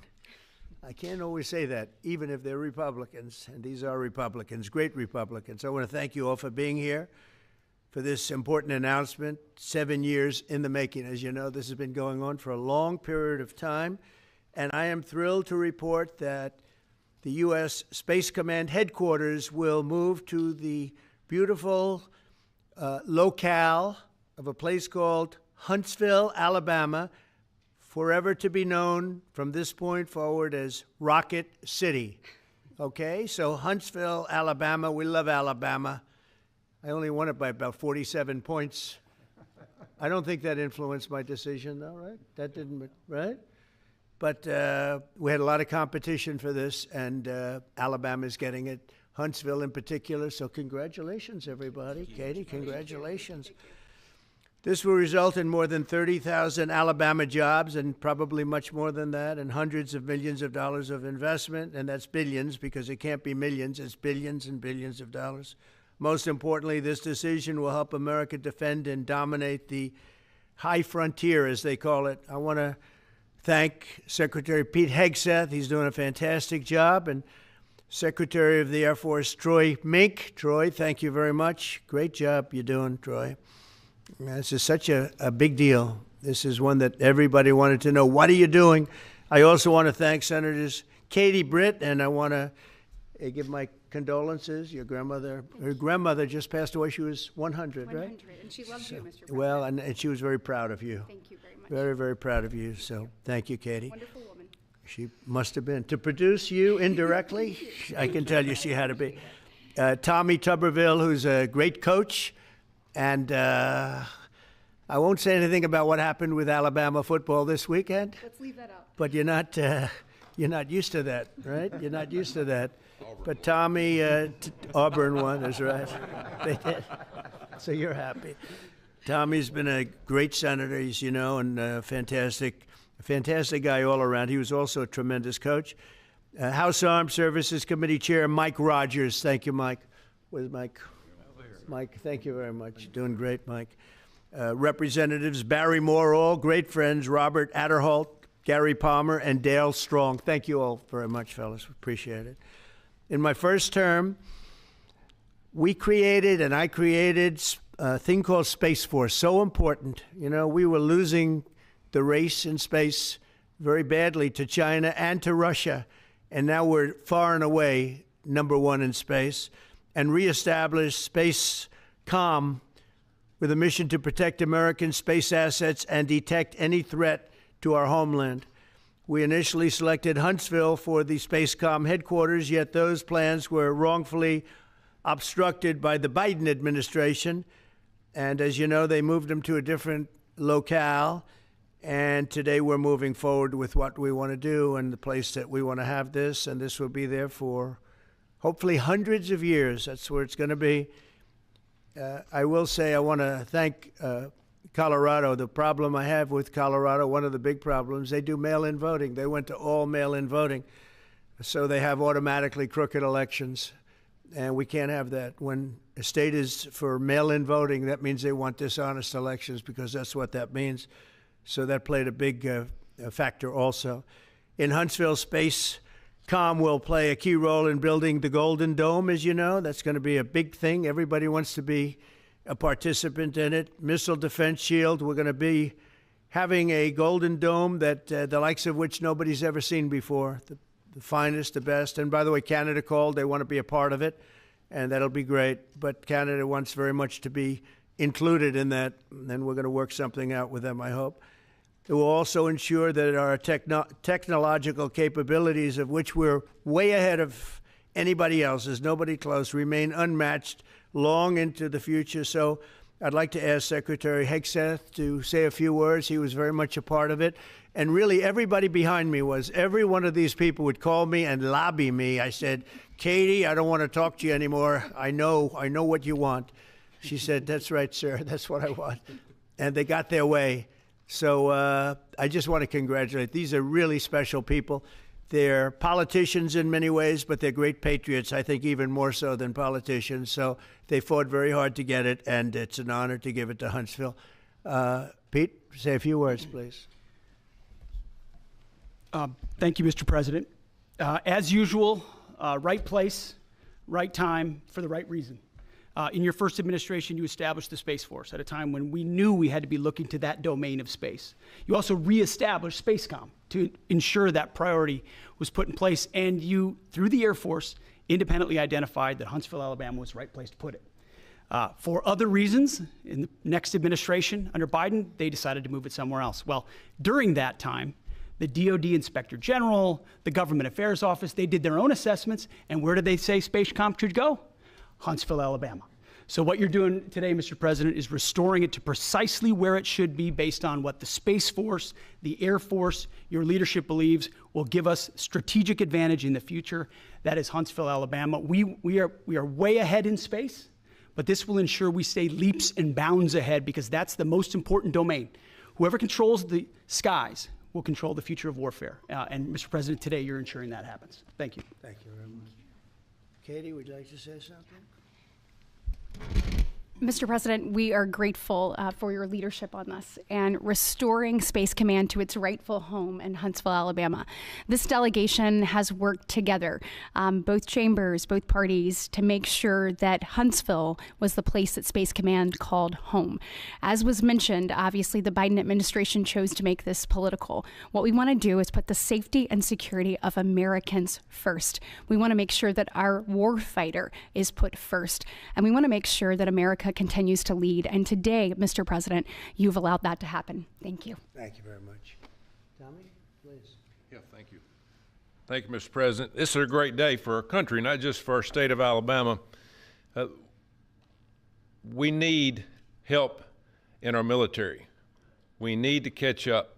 And as Secretary Hegseth said, we're not behind in space, but we know where we're at, and we need to expound on that. Now, this move will save the taxpayers $480 million. It's not going to cost more. It's going to cut $480 million. We have the plans intact. It'll be behind a secure wall in Huntsville, Alabama, at Redstone Arsenal. We have 40,000 people there. We have the FBI there. We have missile defense there. We have NASA, Blue Origin, and SpaceX. It is the perfect place for Space Command. I would tell you today, and I've spoke with the President for the last 3 or 4 years about this. If I thought it needed to go somewhere else because I understand the security of our country, I'd be for that.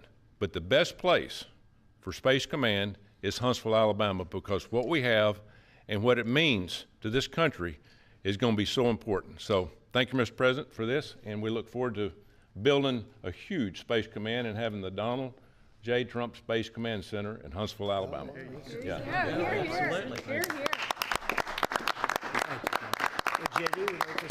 Sure. Well, Mr. President, thank you. I'll be very brief here. I lobbied the president hard to put it in Ohio, but he said these people behind us, these Alabamas, are just too powerful and too persuasive, and so it's in Alabama. But as Tommy said, this is exactly the right place for Space Force and Space Command. I think Americans ought to appreciate the fact that you can't win the battle of the future unless you control the skies. The cyber security, the communications, the entire infrastructure of the battle in the 21st century will be in space. So it was a visionary move in the first administration for the president to set up Space Force, and I think an equally visionary move to make sure that Space Force is right where it should be in Huntsville, Alabama. Thank you, sir. Thank you very much. Gentlemen, anybody want to say anything? Would you like to say? Mr. President, another promise made, another promise kept.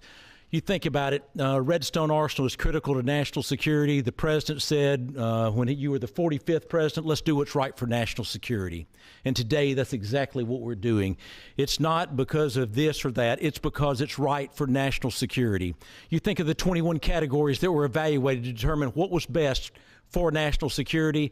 All indicators pointed back to Huntsville, Alabama, and Redstone Arsenal. We have the right people at the right place at the right time. Mr. President, on behalf of the people of the 5th Congressional District and all of Alabama, thank you for keeping your word. Absolutely. Thank you very much. Anybody? Let me just say, Mr. President, I want to say thank you. And thank you for doing this because it was the right thing to do. When they looked at all the numbers, Huntsville was the place to go, and like you say, it was unfortunately pulled out, but you made it right. So I want to just say thank you again for a grateful nation, and to the state of Alabama, we're very grateful. Thank you, and God bless.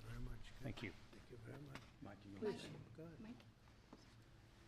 Thank you, Mr. President. Throughout history, militaries has always understood that whoever could hold the high ground held the advantage. Space is the ultimate high ground. And what we're doing with moving the Space Command to Huntsville is absolutely critical to our maintaining dominance in that sphere. And it goes hand in hand with what we're trying to do with the Golden Dome and missile defense, to defend against anyone else who tries to enter that sphere. So thank you, Mr. President. Thank you very much. Please, go ahead. Thank you, Mr. President. And obviously, national defense is a huge issue. And when you look at the scores, Alabama was #1. And for political reasons, it was moved out of our state. But Mr. President, thank you for making priorities the defense and the warfighter and the safety of this nation. And in the big, beautiful bill, that Golden Dome will be built in Huntsville, Alabama, and we're grateful for that. Thank you. Listen, as chairman of the Armed Services Committee, I care very much about what's most important for our national security. And the president held a nationwide competition to determine where we should have this command. If y'all remember, at the end of that competition, where Alabama came in first, there was a lot of complaints from the other states who did not place well. He said, we'll do it over with new criteria to accommodate your concerns. Alabama came in first in that second competition. His Secretary of the Air Force reviewed the results, said it was fair, and the president named Huntsville. It was the Biden administration that decided to make it political, even though his own Secretary of the Air Force said it was a fair competition and it should be in Huntsville. So I want you to know I appreciate this president standing up and being strong and saying he's going to make this right and put it where it rightfully belongs, and that's Huntsville, Alabama. Thank you very much. Good job. So thank you all very much. You are going to leave me alone now. You're not going to call me anymore and talk about this subject, right? You promise? They'll start something else. But I just want to congratulate you. It's a very big deal. When you come out and when you leave the room, you'll see that we just, over the last few minutes, literally shot out a boat, a drug-carrying boat, a lot of drugs in that boat. And you'll be seeing that, and you'll be reading about that. It just happened moments ago, and our great general, head of the Joint Chiefs of Staff, who's been so incredible, including what took place in Iran, knocking out potential nuclear power for a long time to come. I think within a month they would have had it if we didn't do what we did. But he gave us a little bit of a briefing, and you'll see. And there's more where that came from. We have a lot of drugs pouring into our country, coming in for a long time. And we just, these came out of Venezuela and coming out very heavily from Venezuela. A lot of things are coming out of Venezuela. So we took it out, and you'll get to see that after this meeting is over. Do you have any questions, please? Yeah, please. Thank you, Mr. President. Senator Tuberville, you talked about the cost savings associated with this announcement. Can you talk about the strategic benefits by having Space Force Command headquartered in Huntsville? Well, it just works because we have so much else there. And having a central, you could call it a central command, but it really is a command station. Also, even locationally, where it is, and when you think about flying distances, if you can save a half an hour as fast as some of these planes go and things go, and even the rockets go, if you can save by having the best location. So we went out, as you know, to experts, and we had 4 different groups of experts. They all said this was the best location. I also loved it from the standpoint, I know the people of Alabama, they are great people, work hard, and there's no games, and they're very proud of it. And I would say they fought harder for it than anybody else also. A lot of states, 5 states really wanted it, but they wanted it more. And I kid you not when I say that these people, they spoke to me a lot. That's all they wanted to talk about. They didn't want to talk about the weather. They only wanted to talk about moving to this location, moving to Alabama, Huntsville in particular. So we're honored to do it. They really wanted it badly, and they got it. Peter? President Trump, something completely different, but about a big viral social media trend over the weekend. How did you find out over the weekend that you were dead? You see that? No. People didn't see it for a couple days. 1.3 million user engagements as of Saturday morning about your demise. Really? I didn't see that. You know, I have heard, it's sort of crazy, but last week I did numerous news conferences, all successful. They went very well, like this is going very well. And then I didn't do any for 2 days, and they said, there must be something wrong with him. Biden wouldn't do them for months. You wouldn't see him. And nobody ever said there was ever anything wrong with him, and we know he wasn't in the greatest of shape. No, I heard that. I get reports. Now, you knew I did an interview that lasted for about an hour and a half with somebody, and everybody saw that was on one of your competitors. I did numerous shows and also did a number of truths, long truths, and I think pretty poignant truths. No, I was very active over the weekend. They also knew I went out to visit some people at the club that I own, pretty nearby on the Potomac River. And no, I've been very active actually over the weekend. I didn't hear that one. That's pretty serious stuff. I'm glad it's well, it's fake news. You know, it's just it's so fake. That's why the media has so little credibility. I knew they were saying, like, is he okay? How's he feeling? What's wrong? I said, I just left. And it's also sort of a longer weekend, you know, it's Labor Day weekend. So I would say a lot of people know I was very active this Labor Day. I had heard that, but I didn't hear it to that extent. Go ahead, Peter. Something else. We know that this country has a huge problem with school shootings. You've said that you're open to sending the National Guard pretty much anywhere. Would you ever consider sending an armed National Guardsman to every school? Well, we have a big problem with school shooting, but we also have thousands and thousands of schools that run perfectly. You know, they talk about you can do things construction-wise, and that's really, I think nobody knows more about construction than me. You can build the construction doors. You can build what they call safety doors. where they lock on the outside, the inside, and every place else. Well, but if one of these lunatics happens to get through, then the police can't get in. Then they're looking for keys all over the place, and it takes a lot of disadvantages to doing, spending billions and billions of dollars and actually making it safer in some way for some of these lunatics that we're dealing with. But I don't think so. I've thrown out the concept. We have great teachers that love our children. The parents love the children. Teachers love the children too. And if you took a small percentage of those teachers that were in the military, that were distinguished in the military, that were in the National Guard, et cetera, and you let them carry, that's something that a lot of people like. I sort of liked it. It'd have to be studied, but they're trained. They know about weapons. You can't do it with every teacher because most teachers don't know, but I always thought that would be an alternative. But it just, we've had a lot of instances. Other countries have also. They have different kinds of problems than we have, but we do have, there's something going on, and it's a bad thing. Yes, please. Have you spoken with President Putin in the past week? Have you spoken with President Putin? Yeah, I don't want to.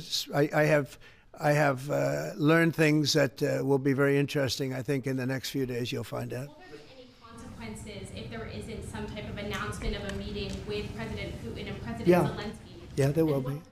We're going to see what happens. We're going to see what they do and what happens. I'm watching it very closely. Last week, they lost 7,000, between the two countries, 7,313 soldiers, to be somewhat exact, for no reason whatsoever. And they're Russian and they're Ukrainian, but, they're soldiers. I want to see it end. Yeah. Mr. President, have you decided you're definitely going to send National Guard troops to Chicago?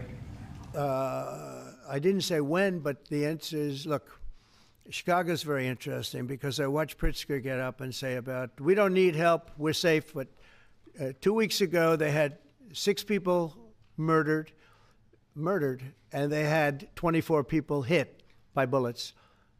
Last week, as you know, it was 7 people, 24 people hit, and 7 people died.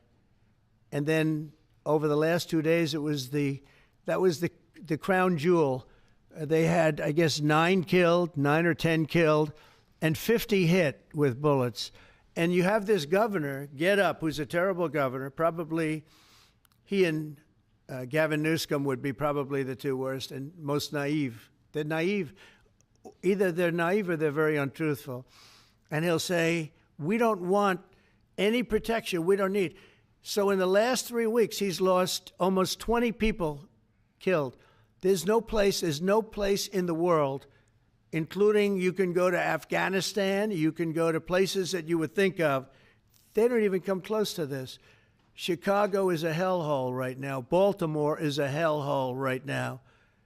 Parts of Los Angeles are terrible. If we didn't put out the fires, and I mean the other fires, the bullet fires, they didn't do a good job with it. They should have had the water coming down, like I said. We had to release the water. We had to go in and release the water to L.A. It's so badly run. But if I didn't send the National Guard into Los Angeles, I would be making an announcement today. I'd be talking about Huntsville, and I'd simultaneously be saying, by the way, the Olympics is not coming to Los Angeles. If we didn't do that, and even the sheriff, the top law enforcement person in Los Angeles said, we could not have handled it without them. So that's what he said. Make your mind up on Chicago, though? Well, we're going in. I didn't say when. We're going in. When you lose, look, I have an obligation. This isn't a political thing. I have an obligation. When we lose, when 20 people are killed over the last 2.5 weeks, and 75 are shot with bullets. So let me tell you a little story about a place called D.C., District of Columbia, right here where we are. It's now a safe zone. We have no crime. It's in such great shape. You can go and actually walk with your children, your wife, your husband. You can walk right down the middle of the street. You're not going to be shot, Peter. You're safe. Everyone likes you anyway. They probably wouldn't do it. But it's so dangerous. And there are people in this audience that you've suffered greatly. There are people in this audience that have been mugged. and hurt badly, and they don't want to talk about it. Maybe you were very brave in talking about it. You made quite an impression on a lot of people. I appreciate it. But there were other people in this room that have been hurt very badly just walking down the street in D.C. Washington, D.C. is a safe zone right now. It's a safe city. The restaurants are open. They're booming. You can't get a restaurant. New restaurants are announcing that they're going to be open. This took place in 12 days. Now it's 15 days, but 3 days ago it became what's known as a safe zone. It's a safe city. And this city was really bad, really, really bad. We took 1,600 people out, hardcore criminals that will not be coming back anytime soon. And we're very proud of it. You know, to have our nation's capital lose every week, you know, it was like years, many years where every single week somebody was killed for many, many, many consecutive weeks. This went on for years. And then we had, last week it was announced that nobody was killed last week. And I made that announcement in front of a very distinguished leader of a country.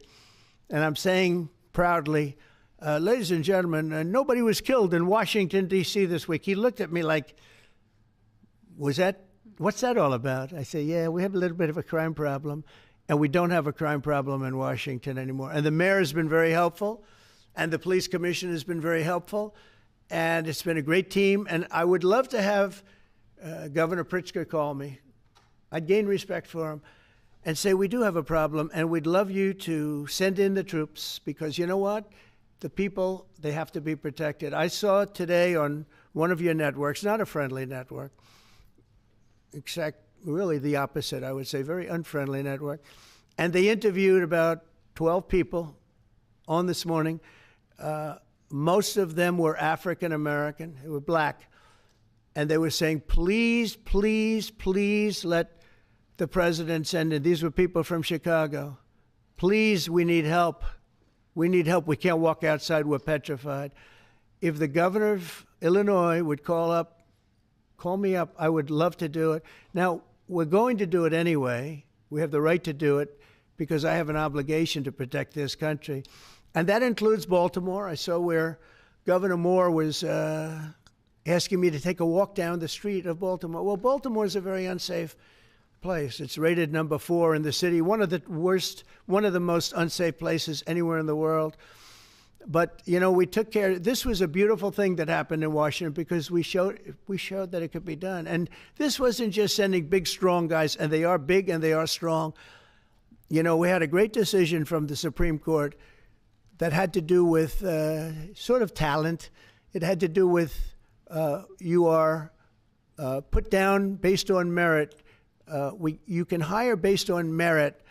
So merit for a soldier or for a policeman is strong, physically fit, having a certain ability, not a person that is woke and got the job through woke, but wasn't strong enough to lift a gun out of the holster, et cetera, et cetera. No, I looked at the police. As you know, last week I went over, we had a meeting there had to be 300 people, and they were all very impressive looking. And when the bad guys see them, they're not going to do a thing. And so I'm very proud of Washington. It serves as a template, and we're going to do it elsewhere. But Chicago is certainly going to be high. I would love to have him call. I would love the governor of Illinois. I'd be honored to take his call.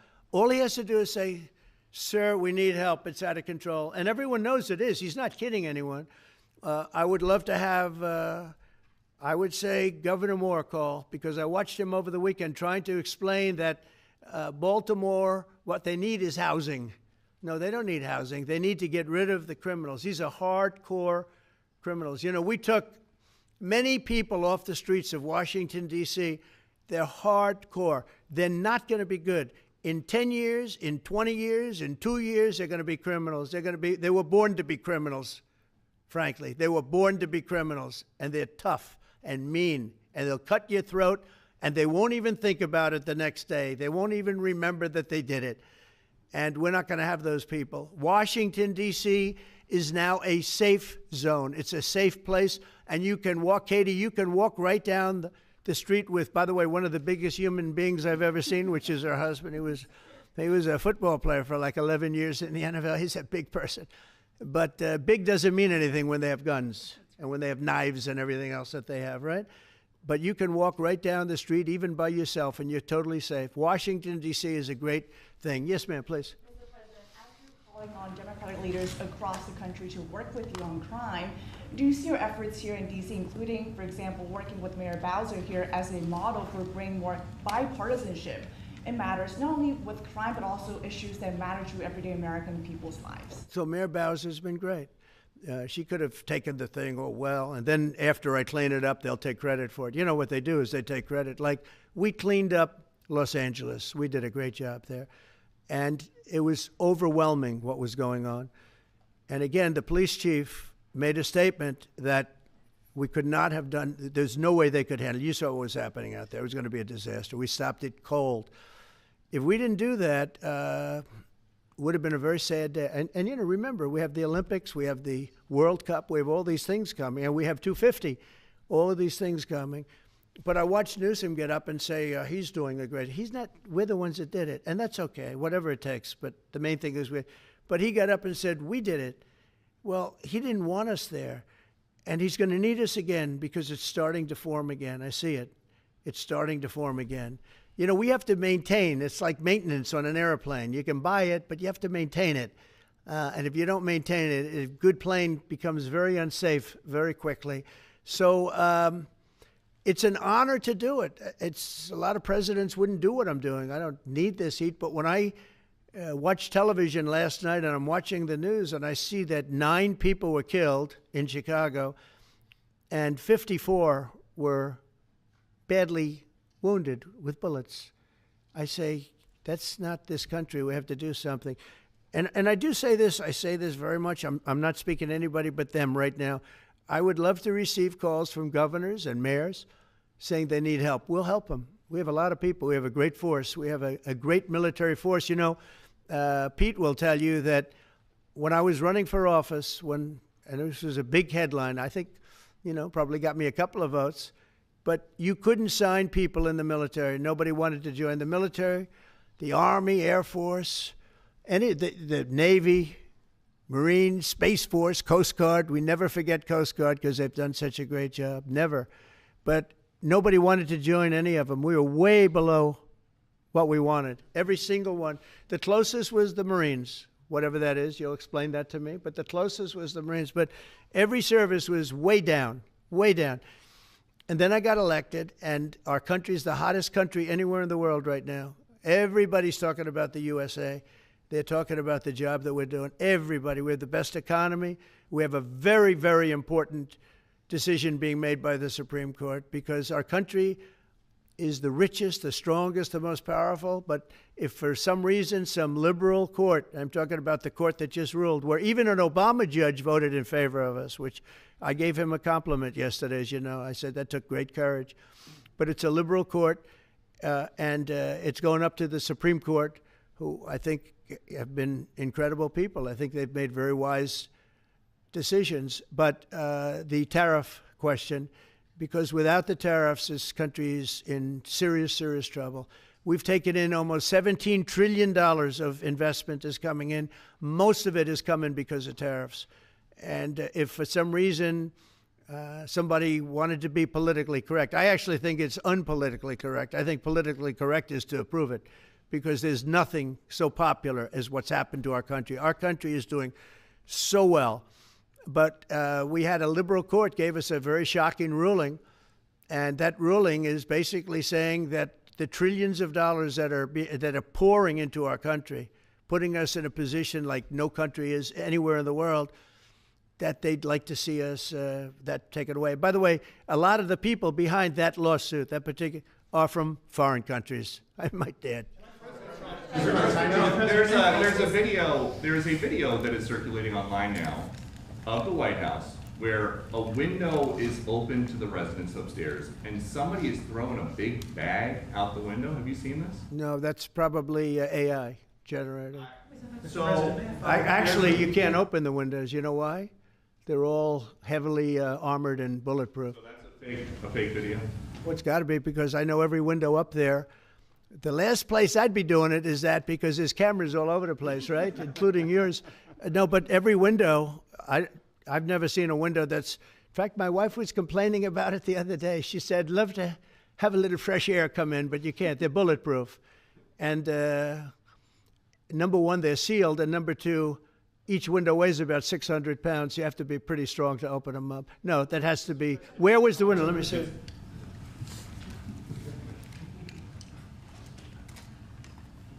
Maybe from the renovations? Which is the window? It looks like this is on the 15th Street side, I think. Yeah. So right here. Yeah, those windows are sealed. Those windows they're all sealed. You can't open them. What you were saying regarding the federal. It's the kind of thing they do. And one of the problems we have with AI, it's both good and bad. If something happens really bad, just blame AI. But also they create things, you know. It works both ways. If something happens that's really bad, maybe I'll have to just blame AI. But there's truth to it because I see so many phony things. I saw something as I was growing up from the time I was a baby till now. I said, who did that? It was AI generated. So it's a little bit scary, to be honest with you. But those windows are all very heavily sealed. Thank you, Mr. President. I want to follow up with what you were saying regarding that federal appellate court that ruled against you and your administration as it relates to your ability. Well, they ruled against our country, the court, and they ruled against us before. It's a very liberal court. You called it highly partisan in your Well, social it certainly media is. posts. It certainly and is. in fact, it was along ideological lines, 7-4. Well, except that we actually got one of the Obama judges that was appointed by President Obama voted in favor of the tariffs because he felt it was imperative for our country to thrive and survive even. And I gave him credit. I said, you know what? That took a lot of courage for him to do it because you don't see that often. So my question is, I suspect you're going to appeal that all the way to the Supreme Court. Well, we already have, yeah. In fact, we're doing something else. We're going to be going to the Supreme Court, we think tomorrow, because we need an early decision. I mean, look, the financial fabric of our country, we're a rich, incredible country right now. And we're able to, you know, other countries use tariffs on us for years, and we never did. I did a lot during my first term, but then we had COVID, and we had to focus on other things. You couldn't be tariffing Italy, Spain, France, as they were dying by the thousands and millions. But we did with China, and China paid us billions and billions of dollars. And I started the process, but then I had to end it a little bit because of COVID. We focused on that. But no, it's a very important decision. And frankly, if they make the wrong decision, it would be a devastation for our country. We've taken in trillions of dollars. And by the way, all these countries signed agreements, as an example. They're all happy. Everybody's happy. But some whack job put in a lawsuit. It went before a very liberal court, and the liberal court ruled, it was 11, they ruled 7-4. With one of the most liberal of them all voting in our favor because they're patriots. I think I give tremendous credit to that judge. And now it's going to the Supreme Court. Now we're going to be asking for early admittance. We're going tomorrow, and we're going to ask for an expedited ruling because, you know, when you look at the stock market's down today, the stock market's down because of that. Because the stock market needs the tariffs. They want the tariffs. If you look at AI, all of those, you know, all of that money that's going to be invested, trillions and trillions of dollars, the biggest thing, bigger than the internet, I suspect. It's the internet plus 3 or 4 other things combined. We are leading very substantially with AI. We're leading because of tariffs. We're leading because of talent, and this is where they'd like to be. But without the tariffs, we wouldn't have a chance because we wouldn't be able to protect those investments of the companies coming in. So if you took away tariffs, we could end up being a third world country. That's how big the ruling. So we're asking for an expedited ruling. As a backstop to that, President, you have a Republican-controlled Congress. You control the House. You control the Senate. Yeah, but we don't have 60 votes. We don't have 60 votes. I'd love to do that. Oh, if we had 60 senators, if we got the 60 votes, we would get them. But we need 60 votes, and we need, you know, a certain number in the House. I think we'd get, I don't know, we have about 5 of them here. Would everybody agree with me on tariffs? Without tariffs, we're a different country. We have taken in so much money. And here's the thing. We signed a deal with Japan. They're paying us hundreds of billions of dollars. We signed a deal with South Korea. We signed a deal with the European Union. We signed a deal with Europe. And those countries are paying us $950 billion, and they're happy about it. They're okay. As one of them said, it's amazing that we got away with it so long. One of my friends, a leader of one of the countries, and they're fine with it. They all signed. If that ruling ever went against us, I guess we'd have to give back hundreds of billions. We would have to give trillions and trillions of dollars back to countries that have been ripping us off for the last 35 years. And I can't imagine it happening. On a legal basis, they have no legal basis whatsoever. But on a common sense basis, it would destroy America. Okay. You talked about controlling the sky. On Sunday, the satellite signal of Ursula von der Leyen's plane was alleged. With Ursula? Well, she had an interesting event. She's a tremendous woman. And so what are you asking me about her? NATO is concerned about an attitude about this. True, NATO is concerned about it. Well, nobody knows where it came from, but they did take away her ability to use a phone. You know? Sometimes that's a good thing. Sometimes that could happen to me. I'd be very happy. Mr. President, reducing the tariffs on India from 50%. What does that mean? Are you considering taking away some of the tariffs that you've imposed on India? No, we get along with India very well. But India has, you have to understand, for many years it was a one-sided relationship. Only now since I came along, and because of the power that we have with tariffs, India was charging us tremendous tariffs, about the highest in the world. They were about the highest in the world, number one. And we therefore weren't doing much business with India, but they were doing business with us because we weren't charging them. Foolishly, we weren't charging them. So they would send in massive, everything they made, they'd send it in, pour it into our country. Therefore, it wouldn't be made here, which is a negative. But we would not send in anything because they were charging us 100% tariffs. And, I'll give you an example, Harley Davidson. Harley Davidson couldn't sell into India. There was a 200% tariff on a motorcycle. So what happens? Harley Davidson went to India and built a motorcycle plant. And now they don't have to pay tariffs. Same thing as us. So what we're doing is literally thousands of companies are coming into the U.S., car companies, AI, but, more traditionally, car companies. We have so many car company factories under construction or being designed right now.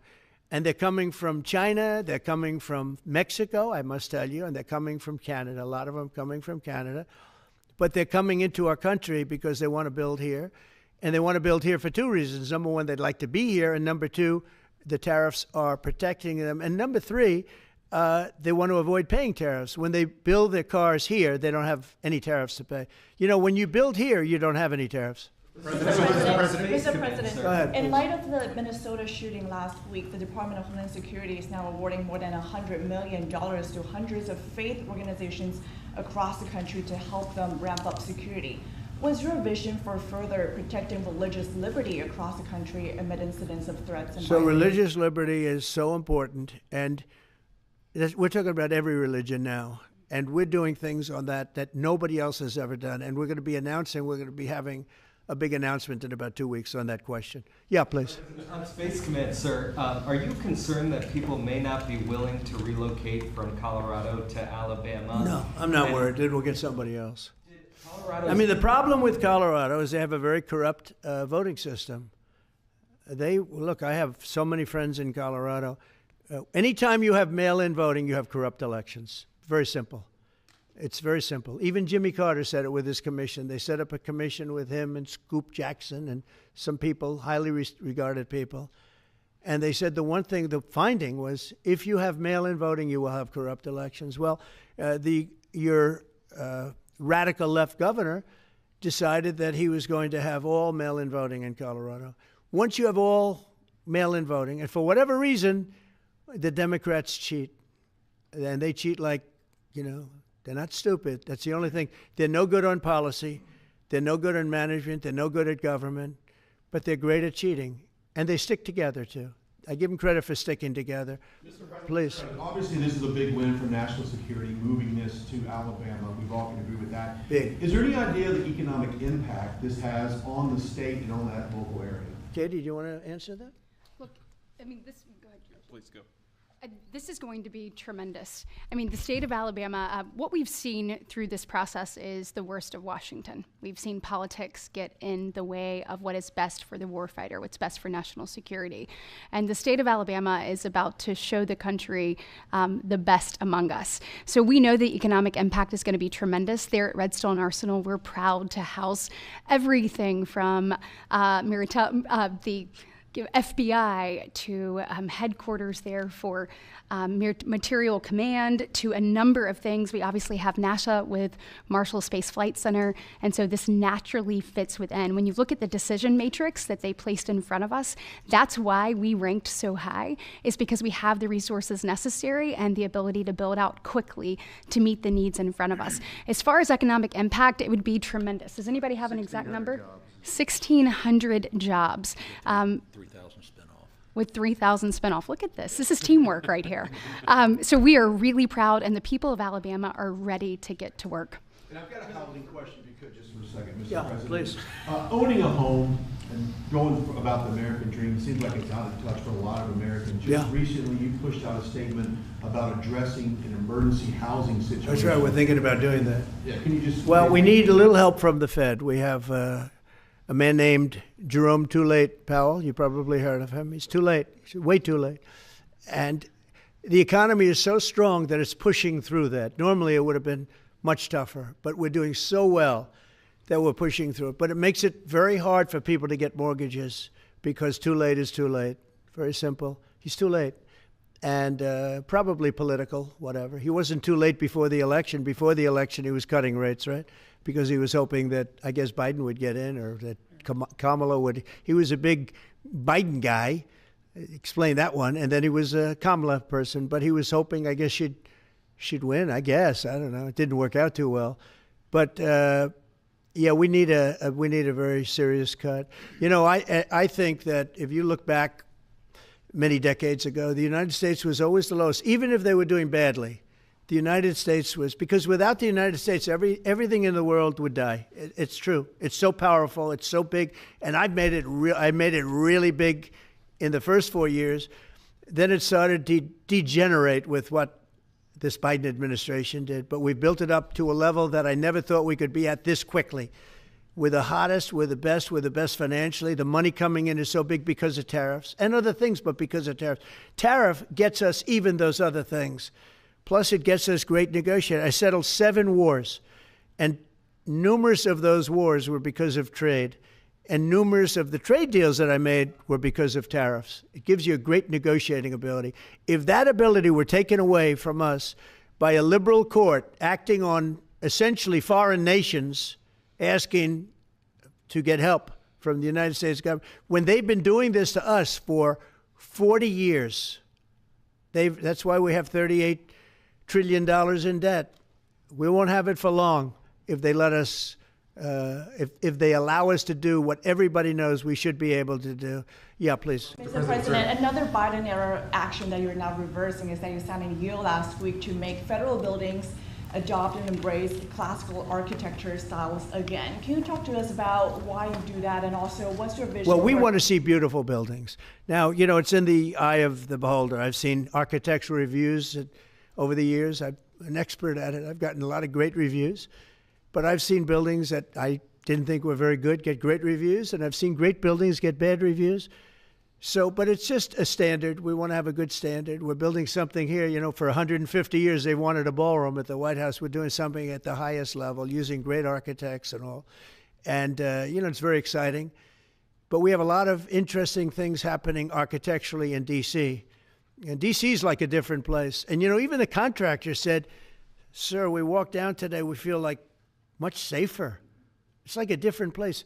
Washington, D.C. is great. Now, we're going to also beautify it. We're going to put a topping on the roads. We're not going to rip them apart and take 4 years to build a road that was exactly the same by the time you build it. But we're going to put toppings. We're going to put new medians in. We're going to get the graffiti off. We're going to put tiles up in the tunnels where the tiles are missing. We'll do the whole tunnel instead of, a little area where you see new tiles, old tiles that never look too good, but they could use it. They've been up for 50 years. They've served their duty. But we're going to make this within about a 20-mile radius from the White House. We're going to have this place spick and span. It's going to be crime-free, and it's going to be spick and span. It's going to be, you'll be proud of Washington again. Go ahead, please. Sir, China's having a massive military parade that President Putin and Kim Jong-un will be attending. Do you interpret that as a challenge to this? And are you concerned at all about those countries trying to be some sort of counterweight? Not at all. China needs us, and I have a very good relationship with President Xi, as you know, but China needs us much more than we need them. No, I don't see that at all, no. And I had actually a very good meeting with President Putin a couple of weeks ago. We'll see if anything comes out of it. If it doesn't, we'll take a different stance. Everyone March today in California ruled that your deployment of National Guard troops to Los Angeles was illegal. Do you have any response? Well, it was a radical left judge, but very importantly, what did you not tell me in that question or statement that you made? Pretty much of a statement, I think. Well, I was asking for your response. No, you didn't say what the judge said, though. The judge said, but you can leave the 300 people that you already have in place. They can continue to be in place. That's all we need. But why didn't you put that as part of your statement? Because the same judge ruled exactly as you said, except the judge said that you could leave the 300 people that you already have in place. They can stay, they can remain, they can do what they have to do. Thank you very much, everybody. We appreciate it. Thank you. Thank you. Well, thank you very much, everybody. It's great to be in this beautiful Oval Office. It never looked so nice. We're getting great compliments, and you see outside how that's come out. It's been great. We make a lot of improvements to the White House, and we're doing that. One of the things you should be looking at is the Palm Court, because that's been totally redone. So we like to preserve and make better the White House, and that's really what's happened, and we're getting tremendous reviews, and we appreciate it. But we're here for a different reason. It's called Operation Summer Heat, which is an appropriate term in light of what we're doing. And early yesterday morning, I returned from the Middle East, where we celebrated a historic agreement to end years of suffering and conflict. Amazing. Every country came together. I mean, even the enemies came out and totally endorsed it. Everybody. I've never seen anything like it. Nobody's seen anything like it. And just as we are forging peace and stability abroad, we're also restoring peace and safety and stability at home. And you see that in Washington, D.C., maybe better than any place, because we got there, and within 12 days it was very good. And within 30 days, it's been as safe as any city in the country. It's been great. Took out 1,700 people, got them out. These are career criminals in many cases, and people that shouldn't have been allowed in by the Biden administration. Historically, the summer months have been a time when violent crime soar, as you know, but not under President Trump. Today, we're announcing the results of a sweeping law enforcement effort known as Operation Summer Heat. We were in many cities that people didn't know about. We kept it a little quiet, and it had a big impact, and you'll hear that in a second. But over the past few months, FBI offices in all 50 states made crushing violent crime a top enforcement priority. That's what they did, rounding up and arresting thousands of the most violent and dangerous criminals. And these are among the most dangerous and violent people in the world. They were allowed, in many cases, not in all cases, but in many cases, they were allowed in by a very foolish, actually stupid, open border policy. Just anybody could have come in. They emptied out their jails, their prisons, their mental institutions. They emptied them into our country. And the people behind me have done an incredible job, because if we didn't have that administration, it would have been so much easier. They allowed millions of people in this country that shouldn't have been allowed, including over 11,000 murderers, half of whom murdered more than one person. And many of them are gone now, or they're put in prison, because we don't want to have them come back. So we literally put them in our prison, which we don't want to do. But we bring them back to their countries.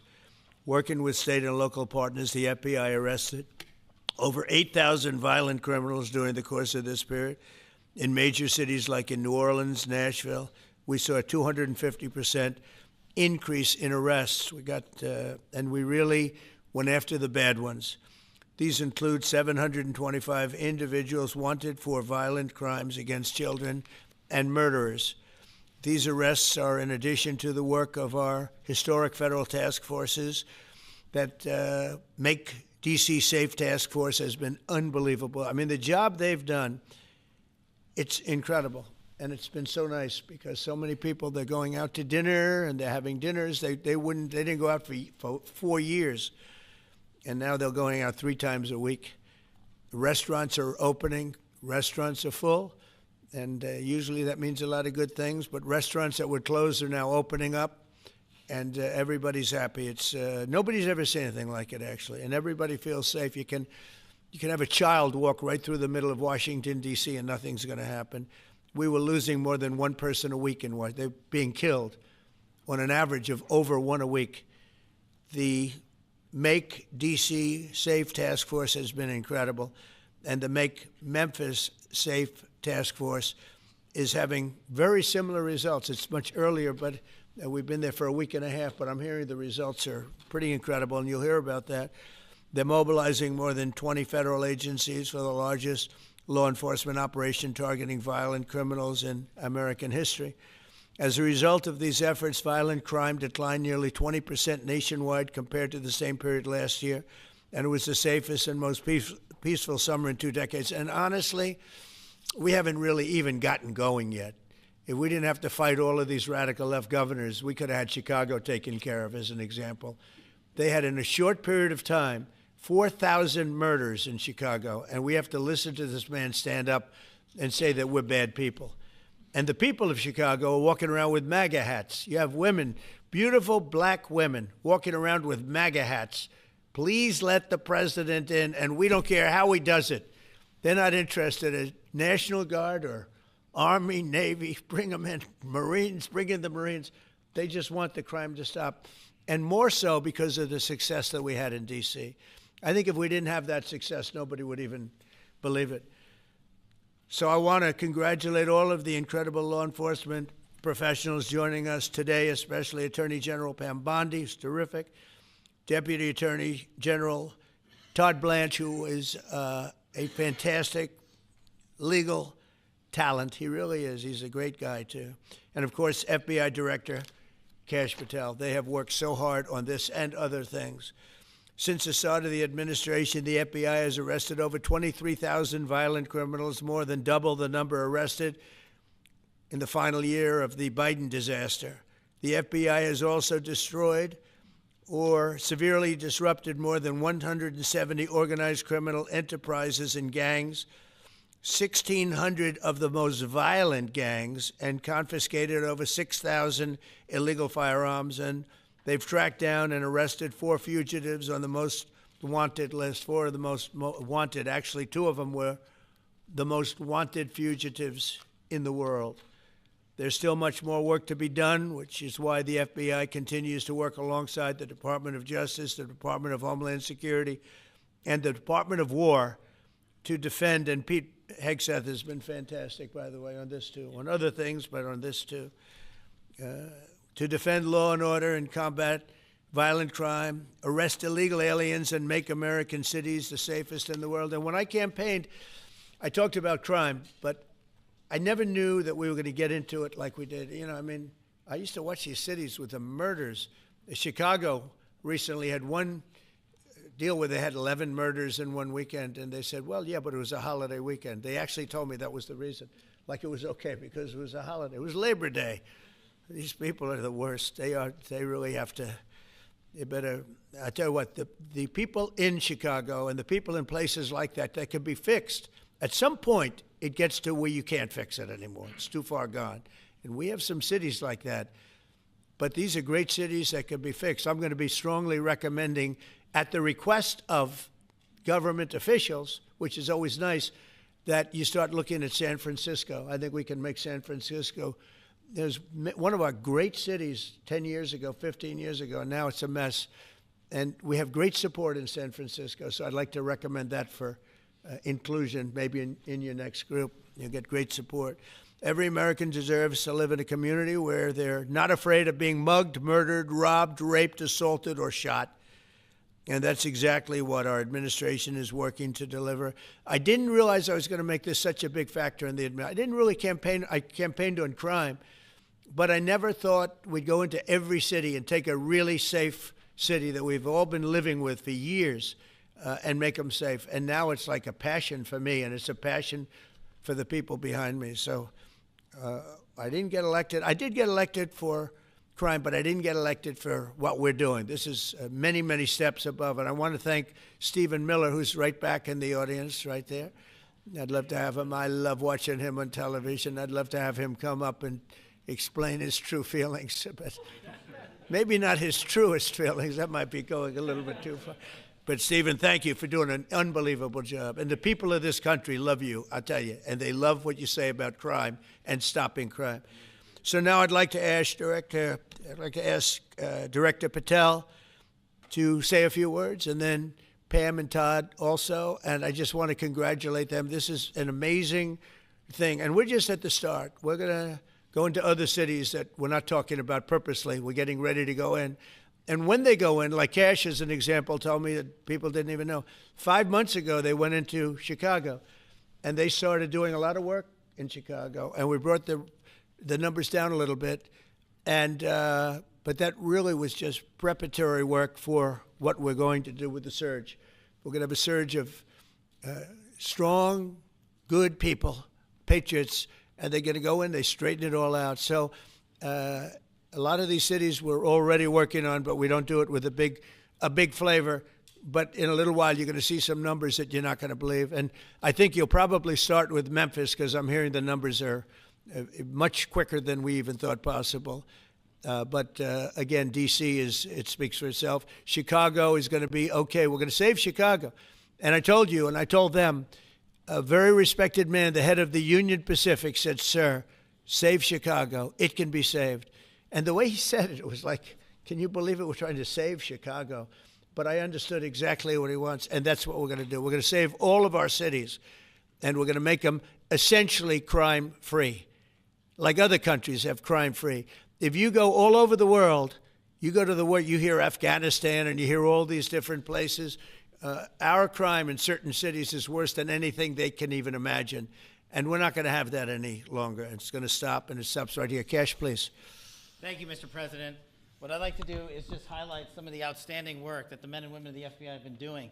And thanks to your brave leadership and the mandate you were given by the American people not only defend the homeland but crush violent crime, you tasked us with our great partners at the Department of Justice and the Attorney General and the Deputy Attorney General to start making arrests and bring prosecutions and safeguard our cities. And you said it, this is just the beginning. In just 7 months, I hope the media takes a look at every one of these charts, because these are the best numbers for fighting crime in U.S. history, and it's only 7 months in. And to do that, our vehicle to do it of choice was Operation Summer Heat, which the FBI architected to go after violent criminals. And in just a 3-month span, you had 8,700 arrests of violent criminals.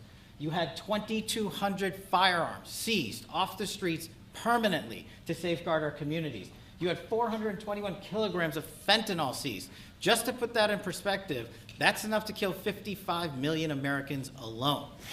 You had 45,000 kilograms of cocaine seized, and thanks to our Department of Justice partners, you had 2,100 indictments in 3 months, from June to September alone. Mr. President, that in and of itself would be historic for a 4-year presidency. You did that in 7 months because you let good cops be cops, and you partnered us with the right people at the Department of Justice to put the handcuffs on and bring them to court and put them in prison. And if that weren't enough, when you look at the year, for the entire 7-month period that we're talking about here, if you look at the past 4 years of the Biden administration, 16,000, 17,000, 15,000, 15,000. That's the number of arrests year over year of violent felons in this country for the Biden administration. Mr. President, in 7 months, you have 28,600 arrests of violent felons in just 7 months alone, because of your leadership and the dedication of the men and women at the FBI who want to go out there and do the job they were prevented from doing, because that department used to be weaponized and politicized. And this is what happens when you take out the fangs of weaponization. This number is historic by every metric. 28,000 people have been arrested, violent felons alone. And then when you go over there and look at some of these charts, if you don't mind, I'll just hop over here. Look at the metrics for not just violent crime, but the homeland. Mr. President, during your administration, the FBI has found and located 5,400 children. That is a 30% increase year to date over the last administration. Violent crimes against children arrests alone are up 10%. Gang arrests are up 210% in the last 7 months alone. And transnational organized crime, which Stephen Miller has been a great partner in, is up over 12% alone. These numbers are historic just as a snapshot. But just so people don't think we're focusing on violent crime alone, the national security mission, Mr. President, under your leadership has never been stronger. We have gone after espionage activities against our main counterparts in China, Russia, and Iran. In China alone, we've had over a 50% increase in espionage arrests alone in prosecution. In Iran, we have had a 50% increase, again, in espionage cases. And in Russia, we've had a 33% increase in espionage cases alone. When it comes to counterterrorism, year to date, we have 125 arrests this year versus 100 last year, year to date alone. And when it comes to the cyber criminal activities, which are some of the largest enterprises plaguing everyday Americans, we at the FBI have put out a mission to go after cyber criminals like never before. Last year, they had in total 191. This year, you already have 252 arrests. 52 arrests of violent cyber criminals who are stealing from senior citizens, who are violating our children's rights and freedoms, and who are violating everyday Americans. These programs are record. And two of the things I'll finish with that I'm most proud of, Mr. President, this FBI. Fentanyl. As you know, it's a scourge that is killing our youth, 100,000 plus a year. To date, the FBI has seized 1,900 kilograms of fentanyl. That's enough lethal doses to kill 127 million Americans alone. To date. And if that weren't enough, Mr. President, you said we have to go after the worst of the worst. And you empowered our Department of Justice, our Attorney General, our Deputy Attorney General, and the Deputy Director at the FBI, led the charge, not just on summer heat, but he also led the charge to the FBI's 10 most wanted fugitives. These people have been on the run for years. And in 7 months, you captured not one, not two, not three, but 4 of the FBI's most top 10 fugitives. 4. And just to put that in perspective, Mr. President, the Biden administration captured 4 in all of 4 years. You're on 7, and we're going to get to 10. We're going to get to 10 of 10. This includes a lady who murdered her 6-year-old handicapped child and fled to India. We got her in 2 months. This includes a narco trafficker. This includes a sex trafficker. This includes another first-degree murderer and gangbang. These people were on the run because of the prior administration's reckless policies that destroyed our communities, and you came in and with a mandate said, go after the worst of the worst. This is just the beginning. This is what happens when you let good cops be good cops at the FBI. Mr. President, I just want to thank you for your incredible leadership, our brave partnership with prosecutors who know how to bring cases and make sure these arrests stick. And that's what the Attorney General and the Deputy Attorney General have led the charge across this country. Because arrests without prosecutions are meaningless. We are deterring criminals from doing this activity. We are preventing criminals from coming into America, and we are absolutely crushing violent crime like never before and defending this homeland, sir. And not to mention, I almost forgot this one. It took you, sir, 2 weeks to get the Abbey Gate bomber. Joe Biden had 4 years to look for him. You got him in 2 weeks, thanks to the interagency effort by the FBI and the CIA, went to Pakistan, and now 13 brave warriors who were sentenced to murder because of disastrous Afghanistan withdrawal. They have justice, their families have a peace of mind, and we're going to continue to find the others, Mr. President. On behalf of the FBI, sir, I just want to thank you. Thank you very much, Gage. Great job. Very good. Very impressive. Pam, would you like to say something, please? President Trump, the men and women of law enforcement say 2 things to me repeatedly. First, you have taken the handcuffs off them and let them do their jobs, and you let cops be cops. That's why all this is happening.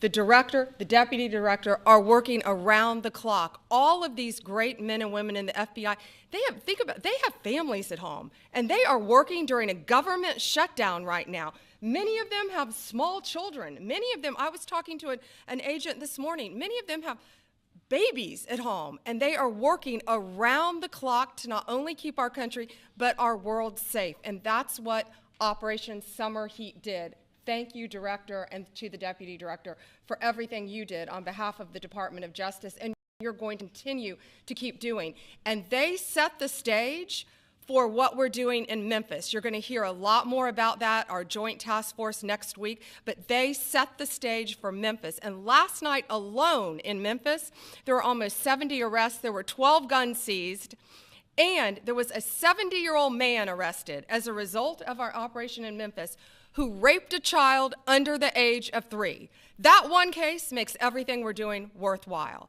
So thank you all for being here on behalf of both of us. Thank you, President Trump. Todd, you want to say something? Sure. Thank you, Mr. President. So this is a great day, and I think there's stats that the director talked about which are important, but I want to give 2 examples of what summer heat has done that actually will apply hopefully to everybody in this room. The first is for over 4 years during the last administration, there was a hotel in a town, the middle of a town in Alaska, that was being run as a drug den. There were over 1,000 calls to 911 over 4.5 year period. There were multiple violent crimes, drug dealers, overdoses, and murders at this one hotel, ruining a community. Summer Heat went in there. It's not only arrested all the participants that were controlling the hotel, but seized the hotel. And so that's one example of what summer heat means to everyday Americans that just want to live in peace. The second example is a large narcotics trafficking group that was selling fentanyl in the state of Washington. They were shipping fentanyl and using commercial aircraft, putting fentanyl pills and powder in suitcases, flying them from the southwest border, mostly Arizona, all the way to Washington. It had been going on for an extremely long time, and the entire organization was arrested. And I say those 2 examples because it's easy to look at the board and see 1,000 arrests. How much different is our communities now compared to the past 4 years?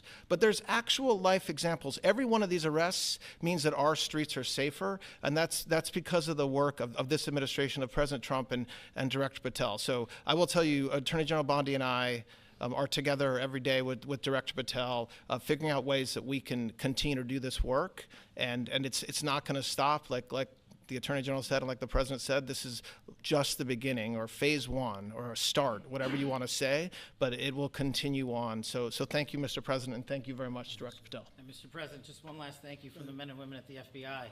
You found a way to get these individuals paid during a government shutdown, our 1811 agents. So on behalf of the FBI, it's a great debt that we owe you, sir. They're now allowed to pay for their families, so thank you. And the military. Good. That's right. Thank you. Okay, thank you very much. Any questions, please? Brian, go ahead. Mr. President, first of all, I know the feedback I'm getting from the American people, they want to say thank you. Law and order is not an option in this country. It's a mandate. So I know the American people thank you for that. In terms of the guns that have been taken off the street, do you have a number of how many guns were taken away from someone that had a prior felony or a previous crime that perhaps we can prosecute that? Because I know that wasn't the case of Joe Biden. We don't take guns off the streets of people that are allowed to have guns. So every gun that we're taking off the street is because it belongs to somebody who is not allowed to have it. Could be a felon, could be somebody who hears illegally. There's all sorts of conditions. But if there's a gun taken off the streets by the FBI, it's because the person who has it is not allowed to. It's not somebody who's lawfully allowed to have it. So every single one of those guns were taken off of people that aren't allowed to have them. And not including the FBI, all of the other agencies. ATF alone, since January 20th, has removed over 25,000 illegal guns off our streets, just since President Trump's been in office. And Mr. President, if I could follow up on that, could there be any further conversation to have national concealed carry applied to actual DC? Like if you had a driver's license in Texas and you had a permit, of course you could drive. Well, as you know, they've been talking about that for a long time. It's an interesting question. A lot of people feel strongly both ways, but we are talking about that, Brian. Thank you. Mr. President, on Venezuelan boats, I want to ask you, why not have the Coast Guard stop them, which it is empowered by law to do? You know, this way you can confirm who's on the boat and ensure that they're doing what you suspect. Because we've been doing that for 30 years, and it has been totally ineffective. They have faster boats. Some of these boats are seriously, I mean, they're world-class speedboats, but they're not faster than missiles. But we've been trying to do that for years, and so much of the drugs, 25–30%, would come in through the seas. Right now we have, I would say, none coming in through the seas. In fact, I don't know about the fishing industry. If you want to go fishing, a lot of people aren't deciding to even go fishing. We've almost totally stopped it by sea. Now we'll stop it by land. What's the next But step? it never worked. It never worked when you did it in a very politically correct manner. What's the next step in this war on cartels, and are you considering options? Are you considering strikes on land? Well, I don't want to tell you exactly, but we are certainly looking at land now because we've got the sea very well under control. We've had a couple of days where there isn't a boat to be found. And that, I view that as a good thing, not a bad thing. But we had tremendous amounts coming in by boats, by very expensive boats. You know, they have a lot of money, very fast, very expensive boats that were pretty big. And the way you look at it is every boat that we knock out, we save 25,000 American lives. So every time you see a boat and you feel badly, you say, wow, that's rough. It is rough, but if you lose 3 people and save 25,000 people, these are people that are killing our population. Every boat is saving 25,000 lives, and you can see it. The boats get hit, and you see that fentanyl all over the ocean. It's like floating in bags. It's all over the place, and it's a tremendous. We're saving tremendous amounts of lives. Yeah, Mr. President, on that issue.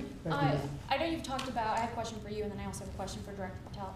I know you talked about having some distaste for Boston recently. Is this one of those cities that you might be looking into, and can you give us a hint about other cities that you might be? You're saying for where? For where? For Boston. Yeah. Well, Boston has a bad mayor who at least is a reasonable IQ person. You know, most of them are low IQ.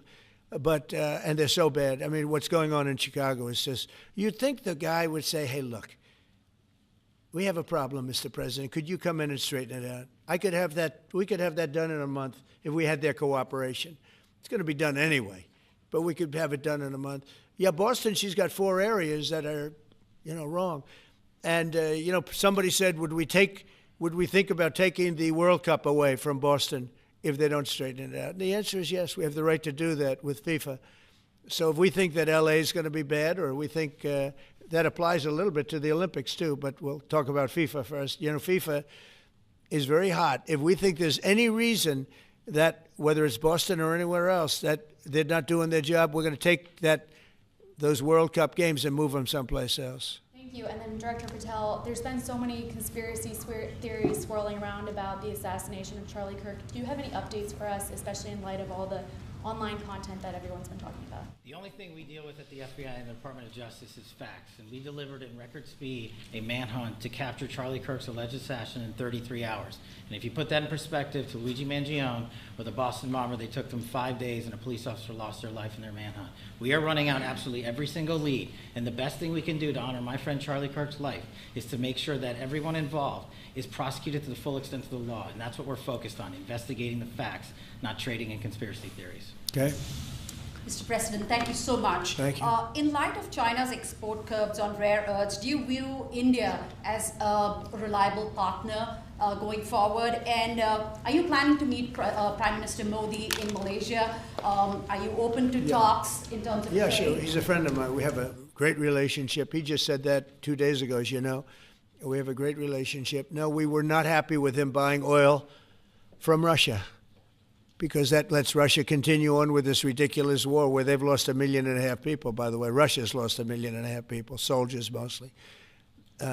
This is a war that should have never started, but it's a war that Russia should have won in the first week, and they're going into the 4th year.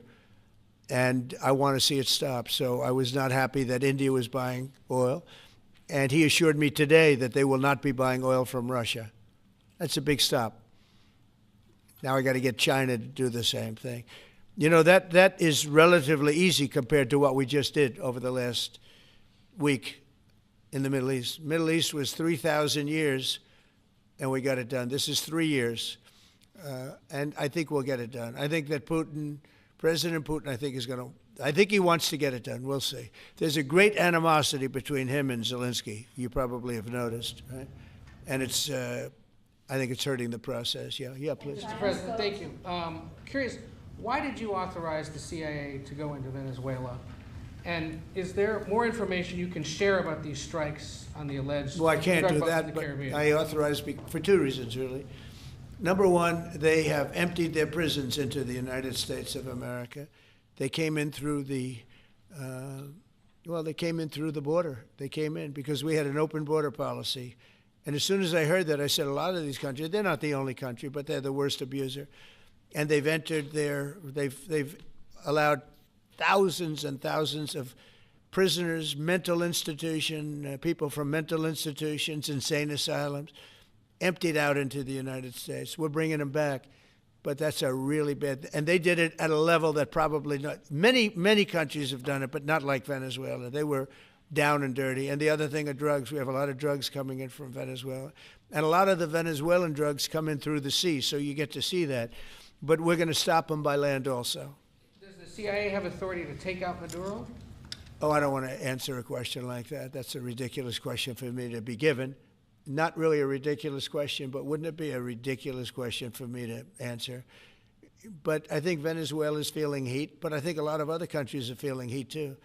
We're not going to let this country, our country, be ruined because other people want to drop, as you say, their worst. They have given us their worst. They've loaded up our country with prisoners, with mentally ill people that are seriously ill, criminally ill. And we're not going to take it. And so, I mean, it's just one of those things. And I can tell you, we've taken care of the sea. There's nobody, and we're watching. We're watching. And if we see it, we'll save it. Yeah, please. On the ships, though, sir, there are Republicans and Democrats up on the Hill concerned that in the briefings they've gotten about those attacks, they're not necessarily getting information about who was on them and what exactly was on those ships. Can you ensure that but they are given information that they were loaded up with drugs, and that's the thing that matters. When they're loaded up with drugs, they're fair game. And every one of those ships they're not ships, they're boats, they're speedboats. They're extremely fast, record-setting type speedboats that cost a lot of money, and they have a lot of money because they're drug sellers. But they know one thing, and they all have the same thing in common. There's drug dust. They call it drug dust. They call it fentanyl dust all over the boat after those bombs go off. And you can take along. Them, though, that they're we know before. We know when they go out. We know we have much information about each boat that goes out. Deep, strong information. Yeah, please. Sir, you're going to have Vladimir Zelensky here this week. What is your message at this stage of the war for him, and shy of tomahawks? To who is it? For Zelensky. Yeah. And shy of tomahawks for Ukraine. Are you considering other options, and will you speak with Vladimir Putin about No, we're looking at other options. We are. President Zelensky's coming in. I'm not a fan of the war. I'm not a fan of the way it started. It should have never happened. It wouldn't have started if I were president. The election was rigged. And because of that, we lost a lot of lives have been lost because of that war. Not American lives, but if I can save a lot of lives, that's why I'm in it. I want to save lives. I've had 8 wars. The Prime Minister of Pakistan got up the other day, said so beautifully, he says, you saved millions of lives. He told that to a group of people right in this office. He said the president saved millions of lives. And I think what he's referring to is the fact that that would have been with India, a nuclear war. That was getting very close. You know, 7 planes, they don't talk about it, but 7 aircraft were shot down. In fact, we have the new ambassador to India right here. They're well represented. You better represent us, not them, okay? Yeah. But Sergio's going to do a great job. He's going to do a great job. But no, we'll be talking about the war with him, and we'll be talking about, I mean, they want to go offensive. I'll make a determination on that, but they would like to go offensive, you know that, and we'll have to make a determination. Can I follow up the question? Given you have the FBI Director and Attorney General here today, Jim Jordan has asked Jack Smith to appear in front of the House Judiciary. You mean deranged, Jack? He's a deranged individual, yeah. He's asked him to well, they should. I'm surprised it takes so long. You know, we're talking about violent crime. What about the crime against a political opponent? That's what we have to talk about, too. Jordan would like to understand the full extent to which the Biden-Harris Justice Department weaponized federal law enforcement. What do you think the committee will find out, Mr. Smith? I think it was the worst weaponization of a political opponent in the history of the world, let alone this country. And I hope that everybody's, you know, they're involved in it. I'm not. I'm the one that had to suffer through it and ultimately win. But what they did was criminal. Deranged Jack Smith, in my opinion, is a criminal. And I noticed his interviewer was, I think that was Weissman. And I hope they're going to look into Weissman, too. Weissman's a bad guy. And he had somebody in, Lisa, who was his puppet, worked in the office really as the top person. And I think that she should be looked at very strongly. There was tremendous criminal activity having to do. If we don't have fair elections in this country, we're not going to have a country. And I've said it from the beginning, fair elections and borders. And we need also fair press, because if you don't have fair press, it's very tough. And we've got the strongest border of anybody. Nobody has a border. We have a border where the numbers just came out again. You saw 0 people came in illegally. Now, we do take people into our country legally, but 0 people. But, you know, you're talking about a different subject. You're talking about political crime. They have committed massive political crime. I hope they're looking at Shifty Schiff. I hope they're looking at all these people. And I'm allowed to find out. I'm allowed to, you know, I'm, in theory, the chief law enforcement officer. But I have a very good, talented group. This is about something else. But I hope they're looking at political crime, because there's never been so much political crime against a political opponent as what I had to go through. They raided my house in Florida. It was an illegal raid. I have a lawsuit that was doing very well. And when I became president, I said, I'm sort of suing myself. I don't know, how do you settle the lawsuit? I'll say, give me X dollars, right? And I don't know what to do with the lawsuit. It's a great lawsuit, and now I won. It sort of looks bad. I'm suing myself, right? So I don't know, but that was a lawsuit that was very strong, very powerful. They raided illegally my house in Florida, Mar-a-Lago. They went through the drawers of my young son. They went through all of the cabinets and drawers of the First Lady. She walked in, she said, wow, what happened? Because she's very meticulous, and this wasn't so meticulous. As she looked into the drawers and she saw everything a mess. It's what they did against a person that just got out of office. And then you look at these corrupt people. You look at Hunter Biden. You look at the signature. As an example, the Europen. I just signed so many different things. An admiral, a 4-star general. I'm signing them left and right, the commissions. And by the way, I want to compliment John Thune. And also Mike, our great speaker. But John Thune, all of a sudden, I'm getting these things by the hundreds. I was getting one every 2 weeks. It would have been 4 years before you got them in more. You would have had some that didn't even get in, all because of Democrat obstruction. So John Thune did a great job. I must have signed 200 into the administration. We're just about caught up. It's amazing. And so compliments to John. He had to do some things that were very tough to do, that he didn't want to do, but he was forced to do it by the Democrats. And as far as the shutdown's concerned, this is a Democrat Schumer shutdown. And he's trying to do it to get relevance back into the party because he's a loser. I've known him all his life. He's always been sort of a loser, but an intelligent one. But I think he's losing IQ points with time. I think that happens. I hope it hasn't happened with me. I know if it did, you guys will let me know about it very quickly. Question on violent crime, sir. Here in D.C., a judge has given the 2 teenagers that beat up ex-Doge staffer Big Balls probation. That's incredible. And no jail time. Is this justice?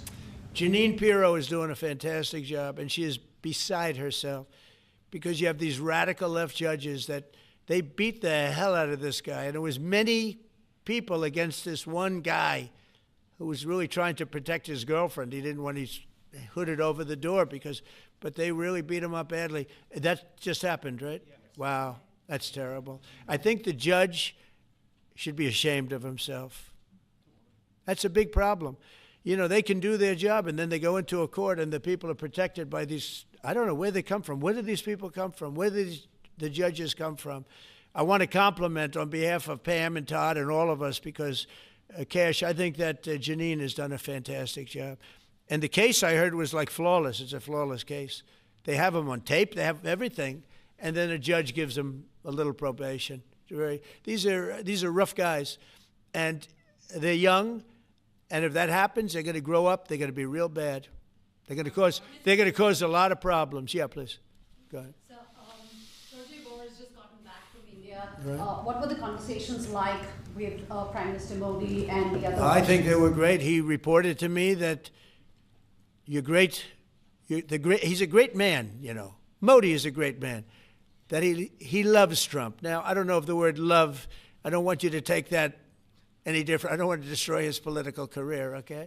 But you have to understand, I've watched India for years. It's an incredible country.